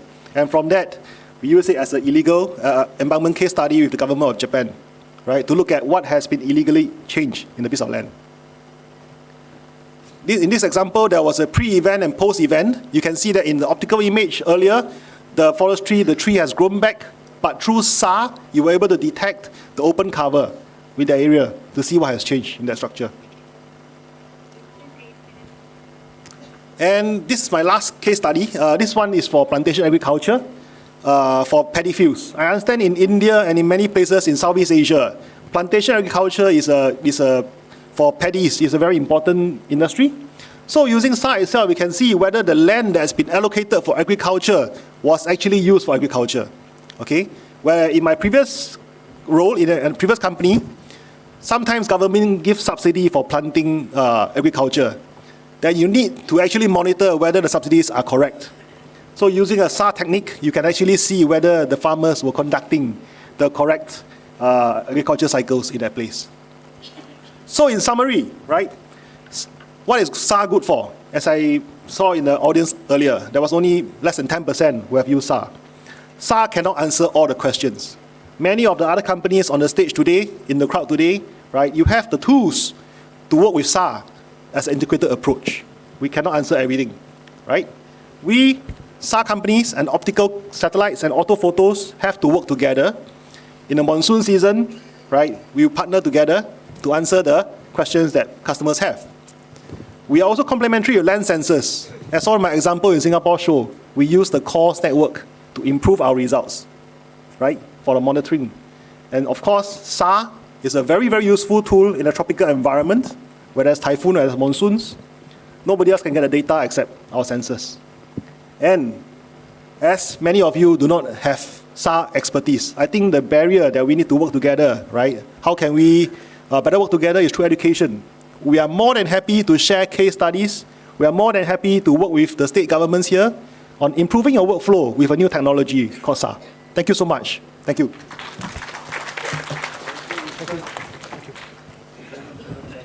Thank you so much, Vincent, for briefing us on how integrating SAR data with the, okay, your time is up now.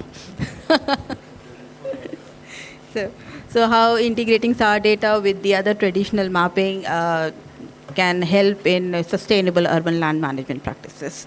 Now moving on to our next speaker, I'm excited to introduce Professor Dr. Thomas Esch, who leads the Smart City and Spatial Development Working Group at the Earth Observation Center of German Aerospace Center, an internationally recognized expert in remote sensing and geoinformatics. Thomas has made significant contributions to the global monitoring of the built environment using satellite data from the European Earth Observation Program Copernicus.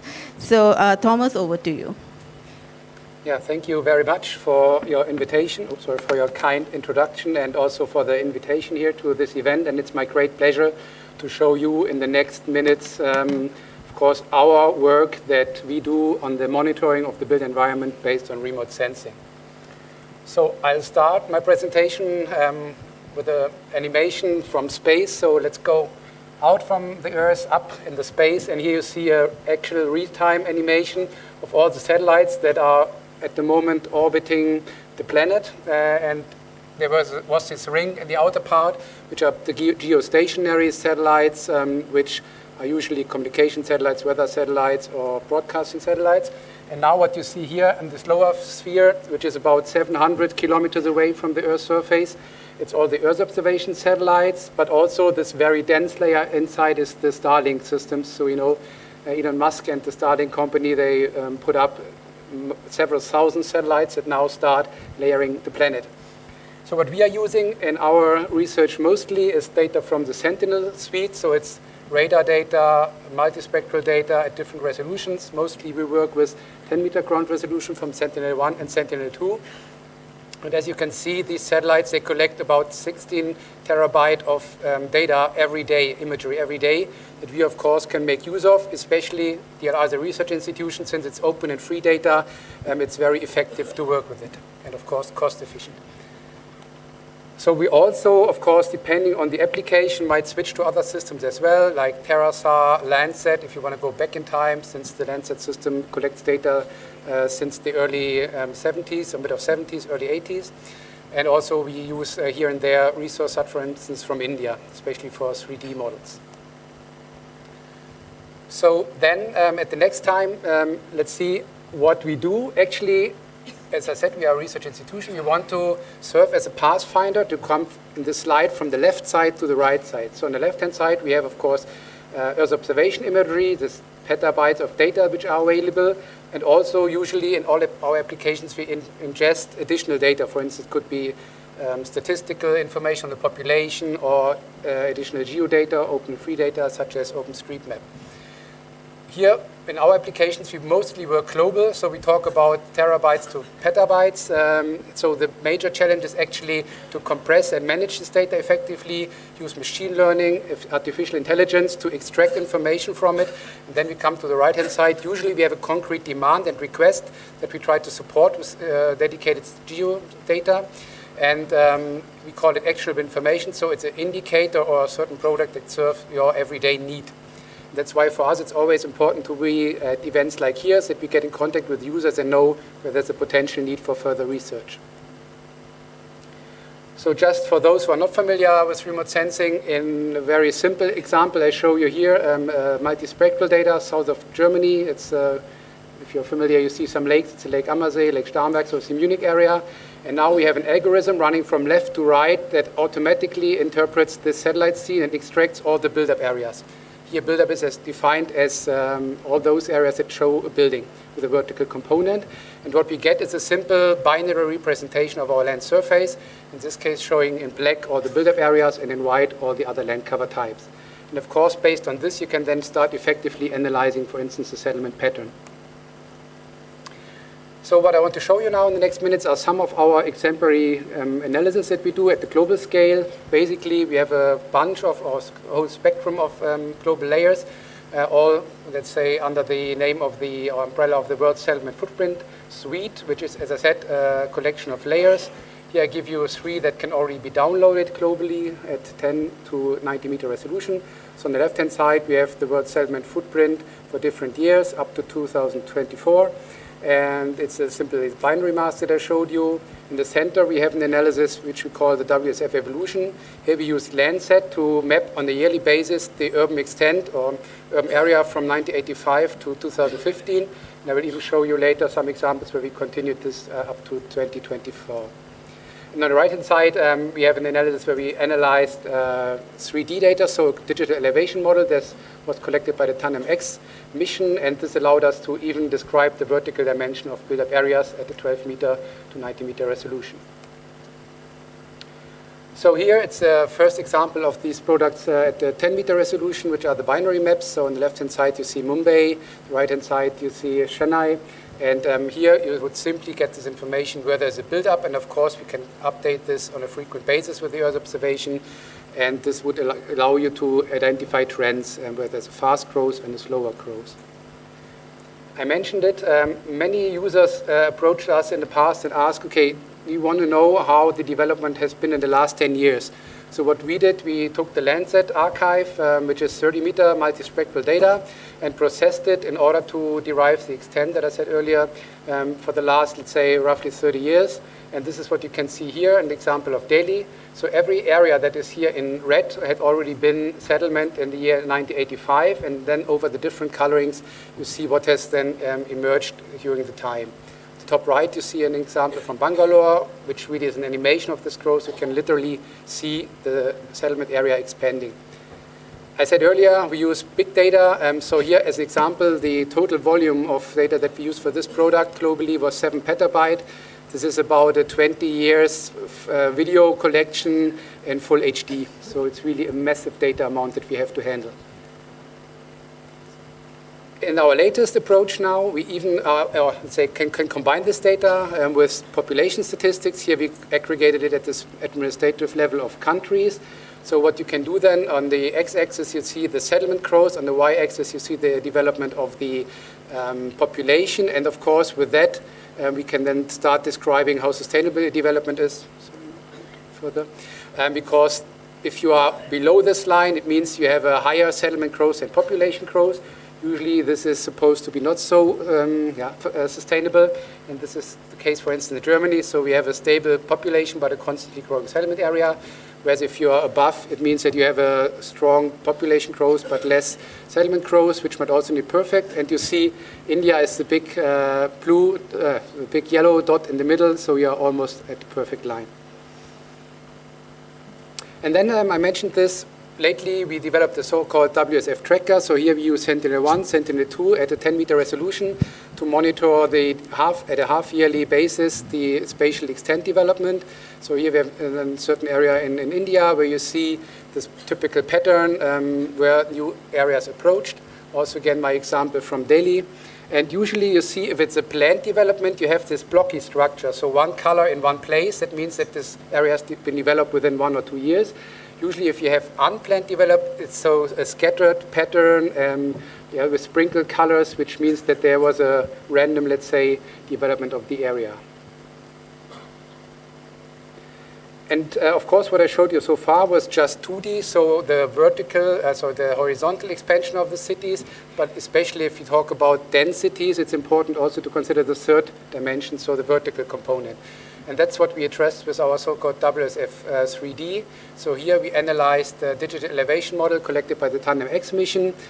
So it's radar data, as was also shown by Vincent before. And we analyzed this DEM together with other additional information from other satellites in order to derive a building height. And the nice thing is now, if we even have building outlines, we can use these outlines and add a height to it from our data so that you can have this, as you see here, a simple, let's say, block model of the built environment, so giving the buildings and the rough estimate of the height. Of course, we have to keep in mind we are working with space data globally, so it's by far not as precise as you would get it from surveying, but to get a first overview, an accurate overview, it's very nice and very handy.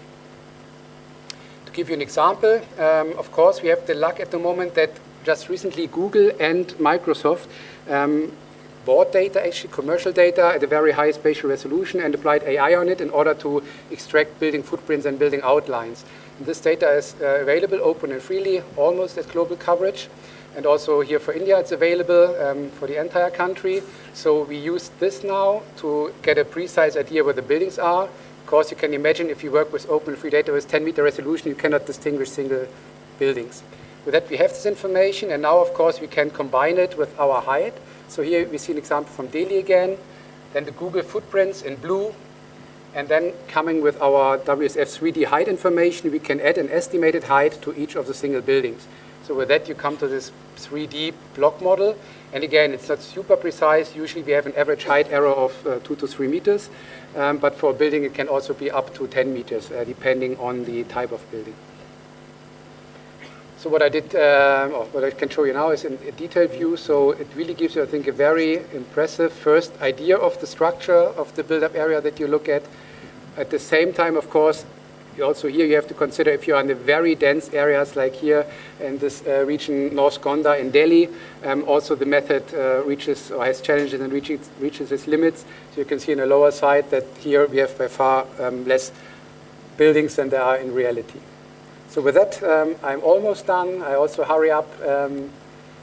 I combined for you as an example the data set of our temporal growth from 2016 to 2024 with the building footprints in order to get a first estimate of the number of buildings that have evolved in a certain sub-district that are shown here. You see on the right-hand side, you can then easily derive information on the development in the last year. So we see in Chandigarh, there were about 6,575 buildings newly built in the last years. Whereas also for the other administrative areas, you easily get this information. You can also derive what's the total coverage or share of built area compared to the total administrative area. And then, of course, you can compare it even with building volume that you can derive from us, combine it with population to get the average volume per population, etc. So that's a nice thing. We have it area-wide, and you combine it in every way that you want to. Then it's my last slide. Of course, these methods are not bound to satellite imagery only. We can also work with very high resolution aerial photography. Here's an example that we did for the Federal Ministry of Interior in Germany. We were supposed to provide for every federal land parcel information on the basic land cover type. That's what you see here. We again applied a machine learning model that gave us 4 classes: green open space, impervious surface, trees, and buildings. We also now work on an extension where we identify for each roof, for instance, is there a roof greening, is there a solar panel installation, etc. So with that, I'm done. I hope you liked it, and I'm open to any discussion later on. Thank you. I have one small suggestion. Okay, whether we can have question and answers for 3 presentation now or maybe last, because it was looking little more monotonous and whole auditorium was little quiet. So if we can have any questions, if it can be asked. Or maybe, yeah, Dinesh? Which speaker? Mike?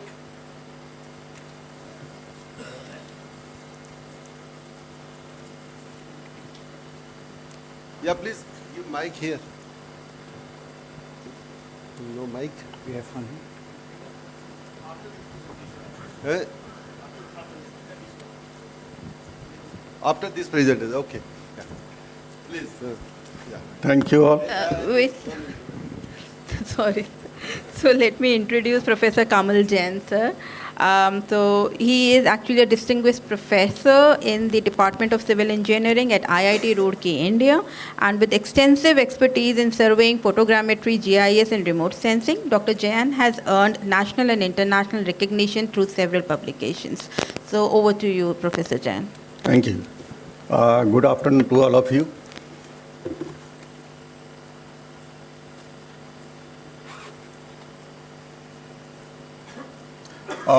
I'll straight away start with the, there are 3 phases. One is data acquisition, second is data reduction, third is data presentation. So I'll start with data presentation because that is the part which is lacking most of the state. So here we are giving solution for a web-based GIS solution. It will be just like a desktop solution, and it is applied for land record as well as for urban planning. Here you can see this will open, and now this is the dashboard where, like normal GIS, you will have all the functions. Here we can import the raster file directly, whatever raster file may be a satellite image or drone image or cadastral map. This also does the processing of all this thing. This is a combined system. Then you can import the vector file. This may be again a standard format. And now this will come on the screen like this.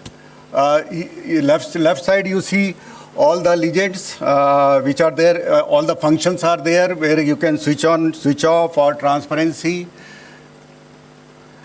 This is the distice thing. Once you distice, it will be like normal distillation you can do, whether on the in the system or it can be integrated with any GIS system.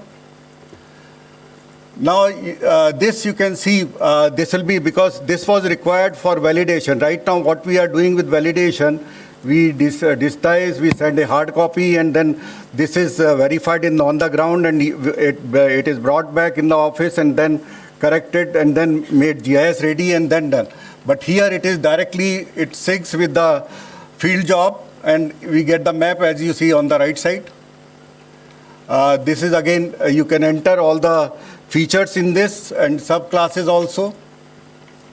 In brief, these all commands which are there in normal GIS, it is available on this. This is prepared on open platform, that's why I'm showing you. Now here it is like from here we want to export for validation, we want to export few layers to the field. So whatever layers are required, that can be exported to field, which will go on GPS system. Different privileges are given to administrator or LSA. This is field device. Again, it is patented here, GPS and with the software. The software, you know, here it is coming, it will be just like Google Map. Only difference is it is giving accuracy within centimeter. All the layers which were sent from the web server, we can import from here. On the middle, it will be raster file, and then vector file, and finally it will come on the view. Middle, you can see it will show the raster in the background. Background will be in the background, and in front you have vector file, and all the features are there. All again normal functionalities are there where you can add, delete all features, or you can add the legends also. Now once it is surveyed, it syncs back in offline mode as well as online mode, and red you see whatever is surveyed, that is coming here. Now the topic was here ortho, accuracy of ortho.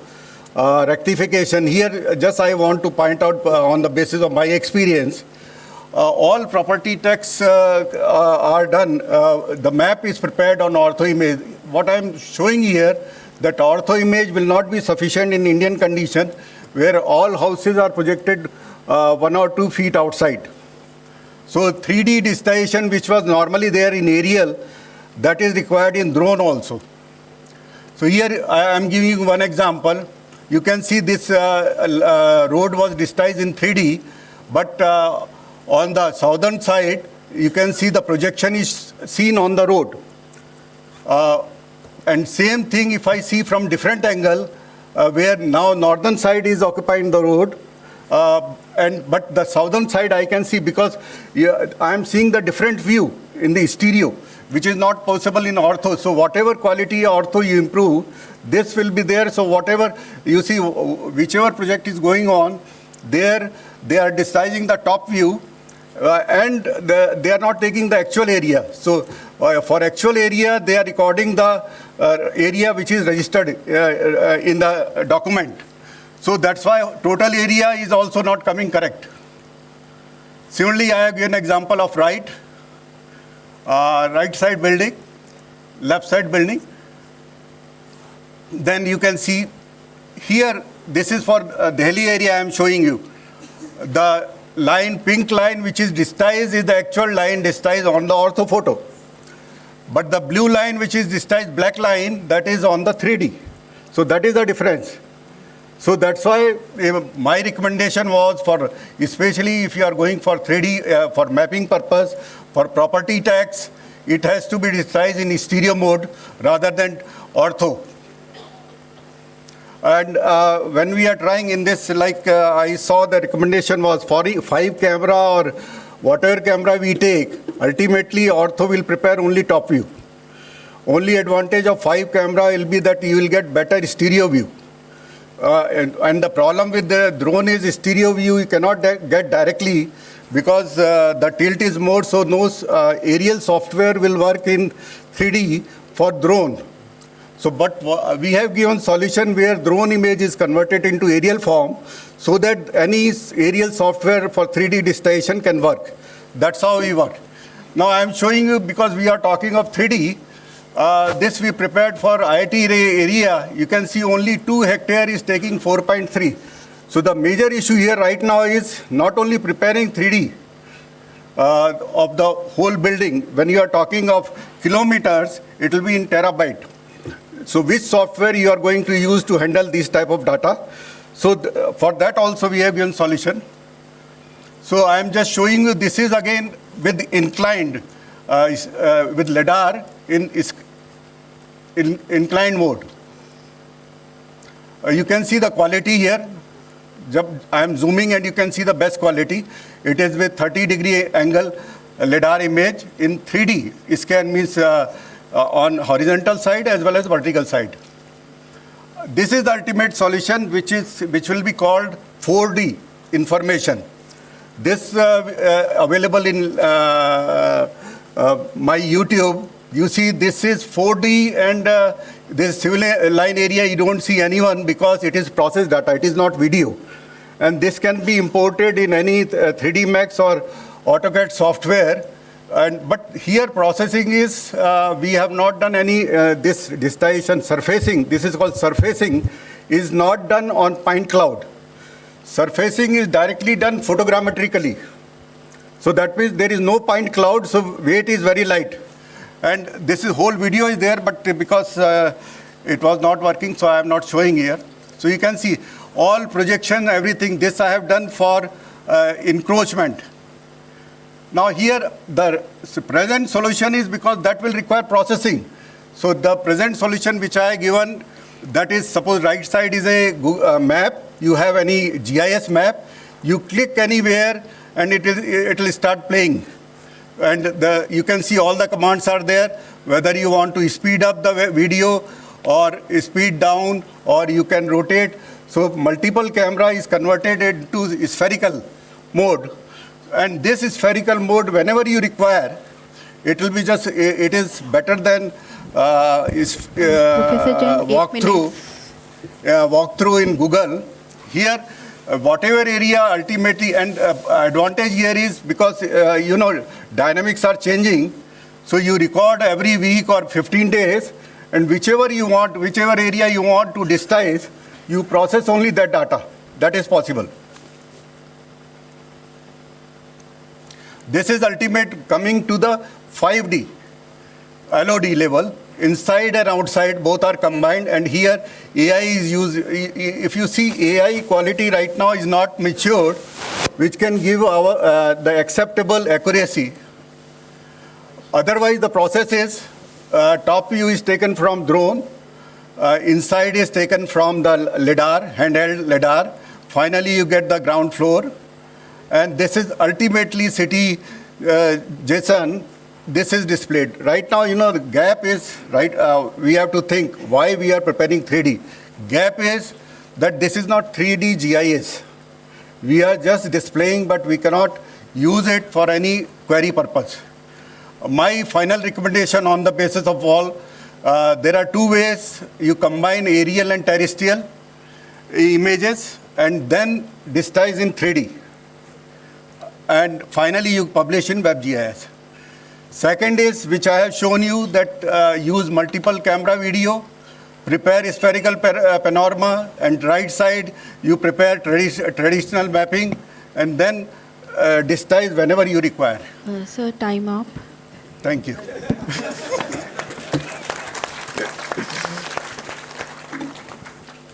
Thank you so much. So, thank you, Professor Jain. So any questions? Yeah, you had some questions.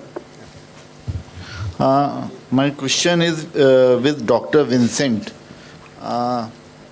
In the last slide, you have shown that you have monitored the paddy crop with the SAR data, basically. So whether crop condition can also be monitored? Actually, for SAR data itself, it depends on the polarization of the SAR. Some of us are VV, some of us are multipole, right? For Synspective itself, we are a VV polarization. So in terms of crop growth, we are able to monitor the harvest period, right?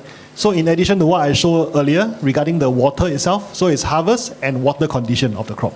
That's what we can do. But not for crop health. Crop health, I think my friends in the optical space will be much better for that. Okay. Yep, thank you. Thank you. Dr. Vincent, I have one small question. Which countries they are using this SAR data for their various activities? Yep. And in India, what is your observation? And if it's not that encouraging in India, then what are the reasons and what is the barrier which is stopping us to use this data? Yep, sure.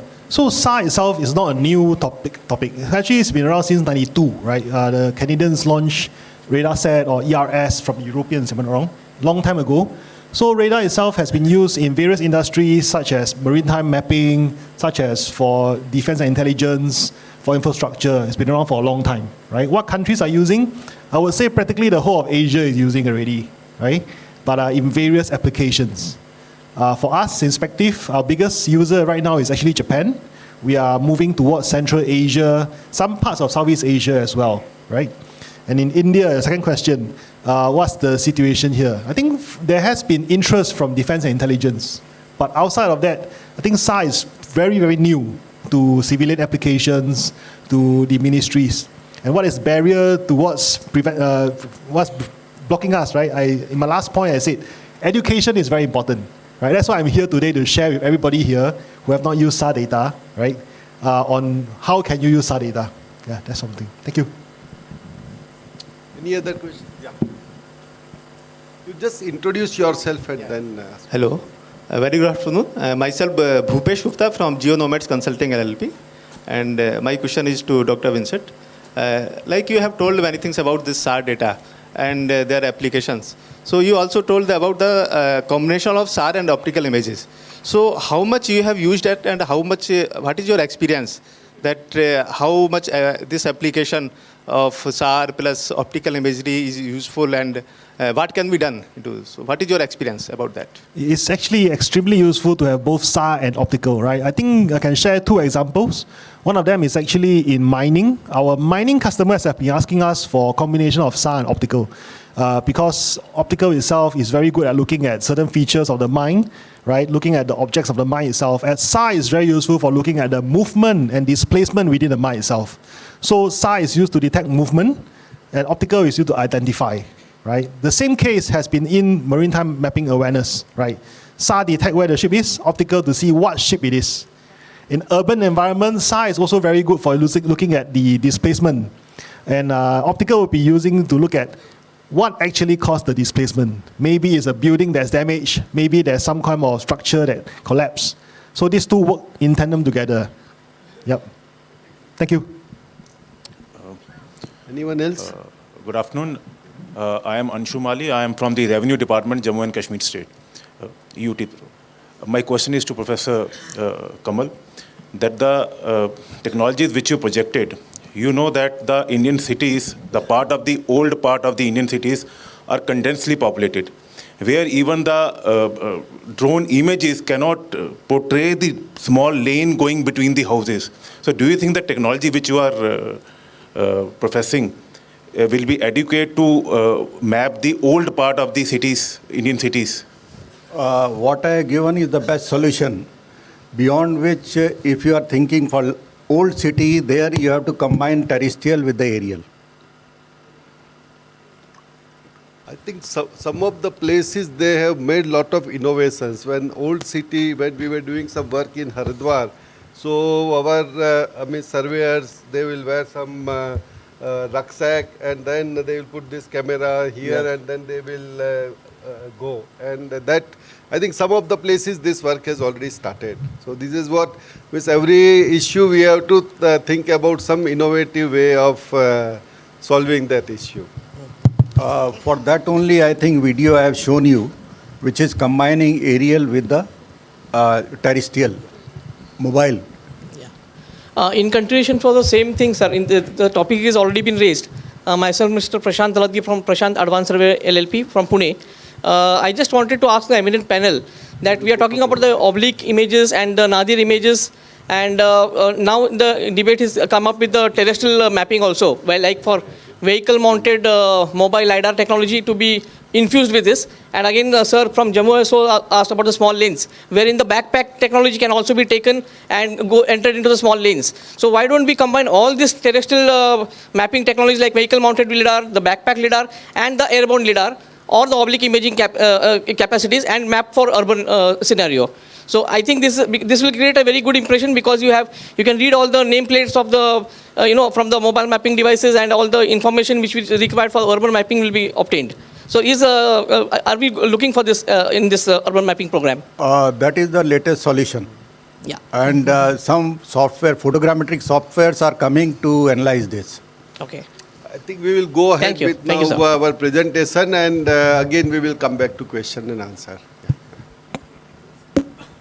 Okay, so now we have a very young and dynamic speaker on stage, Mr. Vipul Singh. He is the co-founder and CEO of Aereo, a pioneering drone solution startup that is leading the commercial segment in India with its integrated end-to-end solution.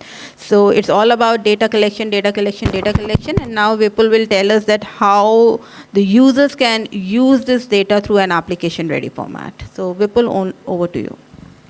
Thank you, everyone. Thanks a lot for holding up so far.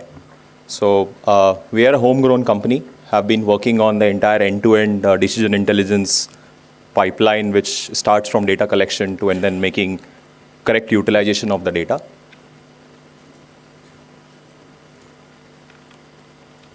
So we have been doing some cutting-edge work in terms of specifically volume. So if we have mapped approximately 50 million acres of area for various use cases, which includes 50 plus cities, more than 45,000 villages for Swamitwa scheme, and approximately 75,000 square kilometers for large-scale mapping, which included mapping around 28,000 square kilometers of Haryana state. That's bigger than 80 countries in the world, and also one of the largest work which has been done using drones in the entire world. Thanks to Survey of India and their cooperation and partnership with startups like us, that it was possible. Though there were a lot of challenges and there were a lot of ground level learnings which we understood about how these processes work, what are the challenges with the end users. And I think my presentation is more about sharing those challenges with you all today. So just quickly before we start, we have approximately 15 patents filed, 10 granted across different domains of technology. So this is all indigenously developed technologies which are being leveraged across the entire value chain. So I think we all know why we are talking about drone technology for all these use cases. Definitely very high resolution, high accuracy data if you use survey grade drones. And then these data sets can be in 3D, can be leveraged for X number of use cases.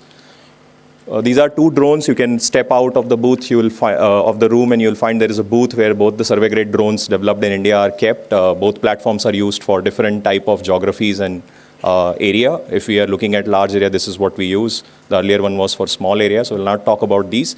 But let me talk about the challenges. So what's happening is we are collecting GBs worth of data for a square kilometer, and we are talking about thousands and thousands and lakhs of square kilometer, hundreds of thousands of square kilometer to be mapped over a several few years.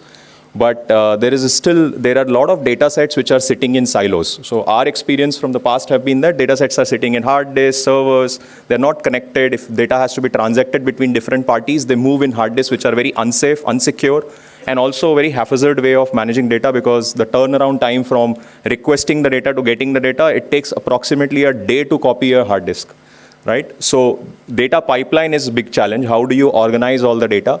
And then once the data is centralized and organized, then only we can really deploy technologies like AI, blockchain, because otherwise you can't put it in isolated systems. So that really brings a lot of challenges around standardization, process management, exchange of data, as well as using any intelligence over the data. So one way to leverage this is to enable as much as possible solutions and workflows over cloud, and also leverage different types of technologies for both democratization of the data as well as for the extraction of required points of interest from the data set. Otherwise, with desktop-based systems as well as systems sitting in silos, it will be extremely difficult to achieve the kind of consistency and speed we are aiming to achieve with these pilot projects. So the solution lies in basically going all digital. Moving away from isolated systems which are capex heavy, where at the end of the day, states and districts are supposed to invest into these capex heavy infrastructure and decide how to maintain these infrastructure, which are also having an absolute limited life. So it is important that there has to be an elastic, highly scalable system which can ensure that future use cases can be also deployed. So that's where we recommend using as much as possible cloud infrastructure and also using data formats which are globally harmonized so that the exchange and utilization of data across different platforms should be seamless and should not become a proprietary subject.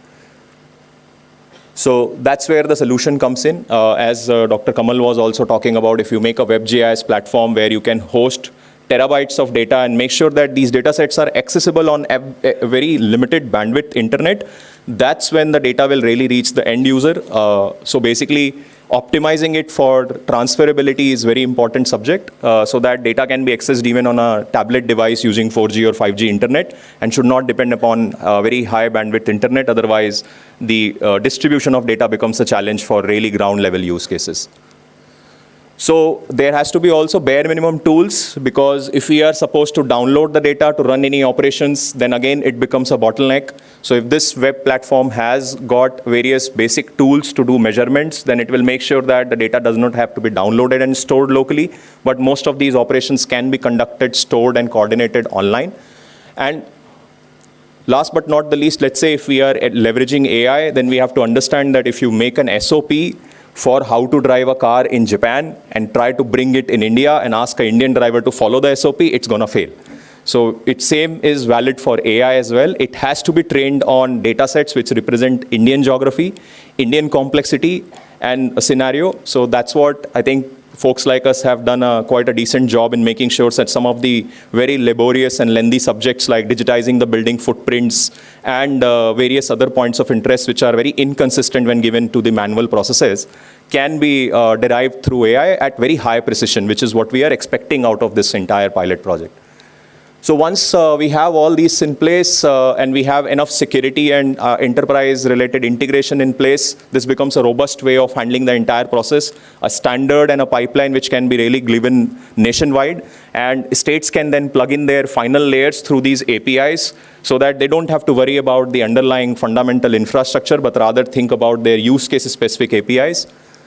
Right, so all talks on one side. I'll take another 3 minutes to give you a real demonstration on data set which has been collected and proven for the Indian scenario using all of this what I just talked about. So this is a small POC which was conducted in a town or a small settlement in near Nasik in Maharashtra state, where the data set of Swamitva, new data set from the drone, the web platform as well as the mobile app with a lot of people on the ground were leveraged to see how much value creation can be done on the data set. So a small area of green zone was selected, about 5 square kilometer.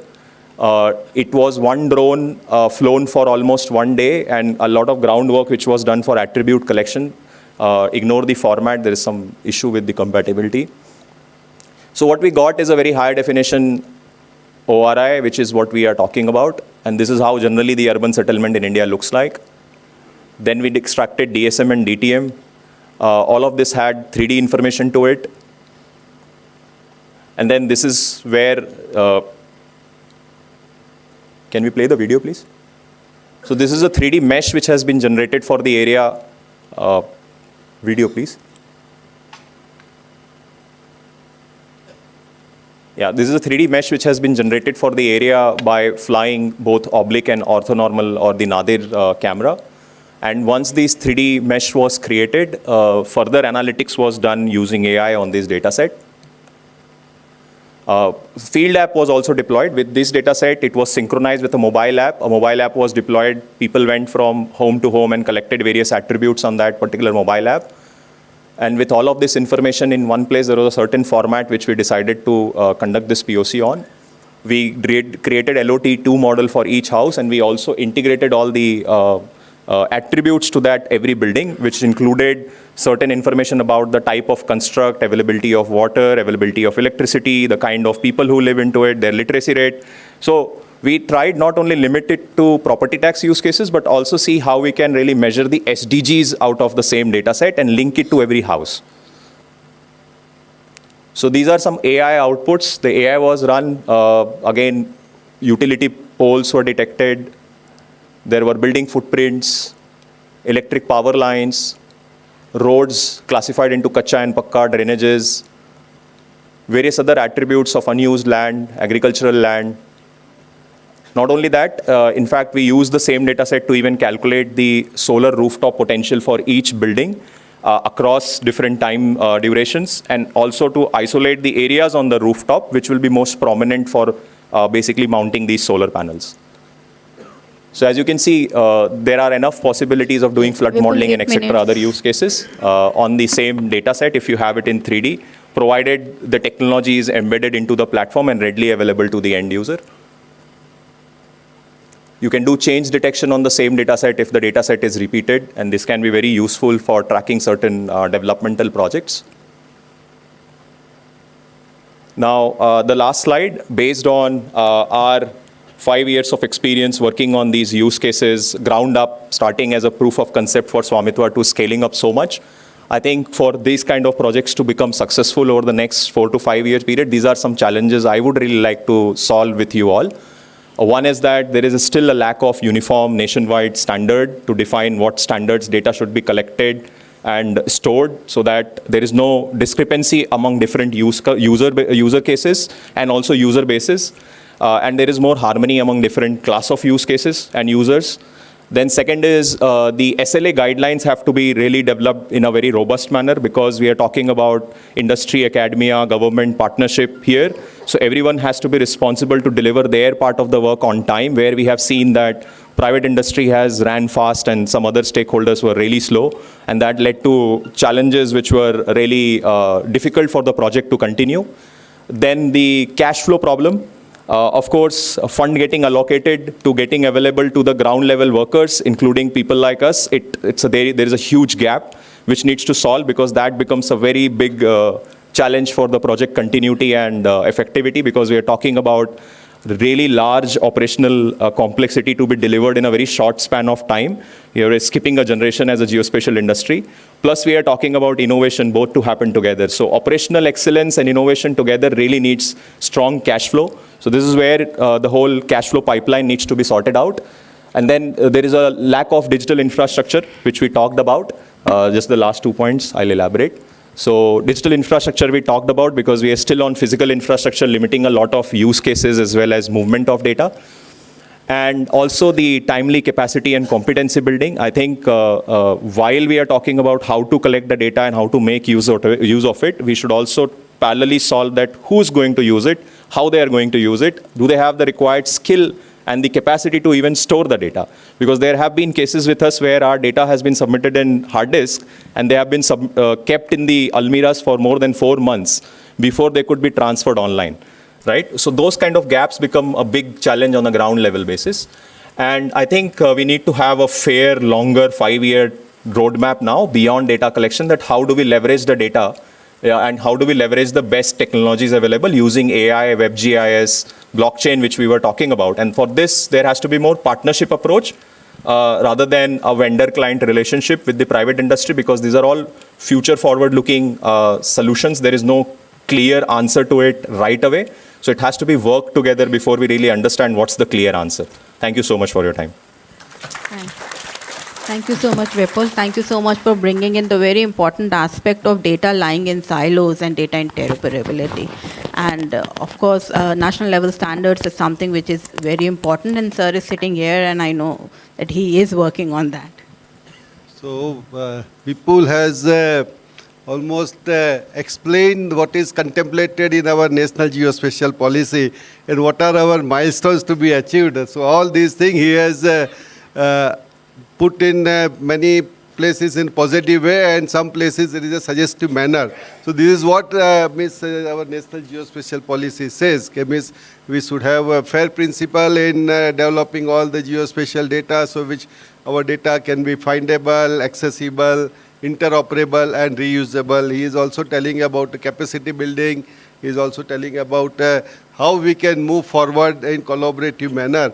So this is what I think it is a good in private partners has also read our national geospatial policy in detail, and they are collaborating in all our efforts to make geospatial field in our country more vibrant.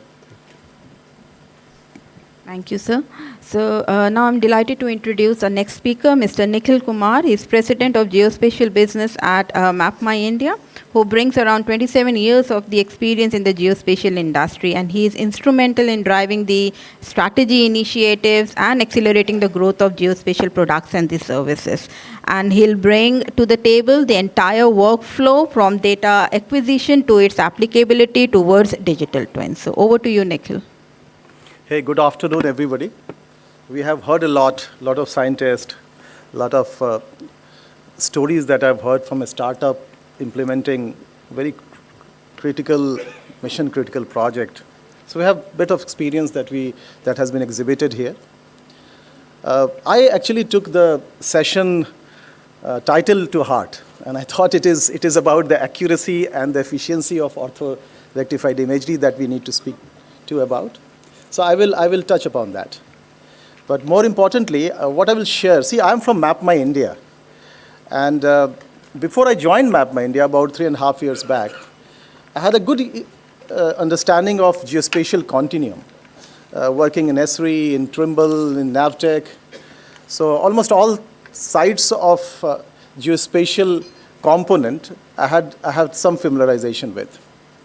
And when I joined MapMyIndia, I found that very little that they're doing for government organizations. And when I tried to kind of extract for my demystification, I realized what does happen when a GIS project happens. When we talk about land information management, whether we are doing it for rural area or we are doing for far more complicated and challenging urban area, what do you do essentially? You capture data. The manner in you capture actually manifests from the fact that what do you want to create an application, which application are you going to deploy it in? That necessitates the manner in which you're going to capture it. Then you process to create a content. Data suddenly starts talking when it gets conjugated into an application. Then you do sets of analysis, visualization and all that, and finally allow it to reach to the consumer, presumer, industrial user. I will use that experience because, as you know, we have provided Mapple's app, which goes to every consumer. And let me tell you, in my 30 years of geospatial career, I believe the best and most successful manifestation of the success of geospatial lies in its ability to provide comprehensive data sets in the hand of everyone, either it is an iPhone or Android. If you are able to do that for a complicated application like navigation, since everybody gets it by default, we do not tend to give that much of importance in terms of the technology that it actually contains. But if you are able to bring in a humongous amount of data set, and the ability of a platform to make it available to you in a very simple way, there cannot be a better and more complex, successful example of any geospatial application. With that, keeping that in mind, I thought, why not I share that? How do we capture? What is the best way to capture a ORI? Because this data sets gets into everywhere, in all kinds of an application. What are the challenges that we faced? What are the suggestions that I will provide in order to keep in mind when we are, launching a big project? These are the things that I will talk to you about.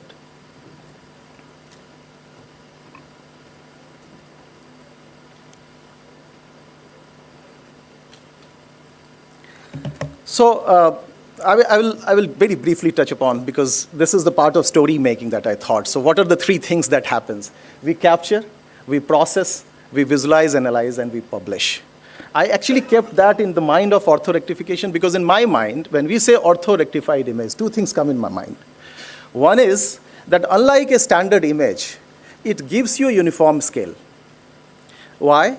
Because it takes care of the perspectives distortion, and it also takes care of or corrects the elevation variation. If these two things are taken care, which is what we do in ortho-rectification, we have a very accurate ORI in place.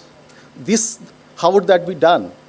So it should be visually appealing, it should be efficiently measuring, it should be accurate in representation, and it should be versatile enough to be deployed in various kind of an application. I'll not go into these detailings. Somebody was talking about a combination should be used. So aerially, the way we capture, I'm telling my story of MapMyIndia, how do we capture on a day-to-day basis? As I'm speaking, scores of surveyors are on the ground, using different methods, are surveying the Indian streets. So it could be airborne, it could be multi-copter, fixed wing, mobile, terrestrial, and Prashant, you talked about, pedestrian. So we talked about the dense, urban localities has to be done with that. So these are the various ways we capture, because I cannot tell somebody, well, your gully I cannot navigate to. So we do that. And since we do that, I bring up that experience. How do we capture it? How we conflate it? How we integrate it? How we ingest it? These are the different sensors. And in fact, I don't want to talk about it. I am generally talking because this is how I am using, how do I make maps on a day-to-day basis. That's why I'm putting this across. Otherwise, there is no meaning to put what kind of a sensor in a national level project. We are driving an outcome. And as Prashant said, or Dr. Jan said, leave this on the outcome as to how and what does it require, which form factor, which technology, which sensor, which workflow is required to give you that outcome. We talk a lot, deliberate upon a lot as to multi-angle camera, LiDAR, NADAR. Why do we even talk about that if we have very complete clarity that this is the outcome I want? And I get that. You might say that I don't want it only for one application. I might want it for 200 applications. Therefore, I want everything to be there. Spell that out. Rather than talking about what sensor to be used and what method, aerial or terrestrial or pedestrian to use, just talk about what outcome you want. I think this is what it should be left with. So CURS, I talk, because we are talking about ORI, and we talk about taking care or eliminating the elevation distortion. We need to have very precise GCP. CURS gives that. It doesn't give only the precise GCP, it also gives the common reference frame. And for that matter, it should be mandatory that we should use this common framework for any capture of or creation of ortho-rectified imageries. I'll not go on the other part of it. We can, and of course we should, not limit ourselves in ORI. Sir talked about ortho only gives you the top view, the nadir view if it's best. And why not we take stereo, we do digital photogrammetry, we can capture LiDAR and create point cloud and still give you elevation model, surface model and all that. So we can do that. So different kind of terrain model, surface model, and then the urban area problem. And why are we doing it at first? Why do we capture 3D?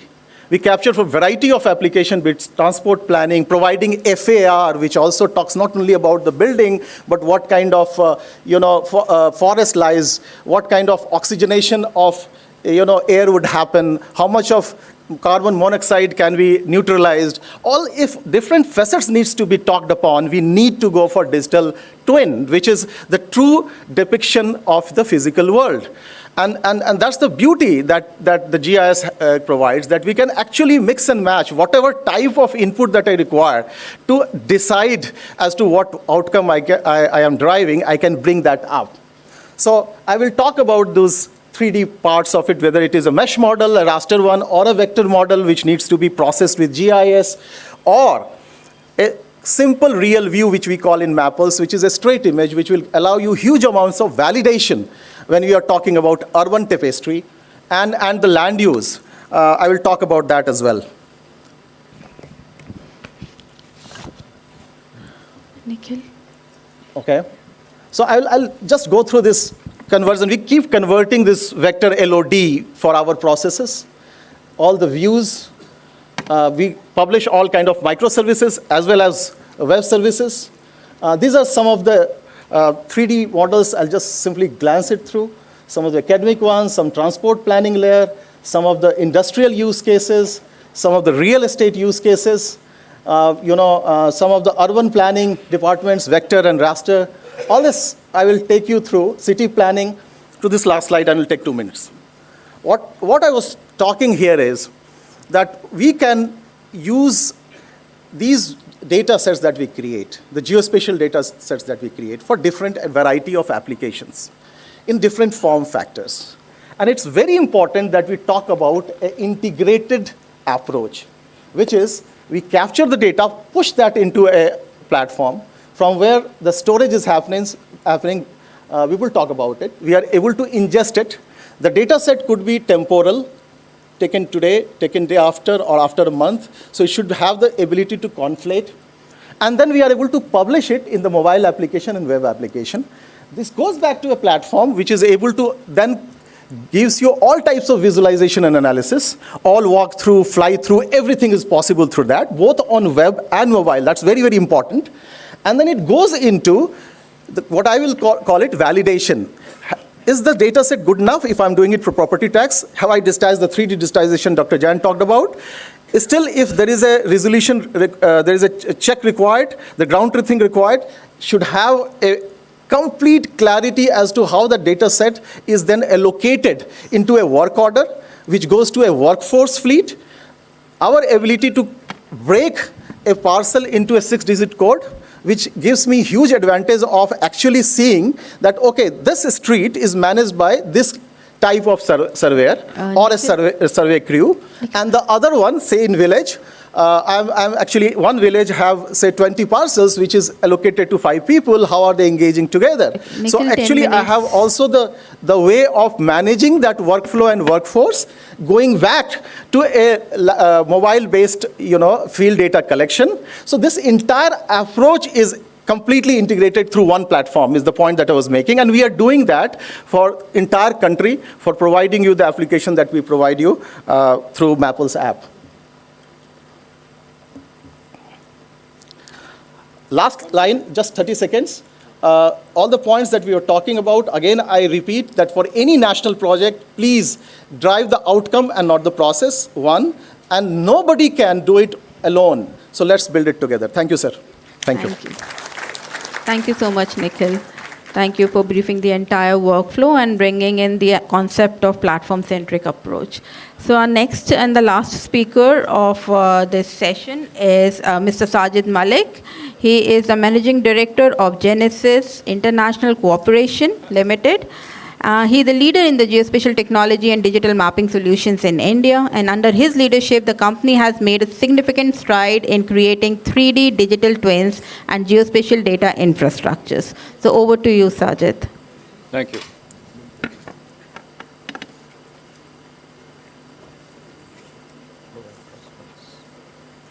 This is for the slides. Thank you, Shivangi, and I'll try and stick to the allocated time. I think a lot has changed since the new geospatial policy, which I think was a landmark in terms of harnessing the ability of what Indian geospatial industry could do, which we were largely focused on markets outside. And I believe that this became the kind of pivot for us to really launch what we call the New India Map Stack. And the New India Map Stack is an opportunity to really create data which hitherto was not being created in this country, unfortunately.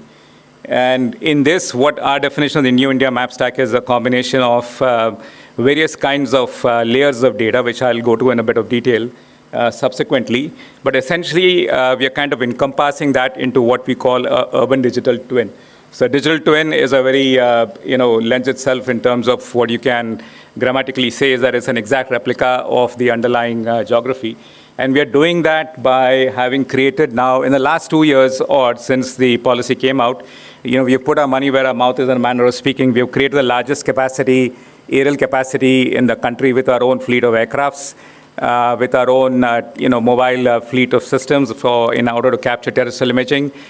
In drones, your backpacks, your every kind of format, so that the goal of mapping every square inch of the city, both in oblique as well as nadir as well as terrestrial, is being met. We are happy to say that since we began in the last 2 years, we have captured and imaged 1,500 towns and cities in this country, which is one of the largest imaging exercises ever done. And with our aircrafts, we now continue to fly and collect 3D data. We have also parallelly created the first all-India navigable map. So we have covered the entire country in 2D, and it's navigable, and it's got nearly 80 million attributes attached to it.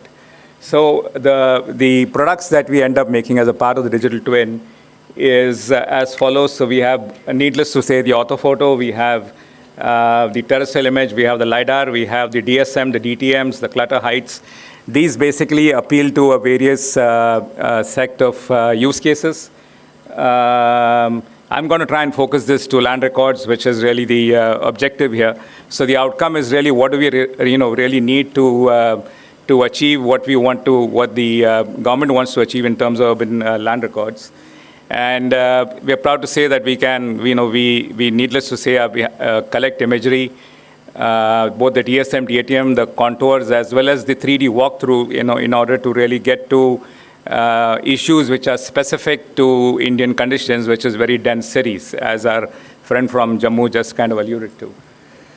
So what we've done is we have mapped now almost every type of, India is a large country, we've got very diverse terrain, so we have done, we are doing Dharavi right now, so we are doing that with the Adanis. Nothing can be as dense as Dharavi, which is, one of the largest shantytown pockets that we have in the country. We are doing heritage areas. We are doing very, very dense, areas which have got very tall high-rises, and so on and so forth. So we are in a position, therefore, to really showcase, and we've kind of honed our processes and created a pipeline to create data of various kind.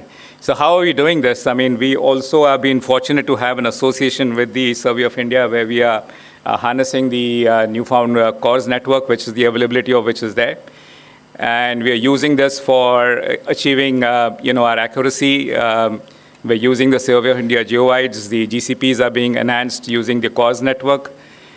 And we believe that there is a supporting ecosystem coming in place within India to derive the kind of outcomes that the government wants to achieve in terms of digital governance.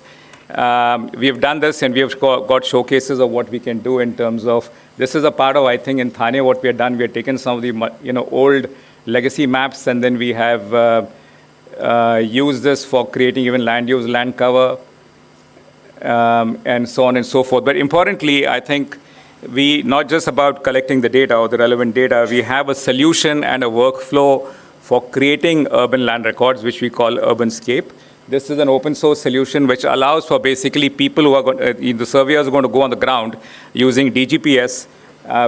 We put this along with a mobile application which can be used even offline, even if there's no internet connection, which is connected to our workflow solution, so that as the people collect the DGPS points and do the survey, they are in a position to integrate it on our platform. And you can have all kinds of visualization layers which are possible on top of that. We have also integrated 360-degree panoramic, in case of where there's a very large tree canopy or there is an urban canopy and it's not possible to see from the ortho or even from the oblique, the street condition. So we've got now street imaging of nearly 1.5 million kilometers of India. And we have a workflow which can help in achieving the objectives which are there for the urban land record ecosystem. So that's where we are. We are trying to meet the rubber with the road, so to speak. So. Thank you. Thank you so much, Sajid. You completed before time. Yes. Okay. So although we are spilling over time, but again, I would like to open it, the hall for the questions. We can at least take 2 questions. If anybody has any questions for our speakers. Anybody can. Mike, please come here.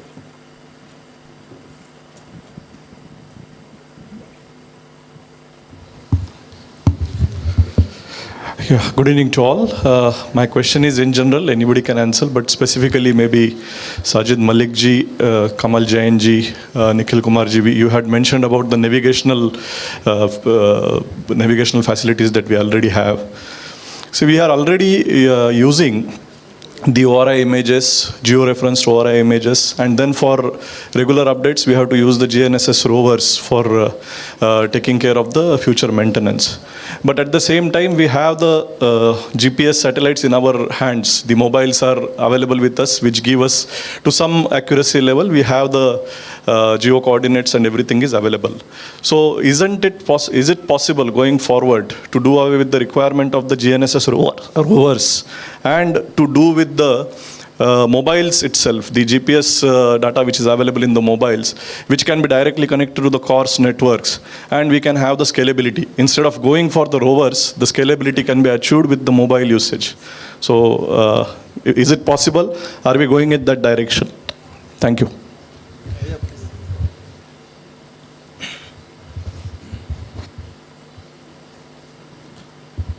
Hello. Yeah, just to answer your question, what you are saying is that we have a very accurate image first. Now we have GNSS rover for two reasons. One is just to further ground truth it, I require that. And second is if there is a new colony, new road which has come up, you want to capture that and conflate that with the data. So that's their question? Yeah, so to answer to your question, yes, this is possible.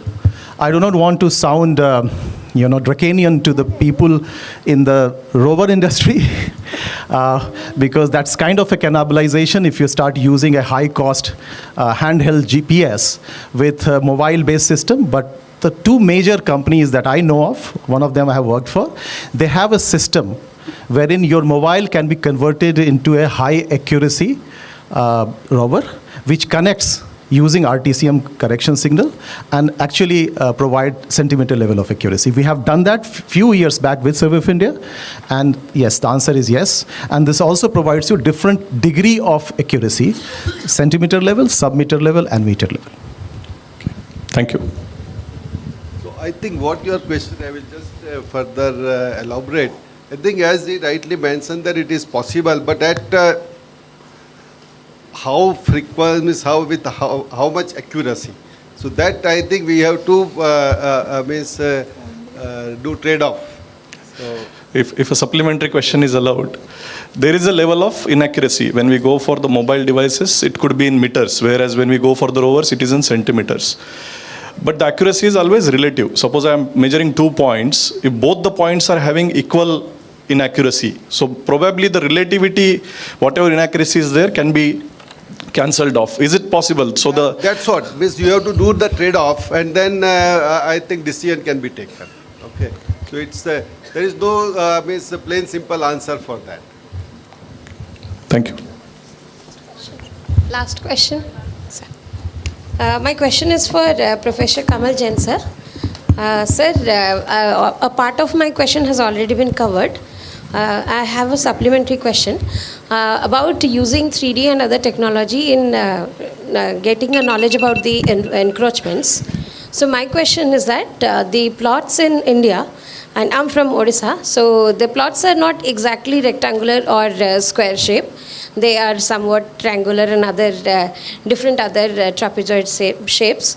So on the basis of the plots, people construct their houses. So will the technology be sufficient, or can we hope that these technologies can also help in getting encroachments? Can we take measurement of the encroachment by using of these technologies? Once you are seeing the real view, whatever may be the shape, you can disguise. Thank you, sir. Sir, in fact, in survey, a very important point is being said that part to whole versus whole to part. In fact, whole to part, very many people are saying that first you fix your state boundary, then go for the district boundary, then go for the circle boundary, village boundary, and basically that is causing a lot of problem. In fact, the traditional survey systems are taking a hell lot of time because of this reason. Now, the kind of talk Professor Kamal Jain or Mr. Nikhil Kumar is talking about, perhaps bottom-up approach is possible, in fact, part to whole. So whether it is demolishing the conventional wisdom of whole to part, or it is something different. Basically, I wanted to have a very clear understanding on this. When we are going for course, that is also from whole to part in a sense. Because we are using already established control points. Only thing is here, part to whole, because we are in the triangle, we are working, and we can work without establishing point in other triangles. So that's why it can go from part to whole also. So accuracy will be same, because each area, the controls are different. I hope that answer that question. Okay, thank you. One last question from sir, and then we'll close.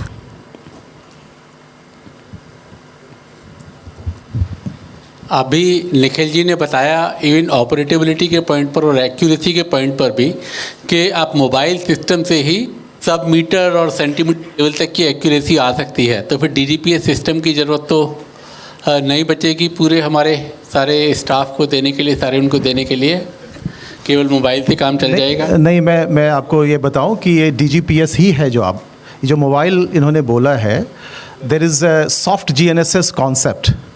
Means there is a software which is an application which needs to be downloaded on a mobile phone, which has to be a smartphone, and everything that a DGPS does, that software does for you. So it does not substitute DGPS, it only changes its form factor.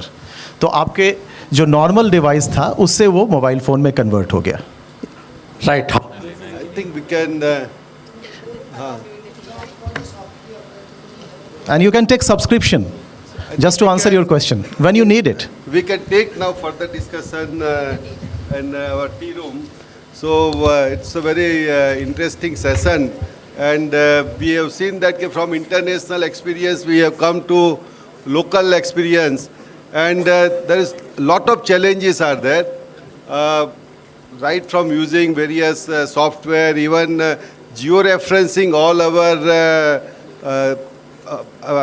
maps, and those work is still is under process. Plus we have also a lot of challenges in digital twins, especially in the urban area. And yes, this is the session which has given a lot of insight to us, and definitely it will be helpful to in implementation of various future projects. I think that was quite, all the presenters, thank you very much, and it was quite interesting session. Thank you, sir. The discussions were truly created an enriching and engaging environment for us all. It was evident that you were putting in real efforts to make this experience meaningful for us. Thank you so much, sir. Now, may I please request the moderator to hand over tokens of appreciation to the speakers. I'll say the names. Ma'am, please start with Mr. Sajid Malik.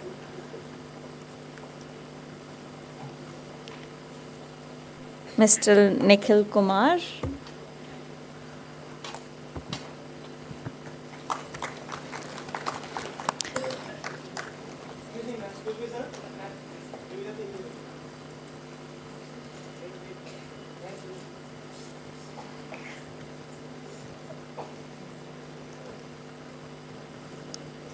Mr. Vipul Singh.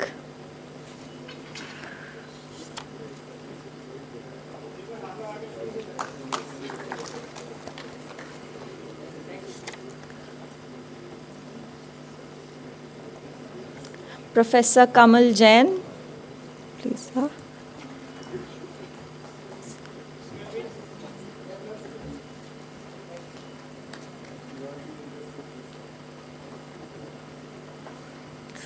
Professor Dr. Thomas Esch.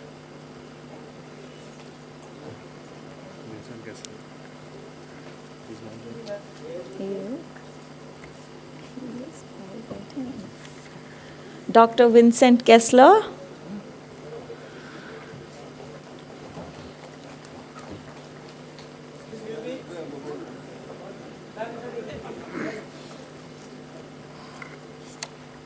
And Miss Jill Ambedkar.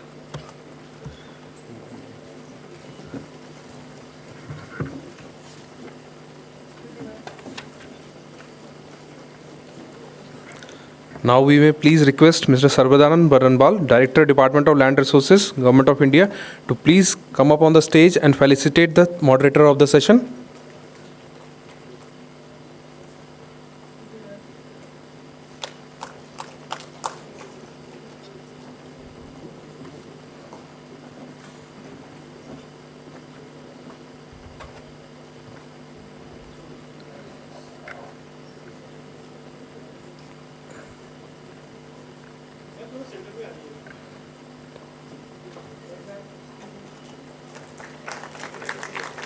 I would also request Sir to felicitate Surveyor General of India and the chair of the session.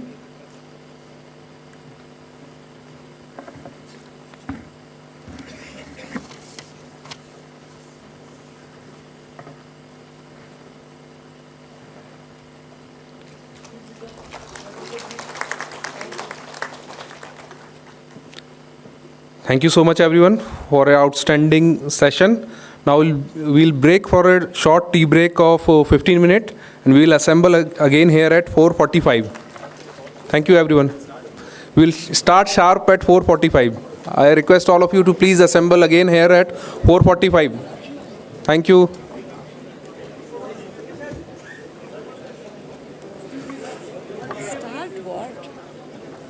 I request the speakers of this session to please stay back and get a picture.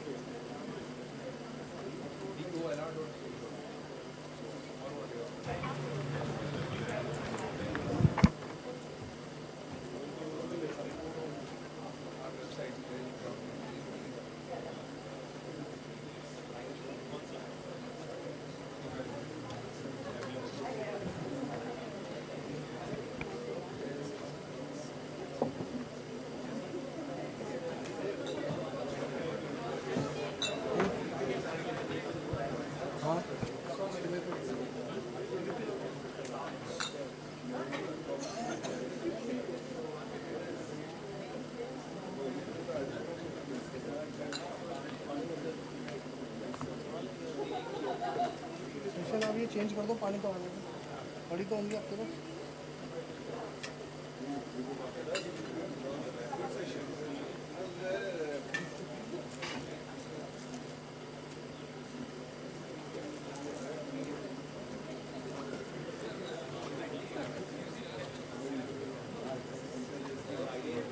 Apoorva कोई एक speaker momentum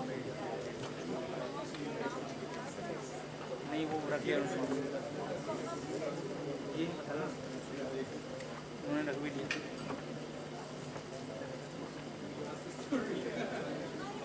अरे वो उठा के लेके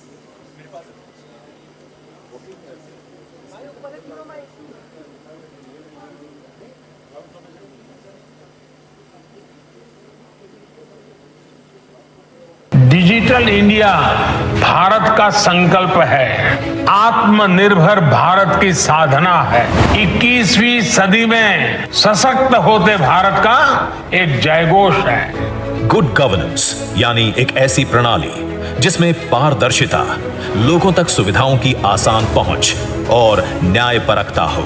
माननीय प्रधानमंत्री श्री नरेंद्र मोदी जी के नेतृत्व में भूमि संसाधन विभाग ने साल 2016 में digital India land records modernization program के विजन को देश के सामने रखा। ये विजन है एक भारत श्रेष्ठ भारत का, किसानों के हक का, सर्वश्रेष्ठ भूमि अभिलेख इंफॉर्मेशन सिस्टम विकसित करने का, तकनीक से नए भारत के निर्माण का, अमृतकाल का और गांवों के कल्याण का। आज आपकी जमीन की एक एक इंच की जानकारी अब पूरी तरह से डिजिटल फॉर्मेट पर ऑनलाइन उपलब्ध हो रही है। हमारी सरकार मूलभूत सुविधाओं से जुड़ी योजनाओं को सैचुरेशन तक, 100% तक पहुंचाने में जी जान से जुटी हुई। देश के सभी राज्यों और केंद्र शासित प्रदेशों ने इस कार्यक्रम में अपना 100% सहयोग दिया, जिसने भूमि प्रबंधन और सुशासन की दिशा में नए कीर्तिमान स्थापित किए।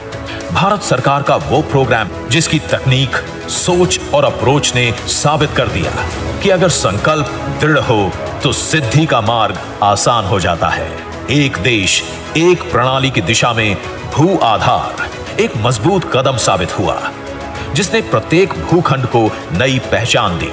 जियो रेफरेंसिंग पर आधारित ULPIN नंबर आपके भूखंड की सही और सटीक जानकारी देता है। 27 राज्य एवं केंद्र शासित प्रदेश भू आधार को लागू कर चुके हैं। देश के 17 राज्यों और केंद्र शासित प्रदेशों ने रजिस्ट्रेशन प्रक्रिया के लिए national generic document registration system को अपनाया। देश के 12 राज्य और केंद्र शासित प्रदेश NGDRS के साथ पंजीकरण की जानकारी साझा भी कर रहे हैं। इस योजना ने बार बार कार्यालयों के चक्कर काटने पर रोक लगाई, समय और अनावश्यक खर्चे की बचत की, जमीन संबंधी विवादों को हल करना आसान कर दिया, तो 406 जिलों में किसानों को वित्तीय सहायता मिलना आसान बनाया। सब रजिस्ट्रार कार्यालयों और भू मानचित्रों को डिजिटाइज किया।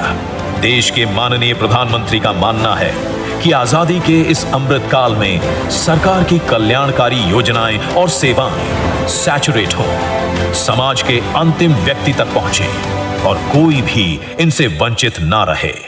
इसी संकल्प से प्रेरित होकर भूमि संसाधन विभाग ने DILR MP के अंतर्गत साल 2022 से हर जिले और राज्य के लिए परफॉर्मेंस का एक ग्रेडिंग सिस्टम लागू किया, जिससे हर राज्य और केंद्र शासित प्रदेश में स्वस्थ प्रतिस्पर्धा और आपसी समन्वय की भावना को जागृत किया गया। इसी के साथ भूमि संसाधन विभाग की भूमि सम्मान प्लैटिनम ग्रेडिंग स्कीम का भी गरिमापूर्ण शुभारंभ किया गया।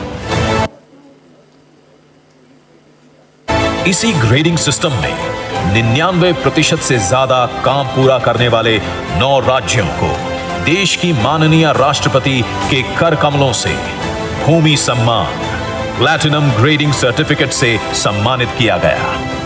धन और समय की बचत, भाग दौड़ और बिचौलियों से मुक्ति, digital India land records modernization program है ऐसी युक्ति।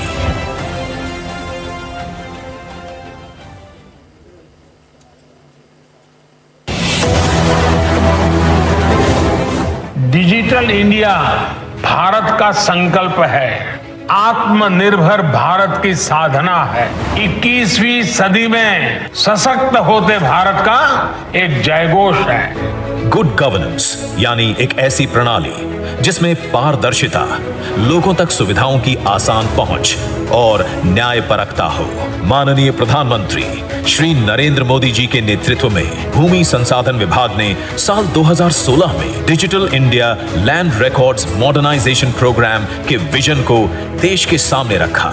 यह विजन है एक भारत श्रेष्ठ भारत का, किसानों के हक का, सर्वश्रेष्ठ भूमि अभिलेख इंफॉर्मेशन सिस्टम विकसित करने का, तकनीक से नए भारत के निर्माण का, अमृतकाल का और गांव के कल्याण का। आज आपकी जमीन की एक एक इंच की जानकारी अब पूरी तरह से डिजिटल फॉर्मेट पर ऑनलाइन उपलब्ध हो रही है। हमारी सरकार मूलभूत सुविधाओं से जुड़ी योजनाओं को सैचुरेशन तक 100% तक पहुंचाने में जी जान से जुटी हुई। देश के सभी राज्यों और केंद्र शासित प्रदेशों ने इस कार्यक्रम में अपना 100% सहयोग दिया, जिसने भूमि प्रबंधन और सुशासन की दिशा में नए कीर्तिमान स्थापित किए। भारत सरकार का वो प्रोग्राम जिसकी तकनीक, सोच और अप्रोच ने साबित कर दिया कि अगर संकल्प दृढ़ हो तो सिद्धि का मार्ग आसान हो जाता है। एक देश, एक प्रणाली की दिशा में भू आधार एक मजबूत कदम साबित हुआ, जिसने प्रत्येक भूखंड को नई पहचान दी। जियो रेफरेंसिंग पर आधारित ULPIN नंबर आपके भूखंड की सही और सटीक जानकारी देता है। 27 राज्य एवं केंद्र शासित प्रदेश भू आधार को लागू कर चुके हैं। देश के 17 राज्यों और केंद्र शासित प्रदेशों ने रजिस्ट्रेशन प्रक्रिया के लिए national generic document registration system को अपनाया। देश के 12 राज्य और केंद्र शासित प्रदेश NGDRS के साथ पंजीकरण की जानकारी साझा भी कर रहे हैं। इस योजना ने बार बार कार्यालयों के चक्कर काटने पर रोक लगाई, समय और अनावश्यक खर्चे की बचत की, जमीन संबंधी विवादों को हल करना आसान कर दिया, तो 406 जिलों में किसानों को वित्तीय सहायता मिलना आसान बनाया। सब रजिस्ट्रार कार्यालयों और भू मानचित्रों को डिजिटाइज किया। देश के माननीय प्रधानमंत्री का मानना है कि आजादी के इस अमृतकाल में सरकार की कल्याणकारी योजनाएं और सेवाएं सैचुरेट हो, समाज के अंतिम व्यक्ति तक पहुंचे और कोई भी इनसे वंचित ना रहे।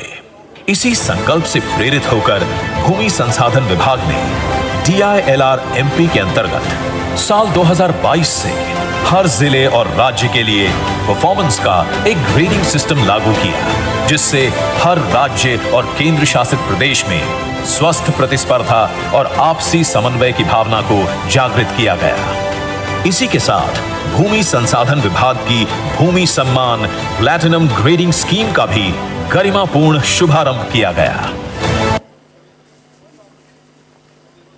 इसी ग्रेडिंग सिस्टम में 99% से ज्यादा काम पूरा करने वाले 9 राज्यों को देश की माननीय राष्ट्रपति के कर कमलों से भूमि सम्मान प्लैटिनम ग्रेडिंग सर्टिफिकेट से सम्मानित किया गया। धन और समय की बचत, भाग दौड़ और बिचौलियों से मुक्ति, digital India land records modernization program है ऐसी युक्ति।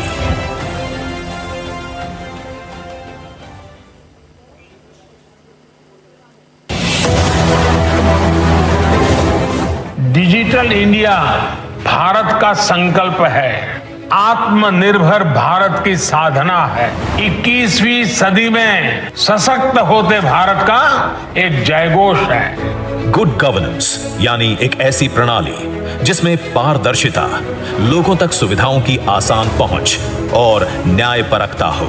माननीय प्रधानमंत्री श्री नरेंद्र मोदी जी के नेतृत्व में भूमि संसाधन विभाग ने साल 2016 में digital India land records modernization program के विजन को देश के सामने रखा।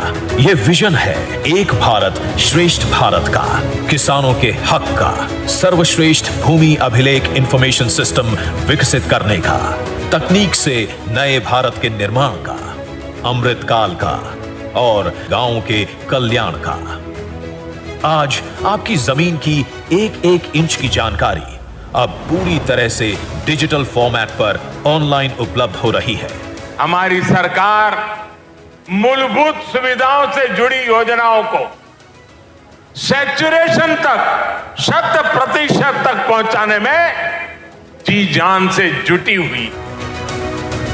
देश के सभी राज्यों और केंद्र शासित प्रदेशों ने इस कार्यक्रम में अपना 100% सहयोग दिया, जिसने भूमि प्रबंधन और सुशासन की दिशा में नए कीर्तिमान स्थापित किए।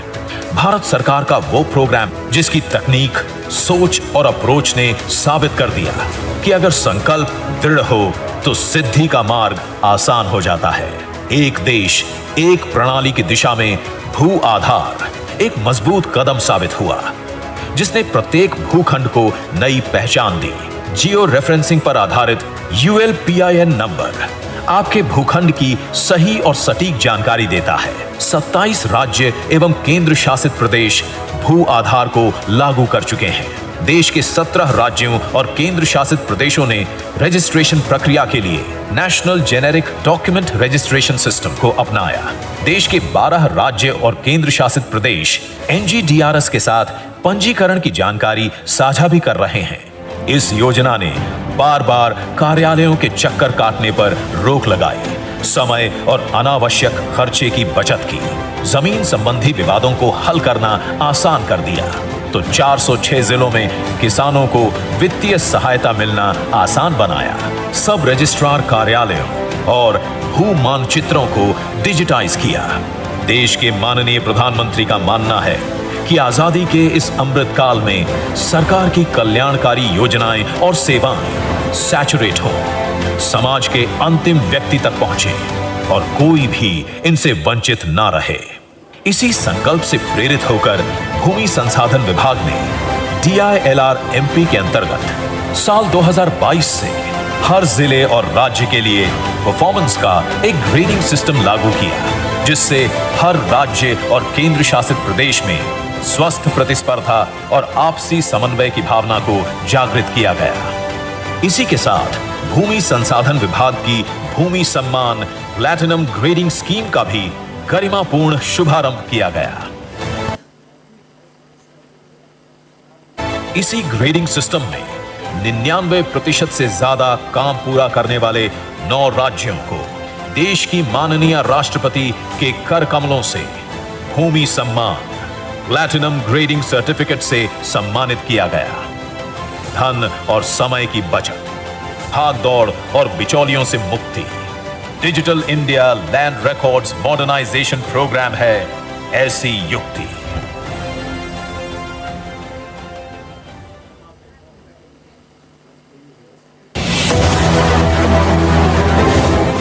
डिजिटल इंडिया भारत का संकल्प है, आत्मनिर्भर भारत की साधना है। 21वीं सदी में सशक्त होते भारत का एक जयघोष है। गुड गवर्नेंस यानी एक ऐसी प्रणाली जिसमें पारदर्शिता, लोगों तक सुविधाओं की आसान पहुंच और न्यायपरकता हो। माननीय प्रधानमंत्री श्री नरेंद्र मोदी जी के नेतृत्व में भूमि संसाधन विभाग ने साल 2016 में digital India land records modernization program के विजन को देश के सामने रखा। यह विजन है एक भारत श्रेष्ठ भारत का, किसानों के हक का, सर्वश्रेष्ठ भूमि अभिलेख इंफॉर्मेशन सिस्टम विकसित करने का, तकनीक से नए भारत के निर्माण का, अमृत काल का और गांवों के कल्याण का। आज आपकी जमीन की एक एक इंच की जानकारी अब पूरी तरह से डिजिटल फॉर्मेट पर ऑनलाइन उपलब्ध हो रही है। हमारी सरकार मूलभूत सुविधाओं से जुड़ी योजनाओं को सैचुरेशन तक 100% तक पहुंचाने में जी जान से जुटी हुई। देश के सभी राज्यों और केंद्र शासित प्रदेशों ने इस कार्यक्रम में अपना 100% सहयोग दिया, जिसने भूमि प्रबंधन और सुशासन की दिशा में नए कीर्तिमान स्थापित किए। भारत सरकार का वो प्रोग्राम जिसकी तकनीक, सोच और अप्रोच ने साबित कर दिया कि अगर संकल्प दृढ़ हो तो सिद्धि का मार्ग आसान हो जाता है। एक देश एक प्रणाली की दिशा में भू आधार एक मजबूत कदम साबित हुआ, जिसने प्रत्येक भूखंड को नई पहचान दी। जियो रेफरेंसिंग पर आधारित ULPIN नंबर आपके भूखंड की सही और सटीक जानकारी देता है। 27 राज्य एवं केंद्र शासित प्रदेश भू आधार को लागू कर चुके हैं। देश के 17 राज्यों और केंद्र शासित प्रदेशों ने रजिस्ट्रेशन प्रक्रिया के लिए national generic document registration system को अपनाया। देश के 12 राज्य और केंद्र शासित प्रदेश NGDRS के साथ पंजीकरण की जानकारी साझा भी कर रहे हैं। इस योजना ने बार बार कार्यालयों के चक्कर काटने पर रोक लगाई, समय और अनावश्यक खर्चे की बचत की, जमीन संबंधी विवादों को हल करना आसान कर दिया, तो 406 जिलों में किसानों को वित्तीय सहायता मिलना आसान बनाया। सब रजिस्ट्रार कार्यालयों और मानचित्रों को डिजिटाइज किया।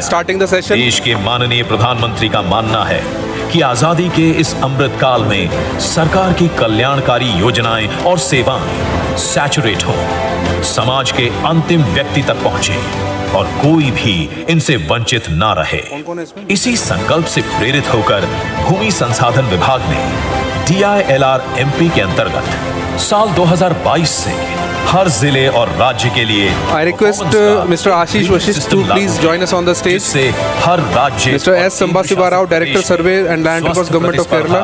और आपसी समन्वय की Mr. Krishna Rao, General Manager, ESRI. इसी के साथ Mr. Amit Saxena, Regional Sales Manager, Trimble. Mr. Saurabh Rai, Arahas. का भी Mr. Sajid Mukhtar किया गया and Mr. Ravi Kumar, IIC Technologies, to please join us on the stage. इसी grading system में 99% से ज्यादा काम पूरा करने वाले 9 राज्यों को देश की माननीय राष्ट्रपति के कर कमलों से भूमि सम्मान प्लैटिनम ग्रेडिंग सर्टिफिकेट से सम्मानित किया गया। धन और समय की बचत, भाग दौड़ और बिचौलियों से मुक्ति, digital India land records modernization program है ऐसी युक्ति।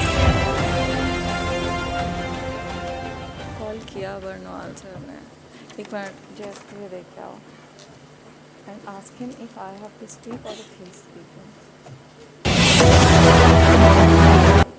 Should I ask him? वो कहाँ गया? मुझे पेपर दूँ। नहीं तो है। ये मैं start कर देता हूँ एक मिनट को। Welcome back, ladies and gentlemen. Now we'll begin with the session on ground survey, interoperability and data maintenance in urban area. For the session, I'm welcoming Mr. Shrikant Sastry, Chairman, Geospatial Data Promotion and Development Committee. Mr. Shrikant Sastry is the Chairman of GDPDC, which focuses on the promotion and development of geospatial data technology in India. He has extensive experience as a business leader, entrepreneur, and mentor. He is also known for his contribution to the digital transformation, innovation, and technology ecosystem in India, particularly in the area of geospatial technology. We are great to have Mr. Kunal Satyarthi, Joint Secretary, Department of Land Resources, Government of India, for moderating this session. Mr. Satyarthi is a 1997 batch IFS officer from Himachal Cadre. In his current role as Joint Secretary, Land Regulation Division in the Department of Land Resources, he is spearheading the DILRMP program in the country. His main focus is to enhance and improve the land governance in the country. Welcome you, sir. Now let me give you a very brief introduction of all these speakers. The first speaker is Mr. Ashish Vashist, Managing Director, NPSE DC, Government of Madhya Pradesh. Mr. S. Sambasiva Rao, Director, Survey and Land Records, Government of Kerala. Mr. Krishna Rao, General Manager, SRI, India. Mr. Amit Saxena, Regional Sales Manager, SARC, Trimble. Mr. Saurabh Rai, CEO, Arahas Technologies. Mr. Sajid Mukhtar, Managing Director, Rotor Precision. Dr. Ravi, DVS, IIC Technologies. Now I'd like the moderator to please hand over the session.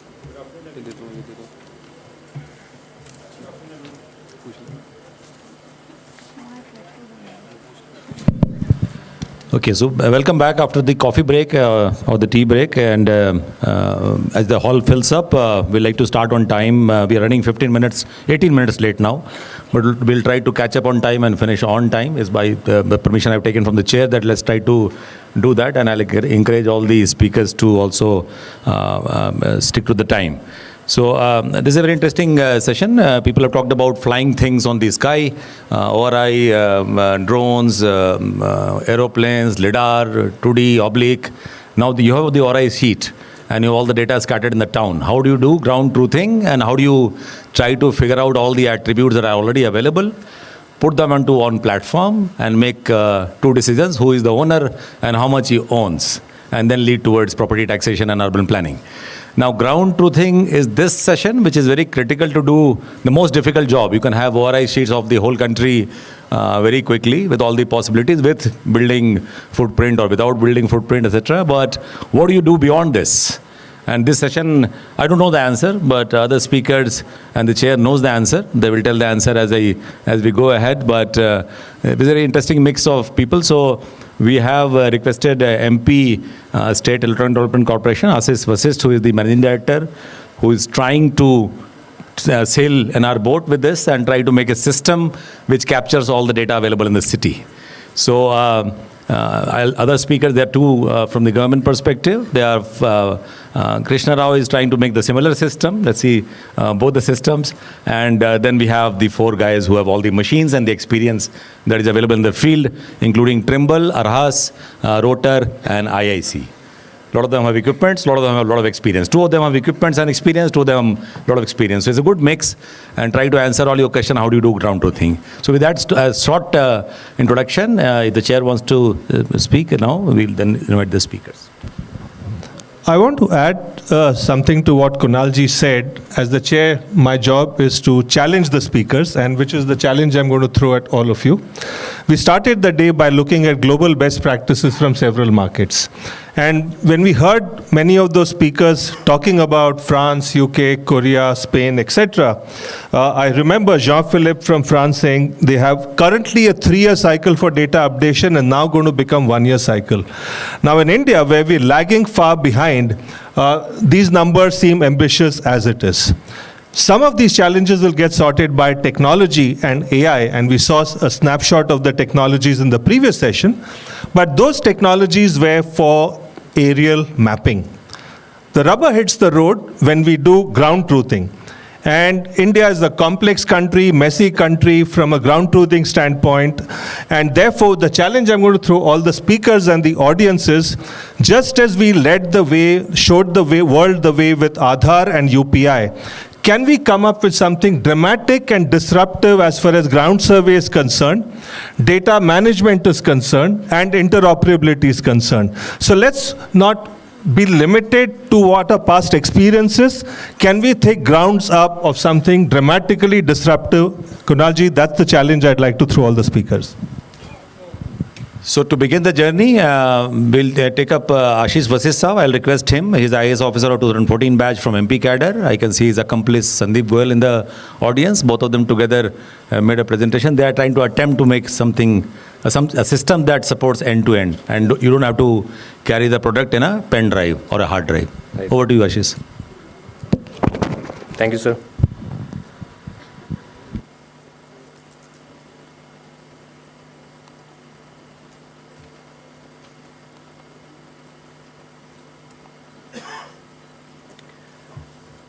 Thank you, sir.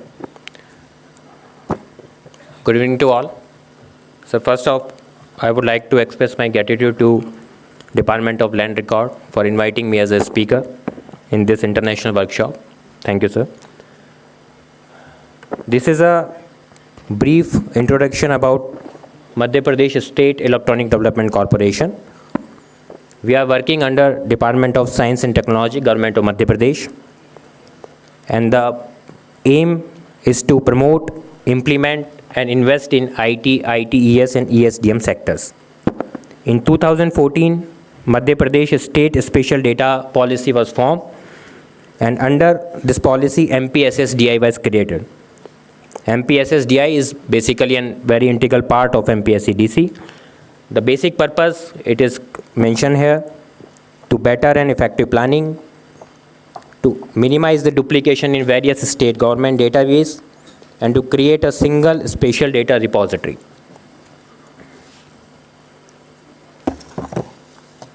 This slide is about MPSSDI technology stack. We all can see that these all are the latest technology available with MPSSDI. If we talk about database, then we have Postgres, MySQL, NoSQL. If we talk about web technology, then we have Python, Java, .NET, Angular, React. All latest technologies are available with MPSSDI. This slide is about strength and capabilities of the organization. So we have, as I told you, we have a single repository of standardized time series satellite and drone data. There are 200 plus GIS layers, We have our own team of 150 plus GIS executive and 450 plus IT professionals. So it's a big organization and the technical team is present with us. Now I'll directly come to the urban survey. So as in the morning session, Honorable Cabinet Minister told us that MP is already doing the pilot project of urban survey in 50 cities, and so far we have started the project in 3 cities. This slide is basically showing the basic flow of the entire process. The first part is, as you can see on the left side, it is survey notification and case registration. So for starting the survey, first a survey notification is to be published by the district administration and a case is to be registered. So in Madhya Pradesh, we have our own revenue case management system. So a case is registered under the district administration. The second phase is data acquisition. So it is basically done through the survey agency, which most of the cases Survey of India or other agency by flying drone over the city. When the data is acquired, after a drone flight, basically we receive the data. It is either ORI images, ortho rectified images, or we get the data of feature extracted maps. All these data that we get from the drone agency is then feed into SARA. You can see the fourth point is input for urban survey SARA. SARA is actually again a smart application for revenue administration. This data is being fed into SARA in particular formats, .tpk or .geo database. Now under the work, when the data comes under the SARA application, the field team starts the work. When I'm talking about field team, it means the Patwari from revenue team and the local ward Prabhari from municipal local body team. So the field team will start their work. And the work is, they will verify the data provided to them, and then they will do the ground truthing and ROR tagging. Once it is done, then the map is published, data is published, and in this record, the claims and objections are taken. And after finalizing the claims and objection, a final publication is done. That is point number 6. So it is basically a overall flow diagram how we are doing the urban survey in Madhya Pradesh. This is the same process flow. It is in detail. You can see if there is any no, it means the team is not verifying the data. Then the data will go back again to the drone agency. They will correctify the data and the field team will verify their data. The process is same as I told you in the previous slide. So we have developed an integrated database approach for our urban survey. In Madhya Pradesh, basically every citizen is having an ID. We call it Samagra ID, citizen ID and family ID.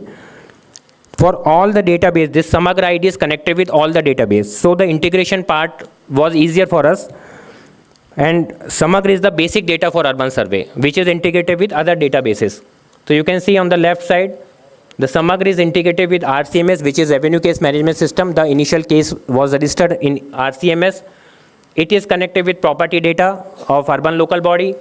It is connected with TNCP land data. TNCP means town and country planning. What is the land use? And it is also connected with IGRS, registry data. So for every urban land for which ROR is being conducted, all these database will be part of record of rights. This is the screenshot of SARA application which I was talking about, where the field team is doing the work. This is available both in web and mobile application. So you can see the name of the village. It is not written here, but the name of the village is Shahganj. We are doing the survey in the Shahganj. And on the left, you can see a green color block bana. It means creation of the block. So revenue official is given this facility of creation of block in the page. Whenever feature extracted map is provided in SARA application, there are sectors, there are subsectors, there are survey available for private land.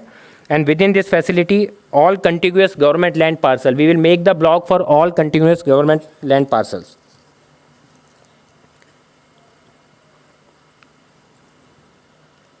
This is the map.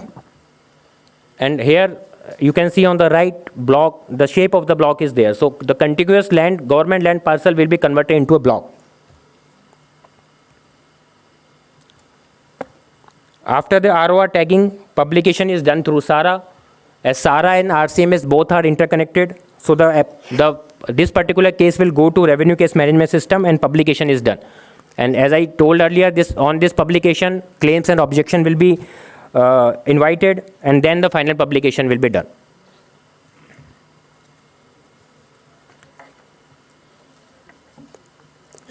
This is the mobile app for survey team, and you can see on the left side, first option is download. So the field team, the Patwari and the urban local body team, they will download the ortho rectified image data and the feature extracted maps. Then they will do the Naksha Satyapan. They will do the verification of the map, whether it is correct or wrong. If it is corrected, then they will proceed. If it is wrong, then data will go back to the survey agency. Third part is ground truthing. Then fourth is Vibhajan Vilay. It means division or merging the land parcel. Then the ROR entry is done.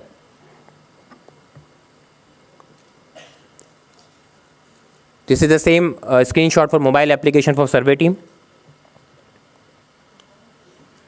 This is the real-time dashboard that we have created to monitor the actual progress of the survey. Here you can see total target, how many plots we have surveyed, and what is the pending lot.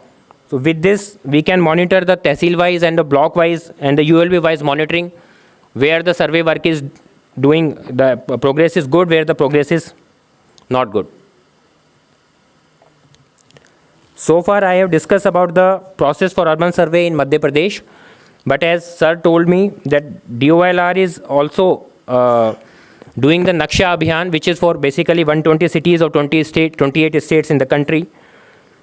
For that, we also need to have an integrated GIS portal for urban survey, because for Madhya Pradesh, like we have our own revenue case management system, but every state will have their own revenue case system.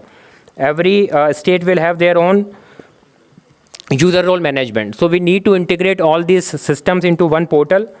Where the facilities are online, we can definitely do the API integration. Where in which state the facility is not online, then definitely we need to create a web form in the system. And the overall flow will be the same, but with proper integration of every state, we can make a single portal and single dashboard for urban survey. Thank you. Thank you so much. That was dot on time, exactly 9 minutes and few seconds. Thank you, Ashish. I think they're trying to integrate all that, and that is what the emphasis of this session is on. So moving on, another state, I'll request Sri Ram Sambasiva Rao. He's IAS officer of 2012 batch, very passionate about his work. He's director land records and survey, and has used a different methodology of using ETS, DGPS to do. I always tell him you don't trust drones much, but with the canopy cover and the clouds, he has a different methodology. So I'll request him to stick to the time and make his presentation about how he's trying to do ground truthing. Sambasiva? Yes. On ground truthing and how you're trying to integrate various attributes and data, particularly in urban setup in Kerala. Thank you. Thank you very much, sir. Thanks to Secretary Sir and Joint Secretary Sir for inviting me for this program. So Kerala has actually started a comprehensive digital survey mission about 2 years back, and we have actually established an end-to-end digital survey solution, and we could actually complete survey in 212 villages, and we could survey about 4.8 lakh hectares so far. About 35 lakh parcels are created, and now we are going to actually, from tomorrow, we are going to transfer our records to revenue as well. So we have some experiences to share with all of you, especially when central government is taking up some real good programs in land record modernization with a lot of funding. I'm sure we have some experiences to share with all of you. Since time is very less, I'll play a video, please. First video, please. Sound.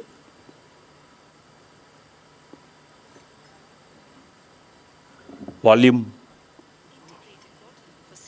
Service delivery of First all video. land-related transactions.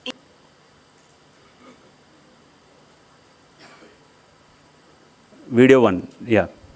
Focusing on revolutionizing digital transformation, the Government of Kerala ventured into the ambitious digital resurvey mission on a comprehensive cadastral survey of 1550 villages to generate geospatially integrated accurate land parcel map, LPM, with an integrated portal for single window service delivery of all land-related transactions integrating revenue, registration and survey departments. The surveyor visits the doorstep of the land parcel owner and after verification of records, the existing revenue records are updated on the existing pre-survey sketches available in the web GIS platform. The surveyor also scans and uploads the records available with the owner for reference after verifying the citizen's mobile number through OTP. Once the details are entered, the Form 50 is submitted online to the field survey system. In the field survey system, the surveyor starts the survey in the rugged tablet PCs which controls the RTK and RATS instruments. The parcel bend points are restricted to be measured with a positional accuracy of 0 to 5 centimeters only. The surveyed parcels are pushed back, updated automatically into the digital survey management system. The quality of the observed data is handled through a 3-tier QZ management system. The first level QZ to handle basic geometry errors by surveyor followed by QZ of a supervisory officer. The supervisory officers also conduct field inspections to assess the quality of survey activities. In the citizen portal, the citizen can verify the surveyed records and any grievances observed shall be reported as an online complaint which is handled by the concerned survey official and issues resolved. The digital survey system harnesses advanced technology through a multi-tiered monitoring structure. The daily progress dashboard elaborates on the day-to-day survey activity and progress in districts. The live course and RTK dashboard enables real-time monitoring of the course functioning and its health. The mobile device management system, MDM, has enabled the supervisory officials to better manage the teams by providing the live location of the surveyor and remote access to the surveyor's tablet PCs. With a progress of 4.87 lakh hectares encompassing 35.48 lakh land parcels, Kerala is steadily advancing towards the realization of its vision for the Integrated Land Information and Management System, ILIMS. Yeah, please go to the presentation. Yeah, so I think video actually communicates our program. If you have to create a digital land cadastre, the most important critical requirements are actually to create a very authentic land record. Most importantly, survey record and revenue record should be in sync with each other. Most of us, in fact, all the states have an existing revenue record. So it is very important that both of them are seamlessly connected, which means that is very important parameter for a digital survey solution. And we are all on a mission of creating a digital land parcel map for all land holdings, which means pace of creation is very important and accuracy is very important, and more importantly, ease of updation is very important. Ultimately, we'll be end up creating digital land registry across the country. So whenever we started a program, there has been a discussion on why there has to be a digital resurvey and why not an incremental survey, because most of the places have an existing paper record. So why shouldn't we use this paper record? This is a question put across. So based on our experience, these legacy field sketches get considerably deformed during georeferencing and makes it unsuitable for taking reliable measurements of boundary dimensions during resolution of disputes and discrepancies. But the measurements are useful. So whenever we actually draw a village map, these inaccuracies further increases.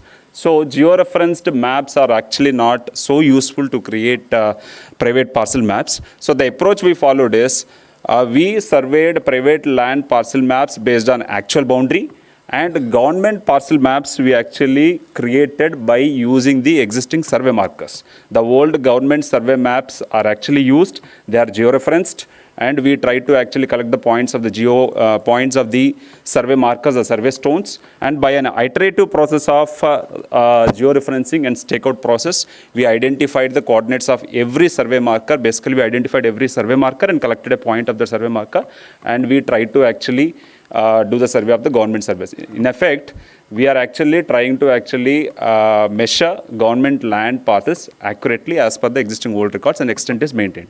Private parcel maps are actually surveyed as per the enjoyment, as per the possession. This is the process we actually followed in survey. See, and the technology part, what I want to suggest is we all have to actually do a lot of field study to actually finalize this. We have actually done a lot, we spent quite some time, and more or less we actually finalized on this technology. We used core stations and cost-based GNSS survey using RTA connections. This was actually useful for surveying about 90% of plots and buildings in Kerala.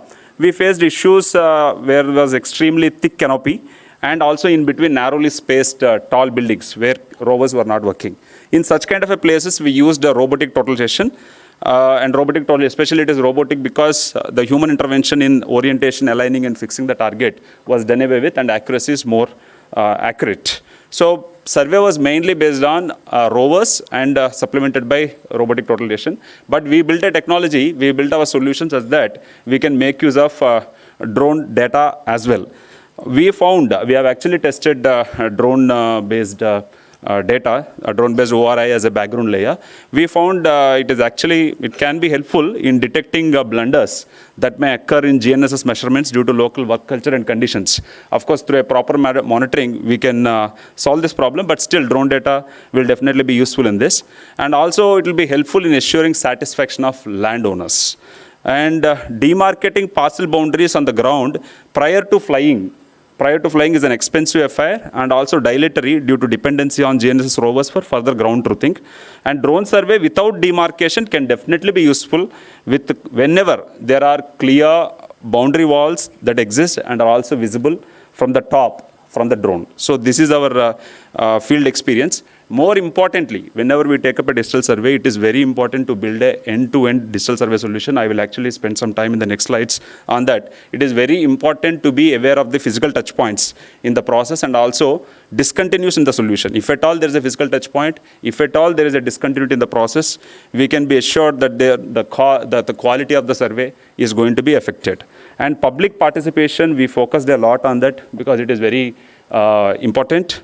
We kept all our solutions totally in public domain from end to end, right from beginning, with the help of our NIC solution. And more importantly, we have used community organizations to solve all these problems. So data handling is the most critical determinant. That's what we are talking about today in the entire process. Seamless linking of textual record and spatial record together with the help of a land identifier, it is very important. And we need to avoid unnecessary data entry and data matching exercises in the office or lab after field survey, which we usually do. Data reliability is a main concern. And seamless exchange of data across various survey technologies is very important. We have been using rover, robotic totalization, drone, whatever. But seamlessly, the data has to be exchanged. We have actually built a solution, I'll show that. And interoperability of data across systems from field survey solution and also surveys management solution is very important. And authenticated data ownership and data security is very important. We need to understand which surveyor has done what, which surveyor has changed. So all these are very important to have a seamless field survey process, which is possible only through end-to-end digitalization. You have 1 minute. Yes, sir. 1 minute to go. 1 minute, okay. Go to the thank you slide. Okay, sir. So this is anyhow, I'll share the presentation. So this is the system view which I have created for the digital survey. When we started the process, this is a system view I have created. So since I don't have time, you may actually, sir, can I take, only 1 minute? 2 minutes. Okay, so this is the system view we created when we have gone for a procurement of our solution. Yeah, you may please go through it. I'll take through next slide. Yeah. So this is our technology architecture. See, that system view is very important. Okay, to have an end-to-end digital survey solution experience. How our revenue card is taken for a survey. How a spatial record is recorded over it, how quality control solution is built onto it, and how this final survey solution is taken to a survey management solution. Everything has to be explained properly along with the outcome. That is the most important thing. So this is the technology architecture which we have actually established in our solution. So bottom layer, all the technologies which we are using. And the second part of the second layer is a core survey solution, which basically has a field mapping software and also a geospatial module. And the second part of the second slide is the core digital survey solution. So this is very important. This digital survey solution is totally developed by NIC internally. This is basically to manage the survey work. It's a huge process. So right from planning the work using the old maps, allotting the work to surveyors, and then from the field map, from the field survey, the data comes to this NIC solution, and thereafter this data will be put across to people for receiving complaints, and the final records are also published through this particular Endabhoomi digital survey solution. Okay. So more or less explained, so paucity of time, I'm actually not going through that. So finally, one video I want to show. So now this digital survey solution, with the help of this end-to-end digital survey solution, we created an accurate digital survey record, digital land cadastre. Now this digital land cadastre is taken to implementation, and on top of it, we have built an integrated land information system with the help of, sir, I just want to play this video. Please play the second video. So basically, this is taken to implementation. Welcome to the future of land administration. The long-cherished goal of real-time updates to both sketch and textual data is now a reality. We proudly introduce the Integrated Land Information Management System, ILIMS, a first-of-its-kind unified portal integrating land-related services of 3 departments: revenue, registration, and survey, Services of all 3 departments are integrated on a single portal. Citizens access Ante-Bhoomi through a single sign-on system wherein citizens seamlessly access services from 3 departments through one unified portal, offering functionalities such as land records management, LRM, encumbrance certificate requests, land tax payments, land sale transactions, and document procurement. Ante-Bhoomi also introduces automated permutation sketch generation, digital template-based registration, and automutation without manual intervention. Ante-Bhoomi empowers citizens to pay land tax with ease, right from their smartphones with UPI payments integrated directly into the portal. Ante-Bhoomi provisions a fully automated digital land records maintenance LRM module, basically to handle land complaints after finalization of survey record and transfer to Revenue Department. Ante-Bhoomi portal eliminates the need for manual visit to the village and survey offices to request digital permutation sketch, TP certificate, record of right, by automatically generating a request while initiating a land sale transaction. During land registration process, citizens now experience unprecedented convenience that the portal's intelligent automation allows seamless interactions between the revenue, survey, and registration departments, enabling citizens to manage their transactions digitally. By automating mutations of sketches and textual data, Ante-Bhoomi exemplifies digital governance by delivering citizens with registration deed, revenue record, and digital land parcel map on the same day of registration. Ante-Bhoomi is fundamentally transforming the way citizens interact with land administration systems. Thank you so much, significantly improving the video has already taken more than the other speakers. Thank you so much. We are in the last session and the positive time. We know you're doing good work, so you've shown it. Thank you so much. Thank you. Grateful. Thank you so much. Look at this passion. He wants to say 30. Thank you so much, Siva. Thanks for coming over from Kerala. Next speaker is Krishna Rao. He's General Manager Technology. And whenever we have any problem about GIS software or spatial domain, I realize that in ISRI you have to find him because he knows the solution to all the problems. Everybody points to him. So Krishna Rao, please stick to the time and just talk about how could be a GIS framework that looks at ground truthing problems and how do you do ground survey and integrate with the ORI sheets and gives a property card. Please take the time. Thank you. Thank you. Good evening, Chair and the moderator and DULR for inviting me. So if you look at my title, I was talking about a state approach. So why we are talking in, this is what I think all the speakers have told. These all are your elements when you're going into any of the land record practice. And you see at every step, ESRA comes. We being a technology company, we touch base and provide you solution at any of these steps which is involved.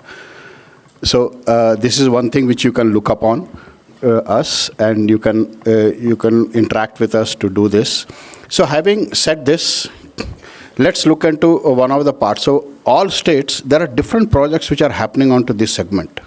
So we have people heard about Swamitva, then come the Naksha is coming up, then we had a large scale mapping, DLRMP.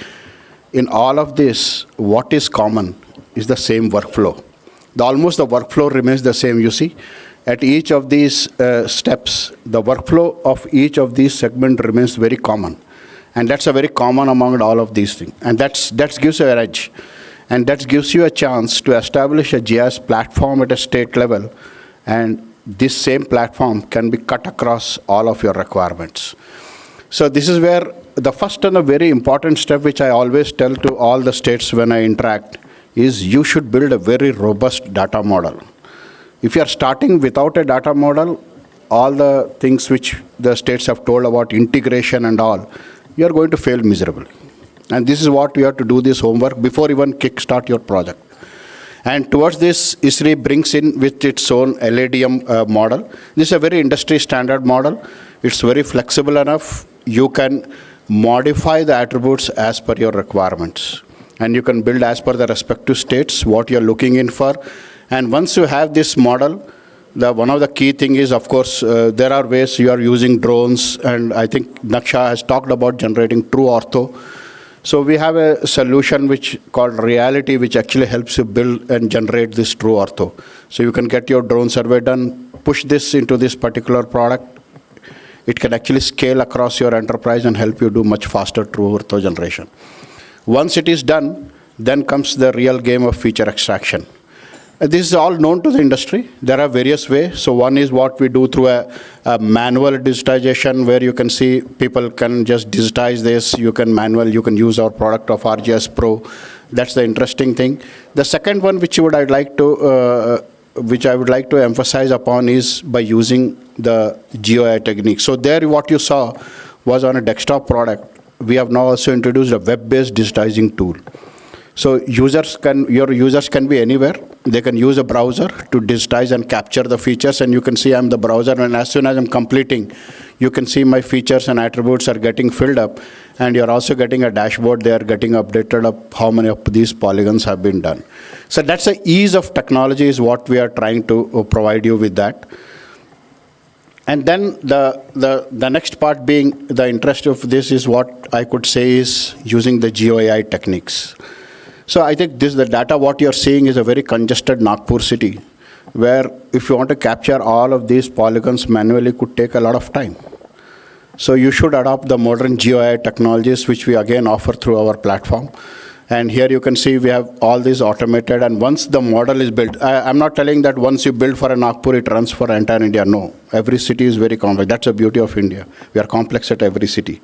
So we may have to build and train at certain point of time. Definitely, we are able to achieve at least 70 to 80% of your desired results through using the GeoAI. So this is a step where you can see we are able to generate those polygons even in the complex situations. And this can be now used for your work, which you can do. And then comes the work of your quality check. That's very important. So you can do an automated quality check using our data reviewer solutions, where it can help you find where are the errors. So here you can see I'm just trying to find some 3 different kind of errors, like it should be the houses should not be of a particular curve, they should not be overlapped, and all of that. So when I'm executing these steps, this actually helps you identify where the error is in your data. So you do a field survey, ground survey, or any of these works. This is where you can see those red polygons are where the data has been detected. So this actually gives you so hand that everything is instrumented and bringing you into one single platform, which is helping you. Need not have to switch between multiple sites of that. Then the important piece, the field survey, you can't avoid it. You have to be with that. So we give you an out-of-box mobile apps which can be integrated with all the industry leaders. You name any of them, you can see one of the things which you have kept it there.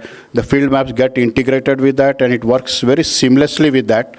And you can collect this information. So this is just a glimpse of a particular mobile app of how it looks in there. So you can see the mobile interface, the mouse comes in there.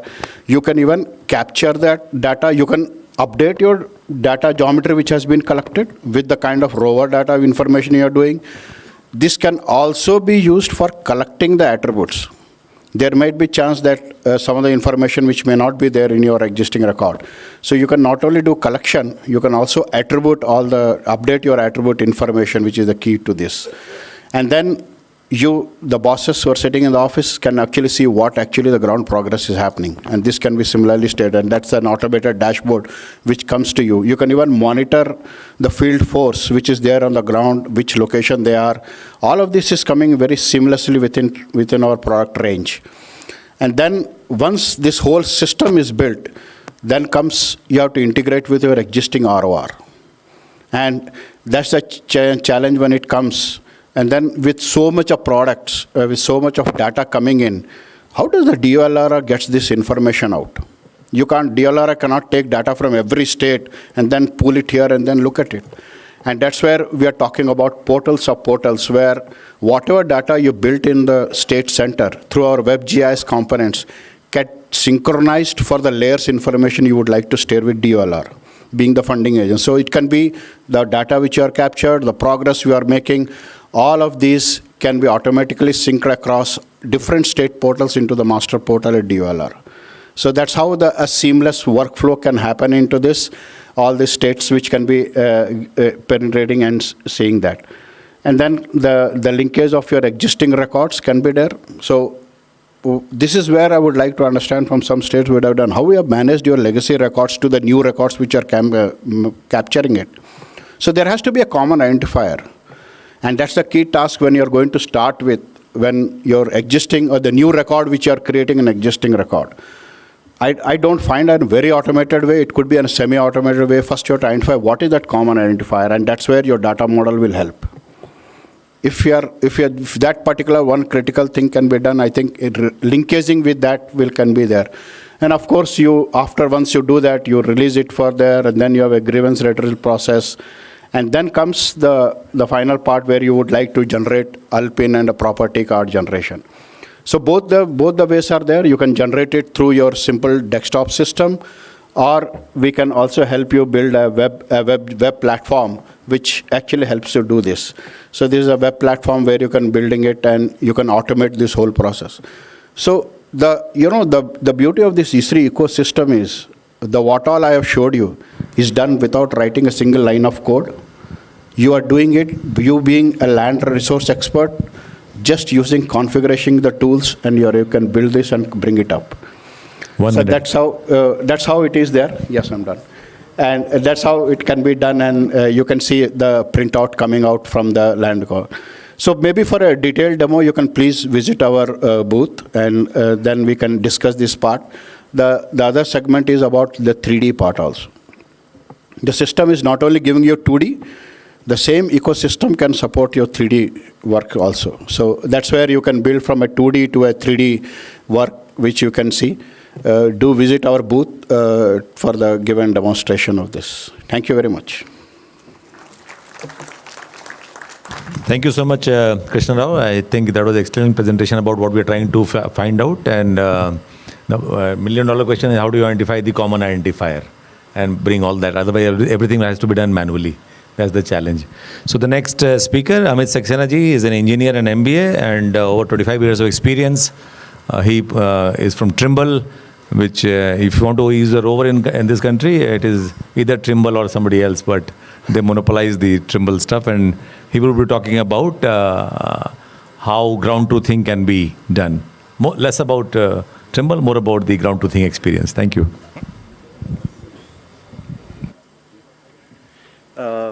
Good evening, everyone. My name is Amit Saxena, as sir introduced me. Thank you so much for giving me an opportunity to talk about important sectors. Whatever we heard, I am going to just integrate and give importance to the person who is actually in the field with lots of data and lots of things in his mind. Technology, process, and integration, that's the theme of the session for land records.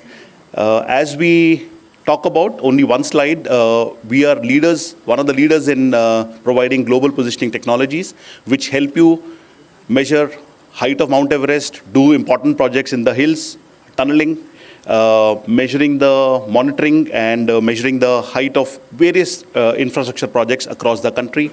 That's what we do. In the center of the slide, you will see a very important piece, which is probably missed out many a times, is the software piece, which brings in data from almost all the sensors and provide output in a meaningful way. and it could go to ESRI or any other platform which is being used in the industry. Moving on, 3 important sectors. Interoperability is a major theme for us, and I think I'll talk more about it, and also data integrity, which becomes an important piece while we are collecting the data in the field.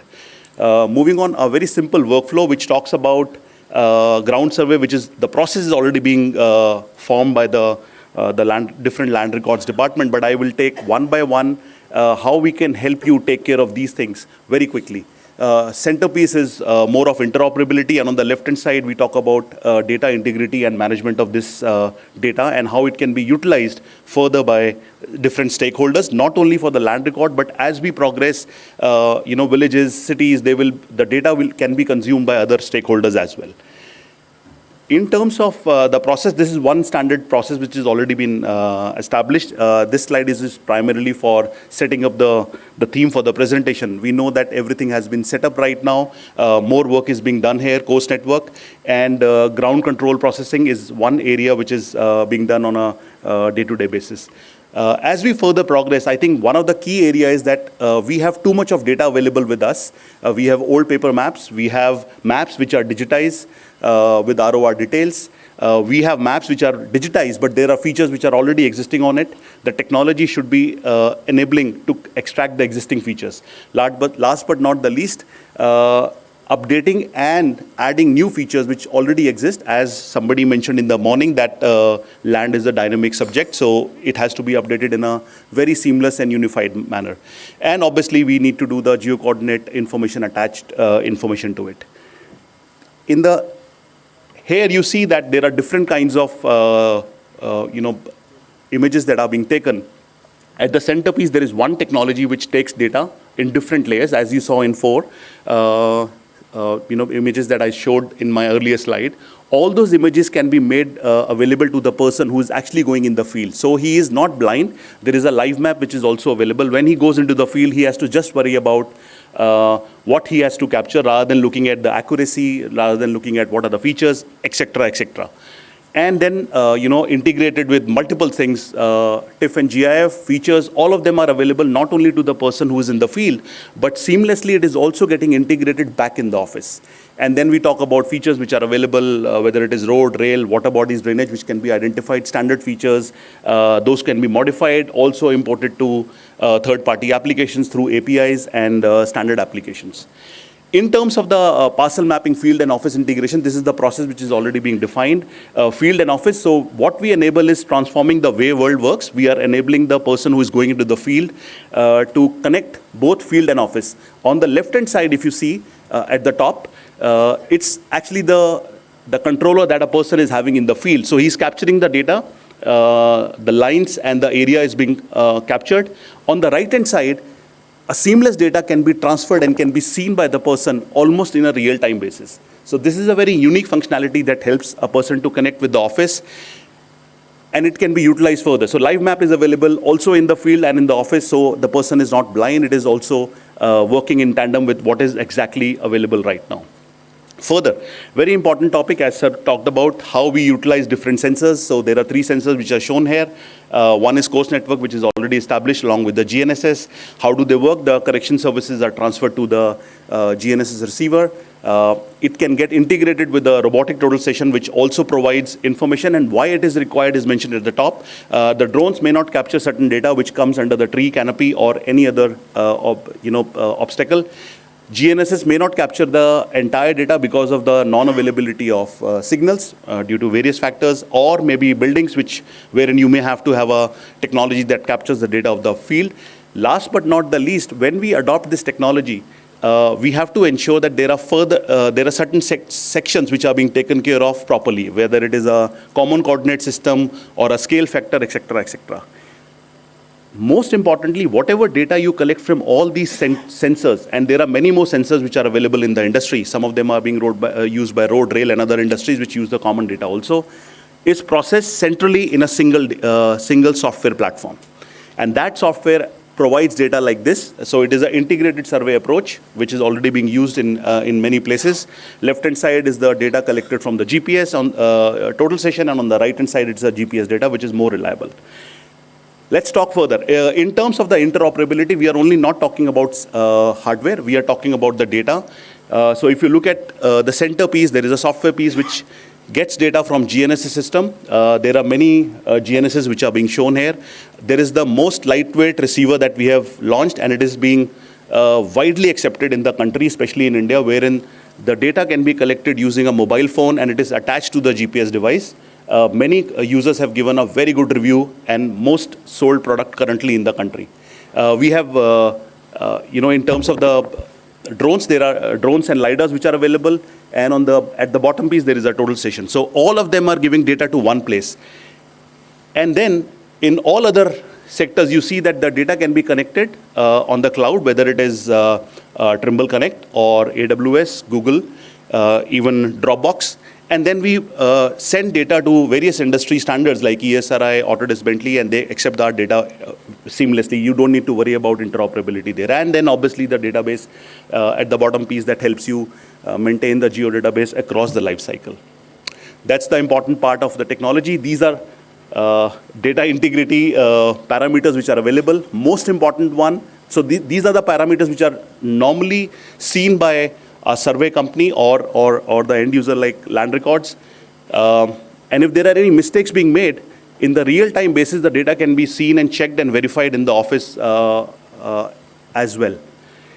In this slide, very important one, whatever changes are made in the field, whether a point has been deleted or a data has been added, all those points are added and can be verified as a data integrity manner. And same can be history log in the office. So you can verify whether those changes are acceptable or not acceptable. So the data which is collected, there is a history log that is being created. This shows how this can be done. On the left-hand side, on the right-hand side, there we have field crew which goes into the field and collect the data using different sensors. And in the office, the data is being verified, sent, processed. In this, the most important part is when you are sending out the fields to different places, you can already define and divide the work. Let's say there are 10 people in the field, so 1, 2, 3, 4, 5, 6, 7, 8, 9, 10. You divide the project accordingly, and when they collect the data, that data can come to a center place and can combine together and give you the desired output. And also the logs are created here. With this, I finish my presentation. Thank you so much. Thank you so much, Amit. Good presentation and finishing also on time. Thank you so much. I think you're in the right track and you have all the instruments possible. Now, without wasting time, I'll request Saurav Rai Sahib. He's CEO of a company called Arhas India Limited and has work experience of working in 5 different states. So he would be talking about Arhas for sure, but also talking about all the problems that he faced in the 5 states where you are working on ground survey and data collection and integration. Over to you, Saurav Rai ji.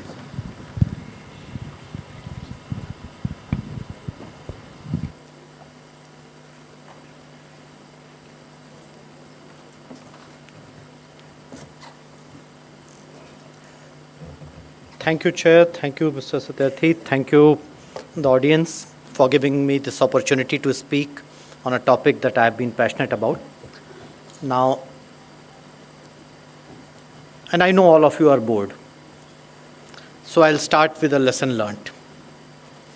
Last night I was watching an old movie of Silk Smita, pardon me, my friends, international friends, where it said, "Film kis cheez se chalti hai?" And the answer was entertainment, entertainment, entertainment. I tried to draw a corollary to GIS and the mapping work that I have worked so painstakingly over years, tried to do a lot in India and 28 other countries around the world. Single thing that I feel that is needed today in this whole land record spectrum is standardization, standardization, standardization. Needless to emphasize the fact that a lot of changes in technologies trivialize standardization at certain point in time, but whether it is process standardization, whether it is platform standardization, whether it is use case standardization, all 3 need to be done in a complex country like ours where land is a state subject. Now, let me try and see if I can. And about my company, of course, as I mentioned, we work currently in 5 states of the country, managing large tracts of land, doing property tax assessment, property tax management system, land record modernization, different kinds of surveys all over the world and in India. Many of my clients are sitting here in the room and outside. We've heard a lot about the advanced survey techniques, and we heard in the previous session, we just heard from friends in Trimble and others, how drones can be used, how total station can be used, how MP is using 300 people plus of their own team to do some surveys, how Kerala is creating a land-based system. Brings back to the same point. I have a property tax management system that runs in 3 districts of Uttar Pradesh. Somebody has that runs in a small state. There would be at least 500 property tax management systems by the time we are completing these projects. How do we even talk of interoperability? How do we even talk of property tax management systems talking among each other? How do we even talk of standardization? That's one big challenge if we talk of different kind of systems that are already in play. Talking of ground survey techniques. I'm trying to be a little preachy here, but again, there is no one single answer. We heard the challenges from Rover in Kerala case. That's why they went for total station to do their actual validation, and we have faced the same. We heard about challenges from ground surveys and total station in terms of economies of scale, in terms of cost efficiencies, etc. We've heard about all the different types of cameras, what can be fitted in a drone, what cannot be fitted in a drone. So the answer of technology has to be hybrid. And 20% of our Indian cities and towns are extremely, extremely congested, which means backpack is also needed for us to go there to do some kind of visual survey and of course match it back to whatever the data is. And that technology is, unfortunately, is still very limited in the country. So backpack-based GNSS receivers with a hard PDA on which you can type the data or type entries, that is much, much needed. And luckily we have people who are hardworking, so we can find those kind of people to actually go in our streets and do that 20%, which is challenging. But our experience for 80% rover-based solutions will work. For remaining 20%, we'll have to be a lot more creative. Talking of interoperability, and there was a challenge made, is there a better way of looking at things? Chair made that.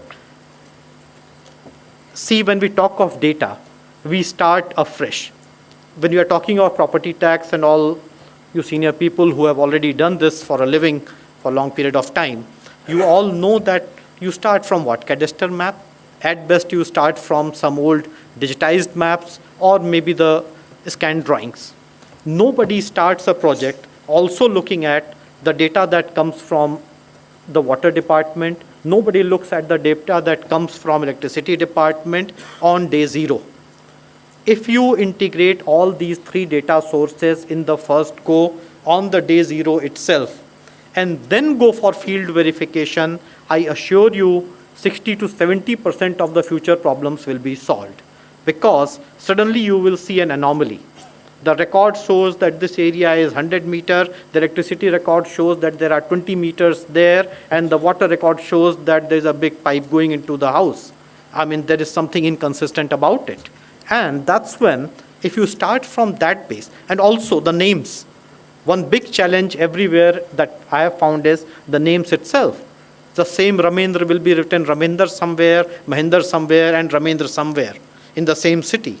If you start from that basic source and try and look at the interoperability of data that exists in that urban local body itself, half your battle will be won. Half our battle will be won. How do you take this data? AI, large language model, even good Excel, you can easily solve for these challenges, and capability exists in almost every company and every city. Solve for those, take that data. If you can't afford a hardened PDA on the ground on which you can actually type, even a paper map does just fine with a survey app and an ID.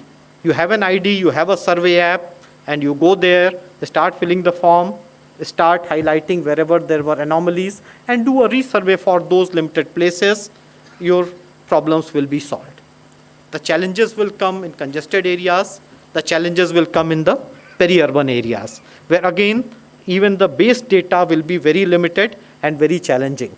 And most of the urbanization is happening in the peri-urban areas. Maximum amount of change we will see in the peri-urban areas.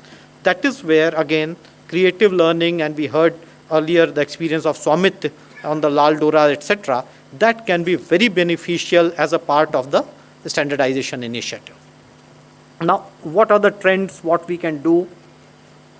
Go for standardization. Earlier in the day, I was discussing with somebody about a BIS being made available for Indian surveying requirements. Perhaps it's too early. So why don't we adopt something that is nearly ready, put a case, and then actually go ahead with it? So everybody has a baseline. The second part, I already mentioned the interoperability of existing data sets. Let's talk about the data that city generates for Ministry of Housing and Urban Affairs. Mahua, for instance, enough and more data is being generated. A lot of it can be assimilated in that one single data set, made interoperable, feed into each other, and also solve problem of validation of a number of integrity issues.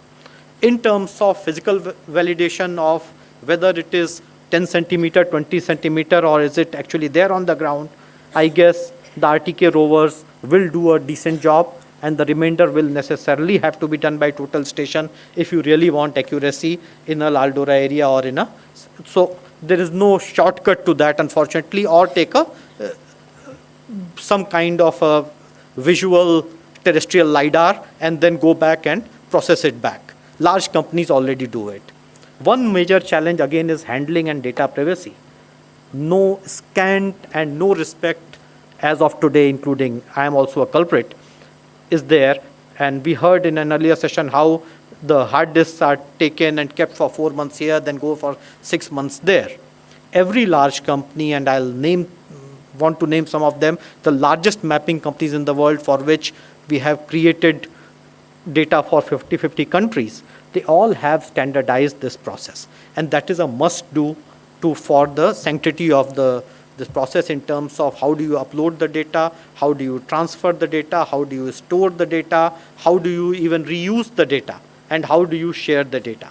That is something which is must-do in terms of operability, data security, etc. Finally, some issues that pinch all of us. One of them is the ecosystem itself. Again, through the day somebody talked about the payment cycle, about the success. How are you rewarded for success and penalized for failure? Penalized for failure, everybody is rewarded for success, very few are. So those kind of operating models will give a lot of boost, as well as if you make the urban local body a party to that success, the chances of this being done in a record span of a year, 2 years are more practical than otherwise. So this is where a cash flow solution, a payment system, and treating the vendor as a partner would go a long way as the ecosystem is created in addition to the standardization that I requested. Thank you. Thank you so much, Saurabh Raji. Thank you for sharing those experiences, and extremely grateful for being on time also and bringing all those insights into what needs to be done and what is the problem.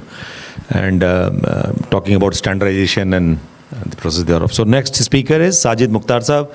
He is Managing Director of Rotor Precision Instruments Limited, and he told he wants to introduce himself, but I'll not give that because that will reduce your time. So he has 40 years of experience as surveyor, cartographer, and has experience on 2D, oblique, and LiDAR, everything. Your time starts now. Okay. That's for my wife. She thought that I still look handsome for you guys. Yep. I'm a third-generation entrepreneur. I come from India's oldest and the largest surveying instrument company based out of Uttarakhand in Roorkee. My grandfather, who was a freedom fighter, came out of the jail, started this factory, started producing surveying instruments just to make India Atmanirbhar in those times. 1936.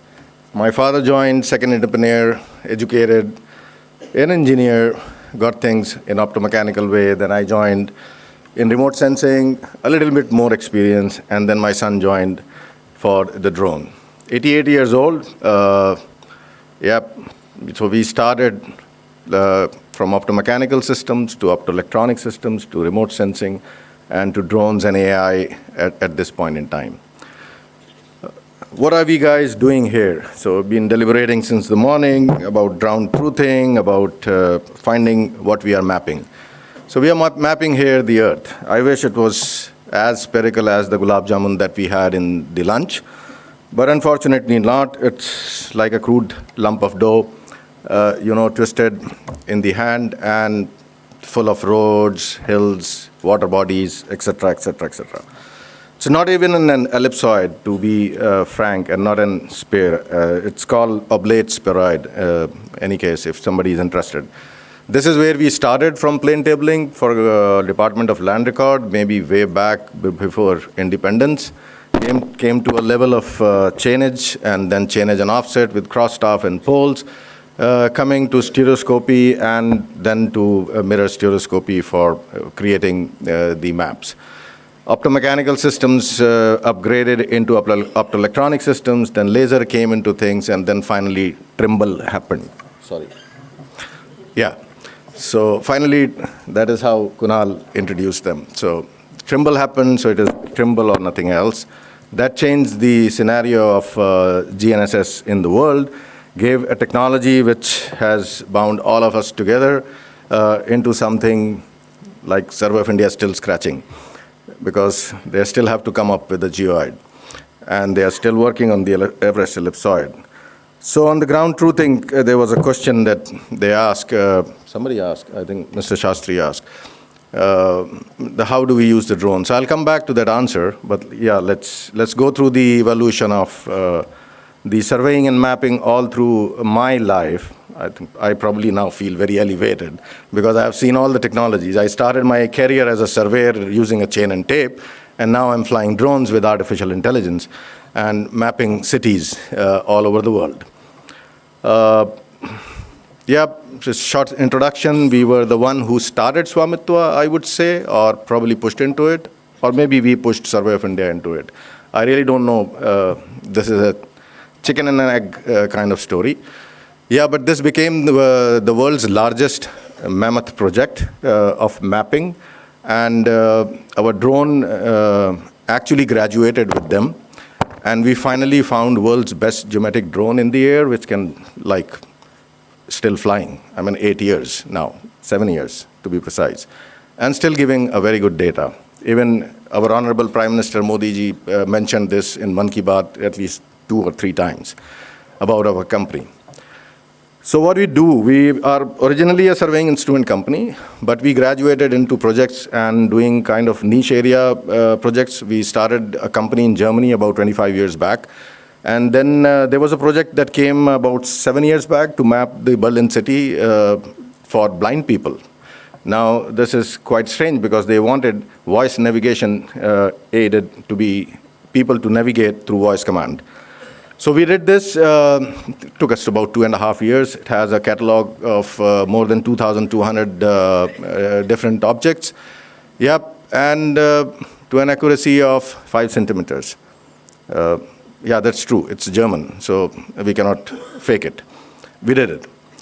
Then recently we were involved in a big project, a city of Illinois, again in Germany, where we had to do syncing of various technologies in the air and to produce an LOD2 model using the 6G channel modeling. So this was also used for the autonomous vehicle routing. This was also used for simulation of the traffic.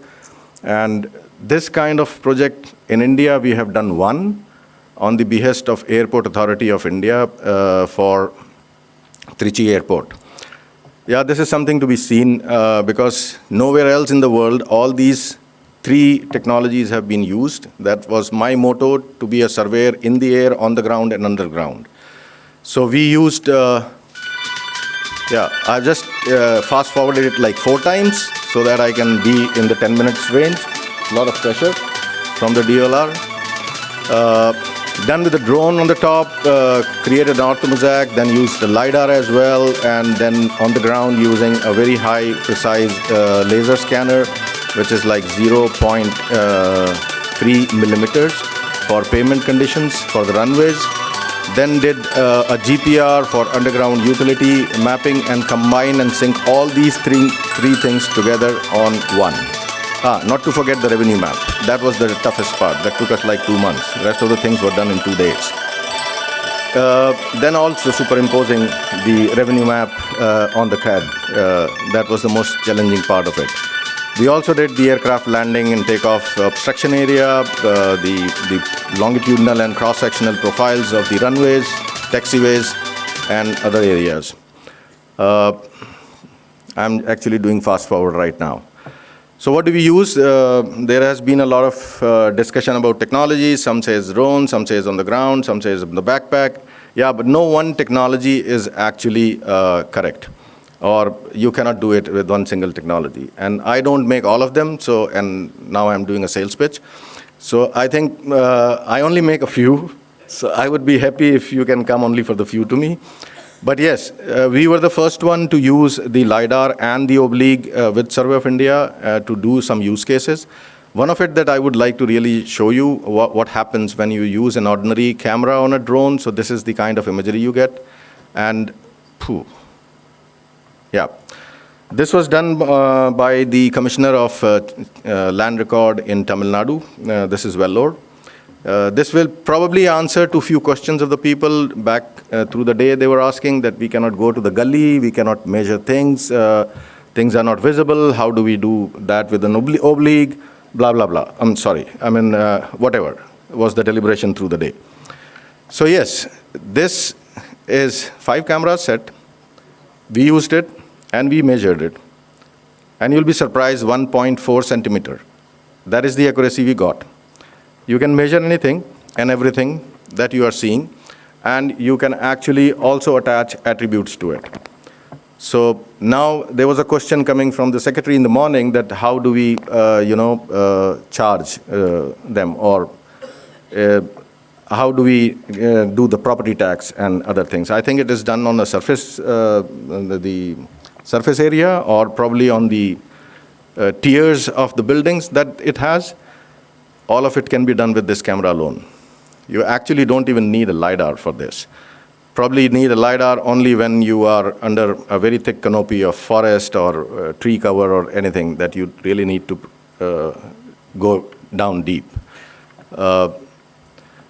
This is again from the oblique, and now see from the oblique, how does it look? So you can have the entire capture in one single flight. You can see this building top, you can measure the area, you can measure the area of the plot, measure the area of the building, you can also see the facade of the building, you can measure that as well. So if anything else is required, probably I really don't know because I'm not the urban land record guy, I'm just a basic surveyor. But most of the things can be done with this. Simple oblique, don't even require a LiDAR. This is again the same thing done. You can attach the attributes to the buildings. You can have vertical heights. You can have them made in blocks. You can create your own 3D by yourself. So, and this data is not that heavy. We are talking about like 5 GB of data. So this is nothing like that will crush your hard drive or you will have a stack of hard drive back home. Nope. Yeah. So this is how the camera looks like. Am I still running in time, sir? You just have 1 minute now. Okay.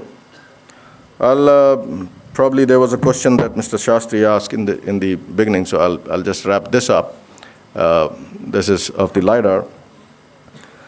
The accuracies and the ground truthing, that was the main question. So why is it that we already have a course network? So why can't the pilot who is going in the field to make a flight tie up his base station to your course network before post-processing and geotagging? So this exercise needs to be done before.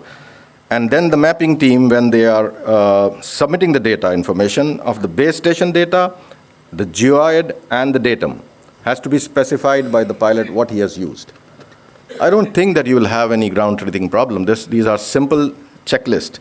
Because there are no shortcuts in surveying. You can modernize the technology any which way, but you'll have to come to the ground to measure.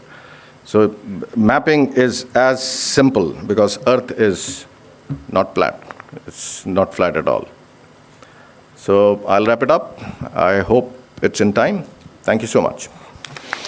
Thank you so much, Sajid, for a brilliant presentation. It shows 4 generations of surveying in your blood, and that is how you spoke about it and made it so real about the use of technology. From chain compass to drone, the journey has taken. Thank you for that, Sajid. We can have a lot of discussion about, in fact, in this program that we are talking about, Naksha, we have a lot of emphasis on ground truthing. So whatever imagery you give, whether oblique or flat, it has to be 100% ground truth. So that's already provided in the program. Thank you. So can we clap for Sajid and invite the last speaker of the day. Last but not the least speaker. We are just running 5 minutes late, so that's fine for a whole day conference. We have Dr. Ravi Kumarji, Dr. DVS Ravi Kumar from IIC Technologies, and he also has more than 2.5 decades of experience of working on this, doctorate in Earth Sciences and MBA also. And we have visited his lab in Hyderabad. He has done a lot of work in Odisha and some of the other states. So he will be sharing experiences about ground truthing and the problems thereof. Yes. Thank you. Yeah, good evening, everyone. I am the last speaker, and probably I will be on time to complete the session today. And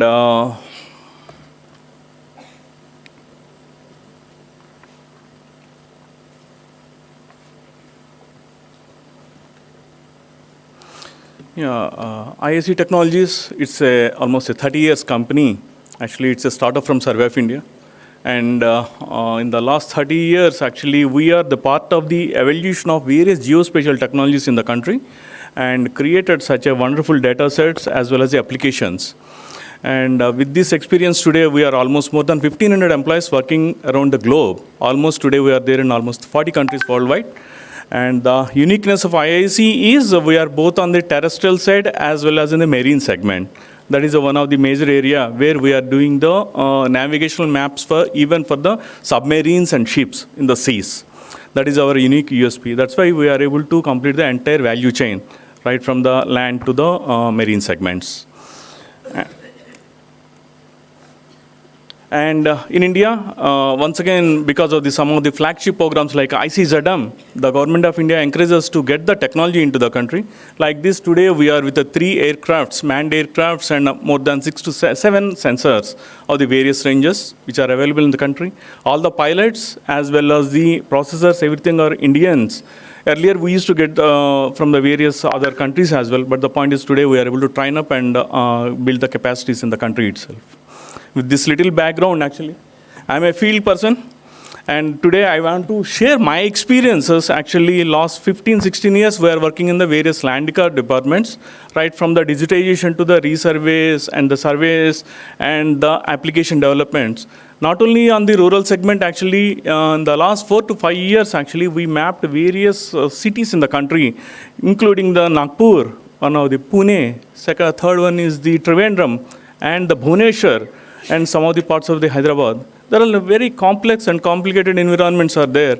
I try my level best to bring a little bit the flavor of the situation so that what are the expectations from the public and how we need to probably what are the best practices through the surveys. And if you see on the right side, this is our old data. And this is the new actually output which is coming today. The point here is I cannot discard my 1930-40 data because that is the data which is still in the legal judiciary system. And whatever updations today we are doing, it is once again it is have a reference to my old data sets also. In the land records, there is no way we can discard old data sets. We need to have a revision data sets as well. We need to maintain the data sets. Here, if you see that one actually in the urbanized environment, today I want to focus on the urban land records.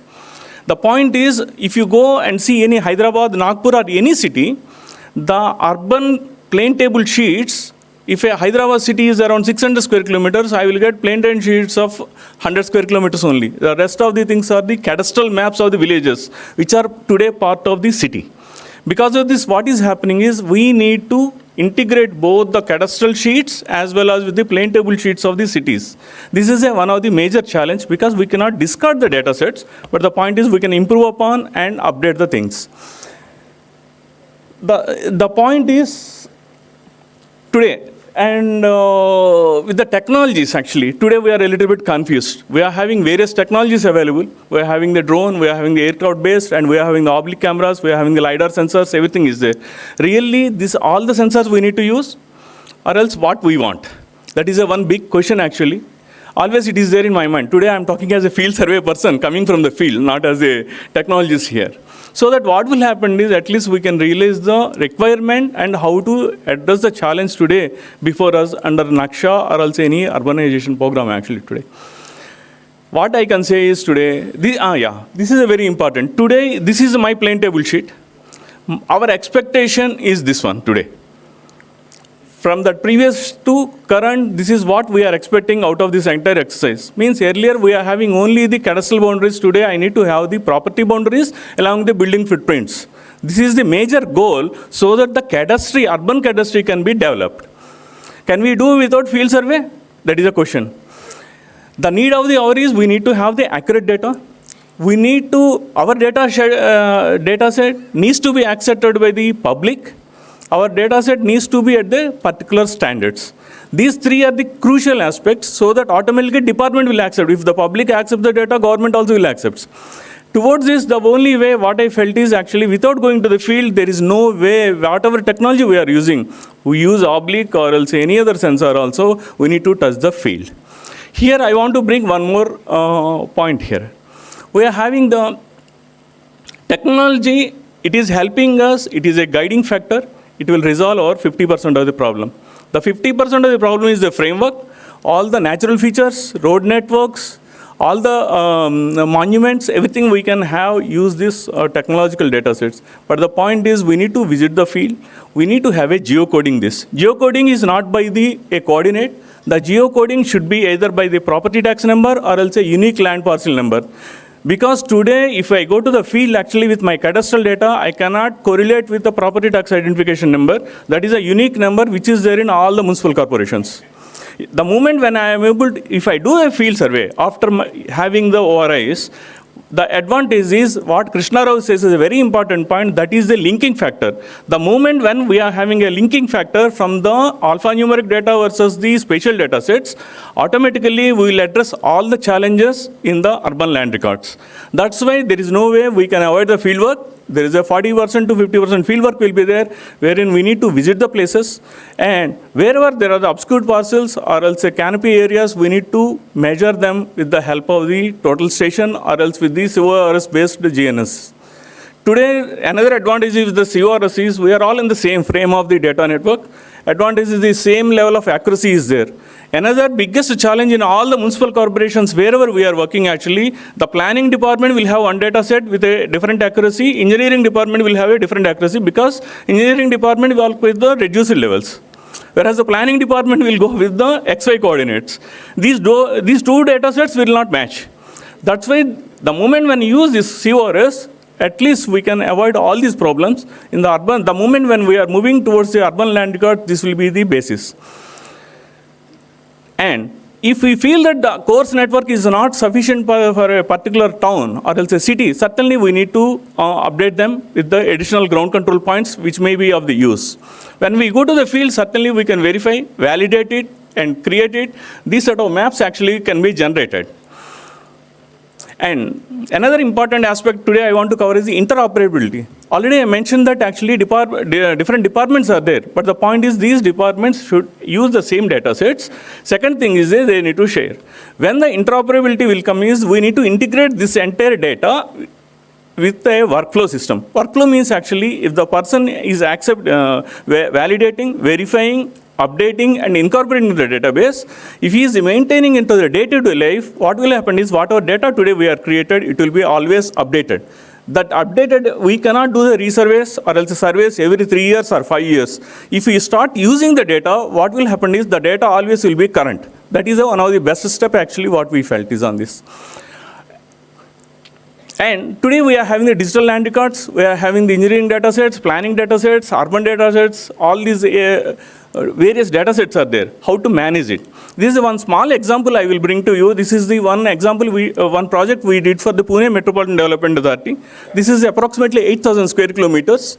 Right from the cadastral, what happened is the cadastral data already I explained to you. City survey sheets are there as well as the regular cadastral sheets are there. All those things we measured and validated and verified by the land record department as well. They given a certificate saying that good for the planning purpose. Then what we did is we created a DOE database. The same database we use for the purpose of the regular workflow integration. The same data helped us to create the existing land use. Same data helped them to create a development plan also today.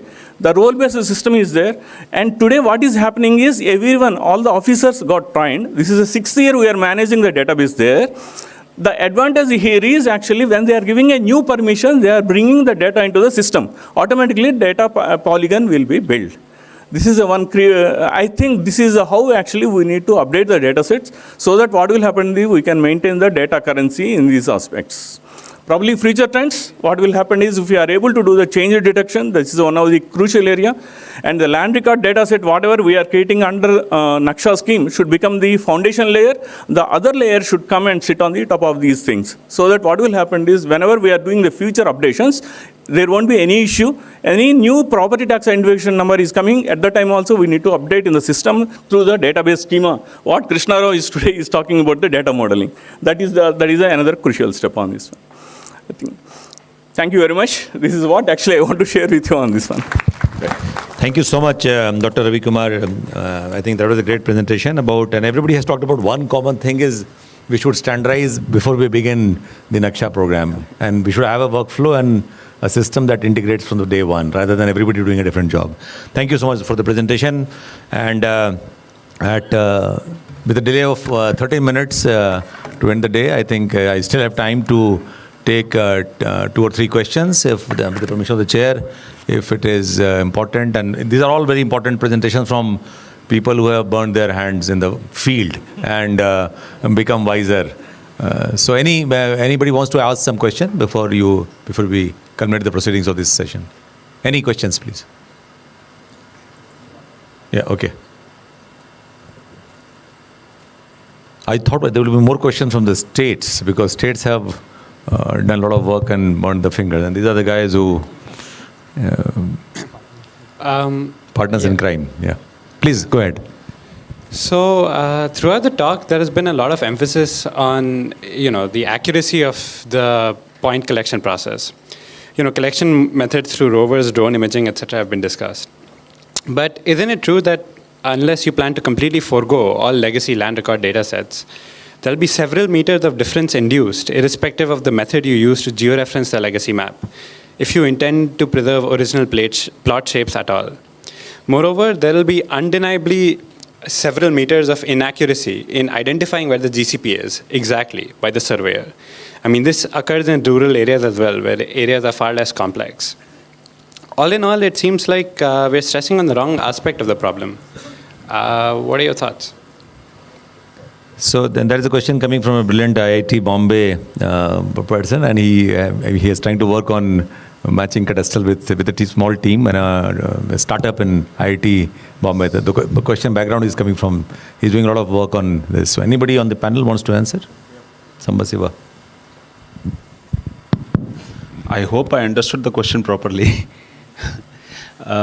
So yeah, basically you're actually talking about matching the present record or the new record, a new survey record that we are preparing with the legacy record, right? Yeah. Right? Yeah. So I think this is from my experience. I want to respond to this. In fact, Kerala has an elaborate old record system. Survey has been happening, and there has been a ongoing resurvey program also. So in the past 5 decades, we have actually done a resurvey of about 50% of the villages. So which means there exists a paper-based record, paper-based legacy record. Now I actually touched upon that point in my presentation. Now if we want to actually try to match the new digital survey record with that legacy record, I don't think it is going to be possible. I don't think it is going to be easy. So, in fact, if we do geo-referencing of a legacy record, and if we are actually trying to do survey as per that geo-reference record, I don't think it is going to be possible. The focus has to be, I already told, the focus has to be, when you are actually surveying a private survey record, when you are private land parcel, we need to put in place a very accurate technology in place. For example, now we have actually promised to people that we are doing a survey with a close to 0 to 5 centimeter accuracy. Most of the points are collected at 0 to 3 centimeter. So we are now telling people that we are surveying at a very high accuracy. The old records are definitely, there is a lot of inaccuracy. In fact, the record may be accurate, but when you do geo-referencing, it is not actually possible to recreate that. So as per the enjoyment at this point of time, it is a responsibility of the people to actually protect their land. So boundary points are there. So as per the enjoyment, we do survey as per the very accurate record. So people are actually accepting this when we are involving them in the process. So as such, we are not facing a problem on this front. So this should be the way forward. Of course, government land record, it is our responsibility to protect. We need to actually do the survey of government land records as per the old existing survey records. But government land records have the survey markers. So using the old record and the survey markers through an iterative process of geo-referencing and stakeout process, we can actually try to do it. But it's a laborious process which we cannot deploy it to private land parcels. And more importantly, private land parcels do not have survey markers in place. I hope I communicated.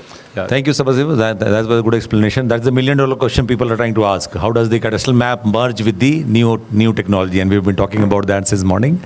Good question and quite a good answer. So we take one last question. It is 6:17, at least by 6:20 we want to close. One last, if there are any.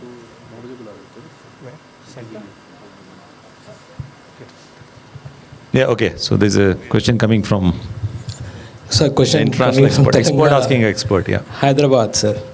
So we actually we have prepared the master plan for.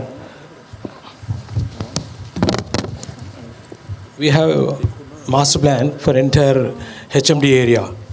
So we have different 5 master plans.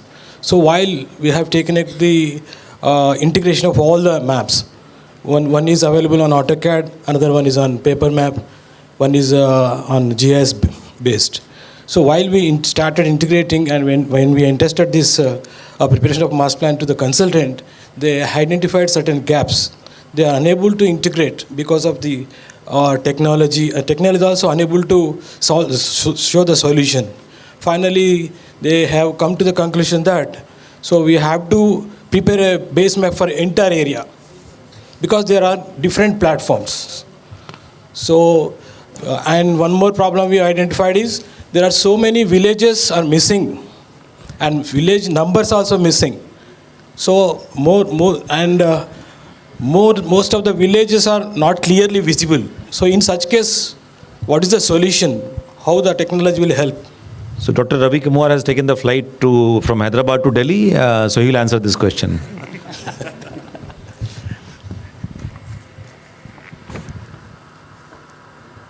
Sir, that is the basic problem all the government departments are facing, sir. Different data sets are in different framework, actually. Yes. The only way is actually we need to generate from the base map. From the base map, other layer needs to be generated. The moment when we try to integrate and fix them onto the same scale, always there will be variant. We need to do the georeferencing. The moment when you do the georeferencing and warping, automatically accuracy will get disturbed. Another important point in Telangana, actually, especially on some of the cadastral maps, you will not have the cadastral numbers also, because there the wet maps will have the cadastral numbers, dry maps will not have it in the same village. Because of this, what is happening is, we need to integrate both the data sets. If the survey numbers are not there, means actually we need to live with that only. The old cadastral numbers we cannot generate. But the point is, we can generate the new cadastral number based on the enjoyment. So we have to prepare another boundary for... Yes, sir. Yes, sir. We need to come from the base map only, sir, for this one. Okay. Thank you. Thank you so much. Thank you. And we'll take the last question from ING France. Jean Phillips, you want to ask something? Yeah, he's coming to you. take this one. Jean-Philippe from IGN in France. Yeah, I might be wrong, but I have not heard about the process simplifications and the re-engineering of the process when you come to build up and design the ILMIS system. And I think it's part of the capacity to question the way we are doing the process, how we can simplify it through the new ILMIS system, for example. Have you done that job of simplifying the various steps? Thank you. Yeah, definitely. So we actually, in fact, I have shown the system view in my presentation. I have shown a system view of our entire digital survey solution. So that has been actually done through a proper process simplification. Right away, starting from, I'm talking about digital survey process. So it actually starts with a land record, revenue land record. So that's already computerized. This revenue land record is right away taken for digital survey solution. And on top of it, we started collecting a survey parcel map. And in fact, since it's an end-to-end digital solution, on the field itself, we have created a parcel map. And that goes through a quality control system. And right away, after that, immediately it is put up to complaints. So the process is very clear and it's totally streamlined. In fact, the entire survey process gets over in 3 to 4 steps.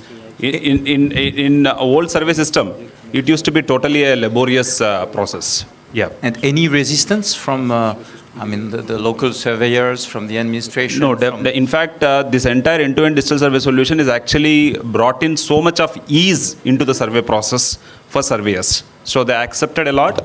And for citizens also, there is a live view of the entire record. So there is acceptance from both surveyors and people. Yeah. Thank you so much. We close the session now, and I'll request the chair to say the final words. Srikant Shastri Sahib is chairman of Geospatial Data Promotion and Development Committee. So final words from you, sir. Thank you, Kunalji. So while I did not get my original ask of a disruptive solution to better ground survey, but I think collectively what Madhya Pradesh and Kerala are doing and the ground level experience of so many of you, including one company which has 84 years of experience, I think if we put all those ideas together, I think we'll have the makings of a good process for ground surveying, ground truthing, etc. So I think before we roll out the 120 cities, I think it would be good to absorb all of these ideas and put together a process, and I'm sure that will lead to good outcomes. So good way to end the evening. Thank you very much. It's heartening to see that the hall has even a good 50% attendance in a hall of 700 people at the end of the day. Thank you very much. Thank you so much, sir. Thank you. Over to the MC. Thank you everyone for such a valuable session and for fostering an atmosphere for encouraged open dialogue and collaborations. Now may I please request the moderator to come forward and facilitate the guest speakers with a token of thanks.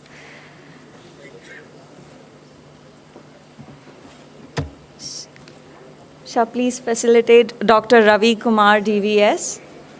That's I.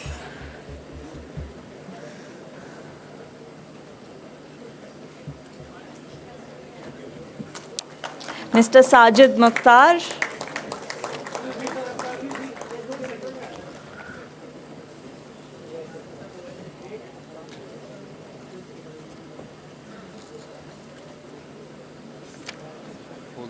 Mr. Saurabh Rai.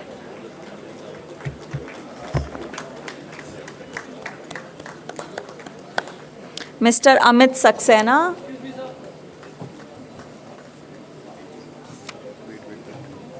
I am waiting now.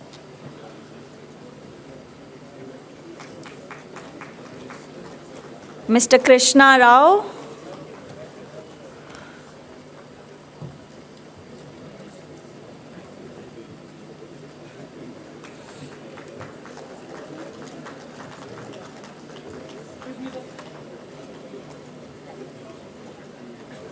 Mr. Siram Sambasiva Rao.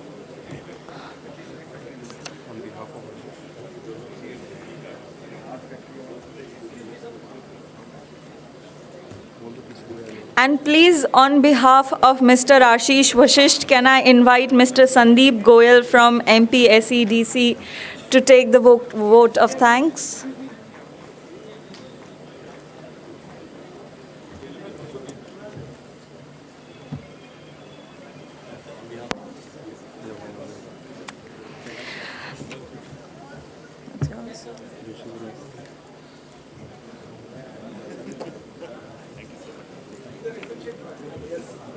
Thank you so much, moderator of the session. May I now request Mr. Dayanidhi Joshi, Deputy Secretary, Department of Land Resources, to please come up on the stage and felicitate the moderator of the session.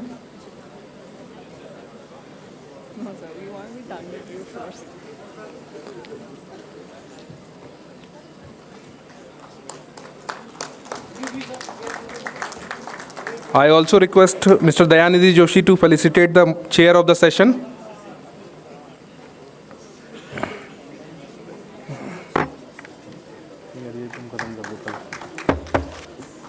And with this, we come.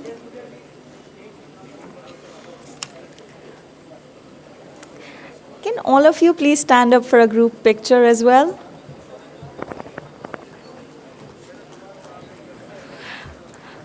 And with this, we come to the end of day 1 of the international workshop. We would request you all to please join us for the networking high tea and use this opportunity to connect with new people. Tomorrow we start at 9:30 sharp, and I request all of you to please be here. Wishing you a good time. Thank you. Also, the high tea tomorrow morning starts at 9 o'clock, and the session begins at 9:30. Thank you. Kind attention. Kind attention. To join us at 9:30. भूल जाते हैं. नहीं, ठीक कर. सबके पास schedule है. Hello.